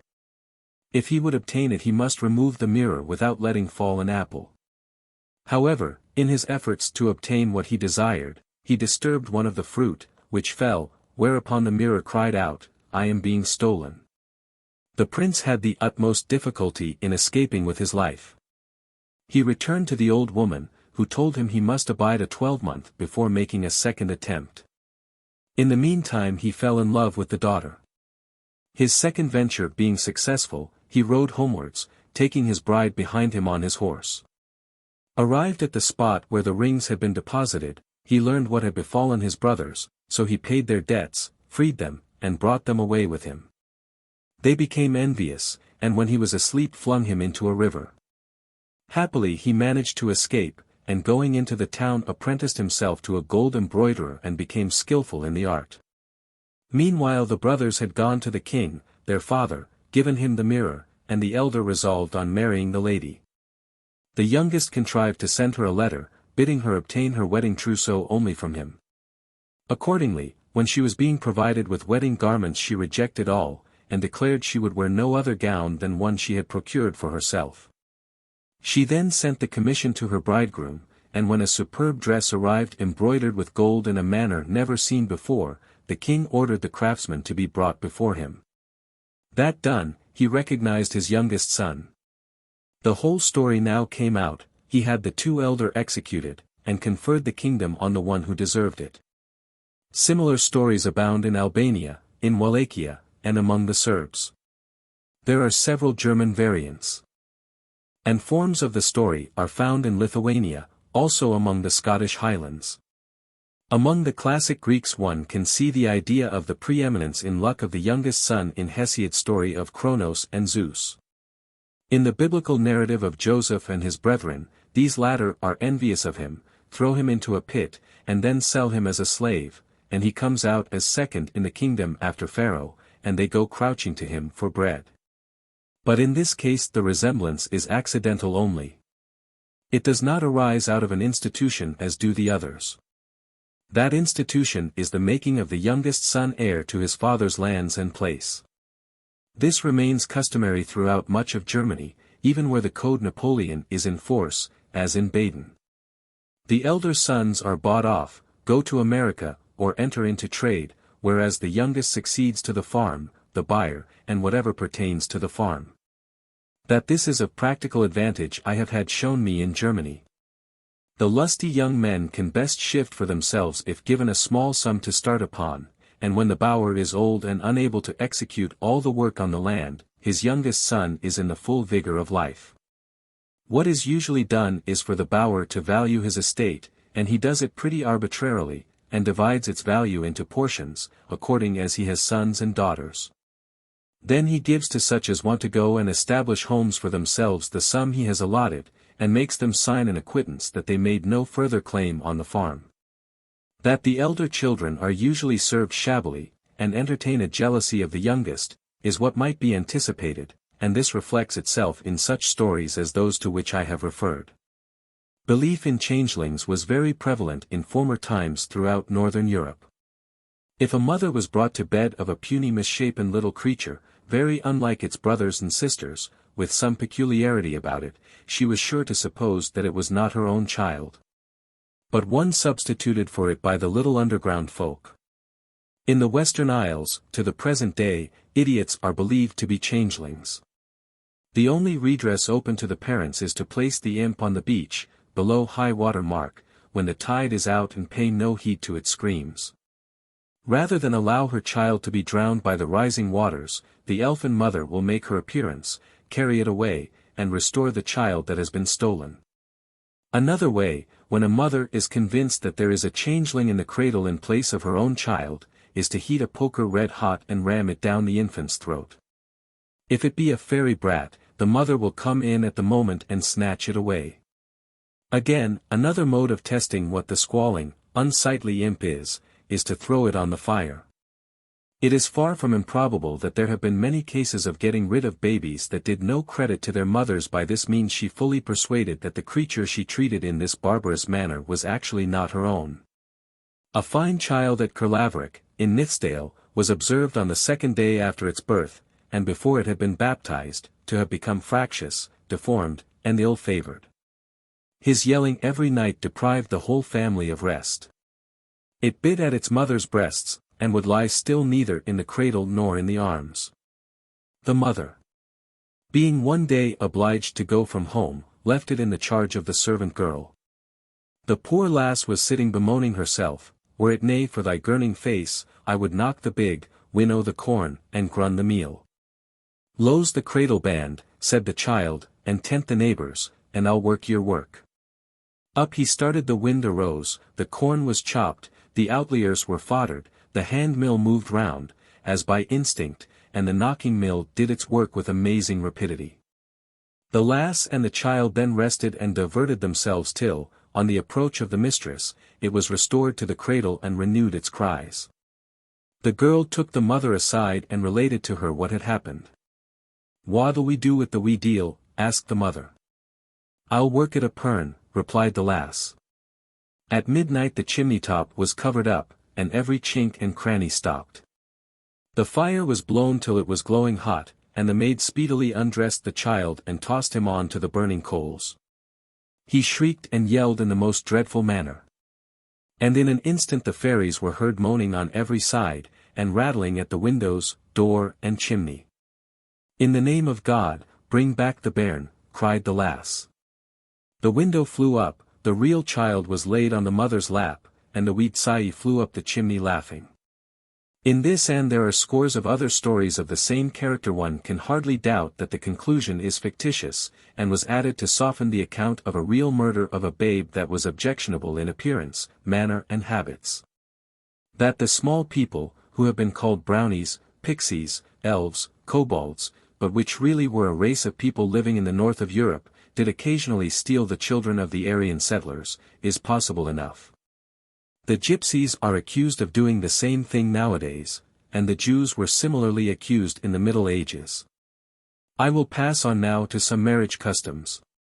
In the north, skimming tun, or riding the stang, is illustrated by Rowlandson in Dr. Syntax's Tour in Search of Consolation. A procession is formed of youths and maidens, beating drums, rattling canisters filled with pebbles, blowing trumpets, and bearing stags' horns and cow horns on the top of poles, with sheets or petticoats flying below. This procession attends a man and his wife seated back to back on an ass. "Such a strange show I ne'er have seen." Syntax exclaimed, "What can it mean?" "Patrick, you may perchance explain the history of this noisy train." "Please you," Pat answered, "I can tell. This frolic busness mighty well. For there's no place I ever saw where this is not the parish law. Patrick goes on to explain that it is the punishment inflicted on a henpecked husband, on one where the grey mare is the better horse. But this is not the original and more general signification, as the horns carried on the rods indicate. It expressed the popular feeling when the recognized code of honor was broken. It attended marriages where scandal attached to the union. Mr. Henderson says, "The riding of the stag has been practiced from time immemorial in the towns and villages of the north of England, and is still resorted to on occasions of notorious scandal. A boy or young man is selected, placed on a ladder or pole, and carried shoulder height round the town, the people who accompany him having armed themselves with every homely instrument whence noise can be extracted, poker and tongs, kettles and frying pans, old tin pots and so forth. Amid the discordant sounds thus produced, and the yells, cheers and derisive laughter of the mob, the procession moves to the house of his whose misdeeds evoked it. At his door the rider recites in doggerel verse the cause of the disturbance, beginning, Hey Derry! Hey Derry! Hey Derry Dan! It's neither for my cause nor your cause I ride the stang, but for. The indictment is, of course, made as ludicrous as possible, and intermixed with coarse jests and mockery. Not many years ago the bride of a medical man in Yorkshire, thinking that her husband was too warmly attached to a servant maid who had been some time in his service, ran away to her father's house. Popular feeling was on her side, and the stang was ridden for some nights before the surgeon's door. The end was that he had to dismiss the servant, whereupon the wife returned to him. In France the chivalry is much of the same character. In Devonshire it takes a different form, and always occurs on the wedding night of a couple who have caused some talk but not by any means always justly. It is called the stag hunt, and notice is given of its coming off a few days before. I copied one of these. This is to give notice that on Saturday evening next, at 8:00 p.m., the Red Hunter will assemble his hounds at the cross, and there will be a famous stag hunt. On such an occasion a man personates the stag, having horns attached to his head and a bladder full of blood under his chin. The huntsman wears a scarlet coat and blows a horn, and the pack is made up of yelping, barking boys. The hunt goes on up and down the road with incredible noise, till at last the stag is brought to bay on the doorstep of the newly married pair, when the huntsman stands astride over the fallen stag, blows a furious blast, and proceeds to slit the bladder with his knife and pour the blood over the stone and threshold. This has happened in my own immediate neighborhood at least 7 times in the last 20 years. It is supposed to be the expression of outraged moral opinion, but it has degenerated into a performance on the occasion of any marriage. And young people, if they can possibly afford it, manage to flee the village for a couple of days or more, not always successfully, for the performance, if they be at all unpopular, is organized to salute them on their return. In Devonshire, as a bride leaves the church an old woman presents her with a little bag containing hazelnuts. These have the same signification as rice, and betoken fruitfulness. The rice is undoubtedly a late substitution for hazelnuts. And now we have confetti of paper as substitute for rice, itself a substitute for nuts. Catullus tells us that among the ancient Romans newly married people were given nuts.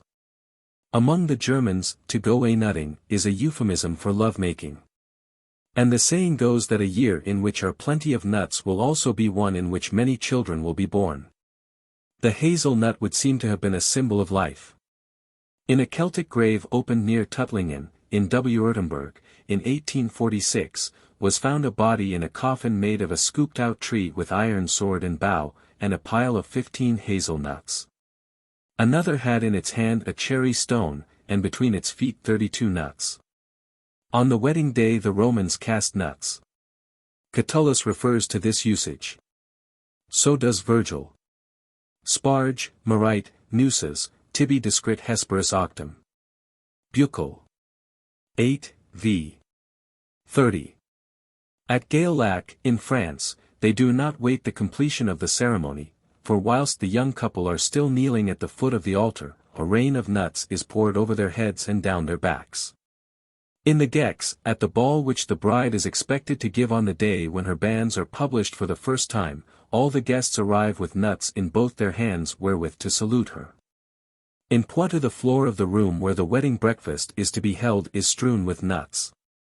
In the department of Hautes-Alpes the bride, as she goes through the village, is made to eat sugar plums made in the shape of hazelnuts. Wright, in his collection of medieval Latin stories, has this: I have seen in many places, when women get married, and are leaving the church and returning home, that corn is thrown in their faces with cries of abundancia. Abundancia. That in French is plent, and yet very often before the year is out they have remained poor and beggars, and deficient in abundance of all good things. In the Jura, acorns are scattered in place of nuts or corn. The casting of the old shoe signifies the surrender of authority by the father to the husband of his daughter. In some French provinces, when the bride is about to go to church, all her old shoes have been hidden away. In Roussillon it is always the nearest relative to the bridegroom who puts on her shoes, and these are new. The meaning comes out clearer in Berry, where all the assistants try to put the bride's shoes on, but fail, and it is only the bridegroom who succeeds. It was also a custom in Germany for the old shoes to be left behind, and new shoes given by the bridegroom to be assumed. A harsher way in Germany was for him to tread hard on the bride's foot, to show that he would be master. In Scandinavia, if a man desired to adopt a son he slaughtered an ox, had the hide taken off from the right leg, and a shoe made out of it. This shoe the man first drew on, and then passed it on to his adopted son, who also put his foot into it. This indicated that he has passed under the authority of the father. When in the psalm the expression occurs, over Edom have I cast out my shoe, the meaning is that Jehovah extended his authority over Edom. And when we say that a man has stepped into his father's shoes, we mean that the authority, position and consequence of the parent has been transferred to his son. When Ruth's kinsman refused to marry her, and resigned all authority and rights over her, as it was the custom in Israel concerning redeeming and concerning changing, a man plucked off his shoe and delivered it to his neighbor, Ruth 4:7, 8. In Yorkshire. In some darts it is the custom to pour a kettleful of boiling water over the doorstep just after the bride has left her old home, and they say that before it dries up another marriage is sure to be agreed on. But I have seen in Devonshire the doorstep well scrubbed with water and soap directly the bride has left, and this was to wash away the impress of her foot, and show that the old home was to be no more a home to her, as she had chosen another. Another symbolical act indicative of a change of life is the placing of a bench or stool at the church door, over which the bride and bridegroom are constrained to leap. I have several times in Yorkshire seen at a wedding a race for a ribbon. Properly speaking, it should be the bride's garter which is claimed.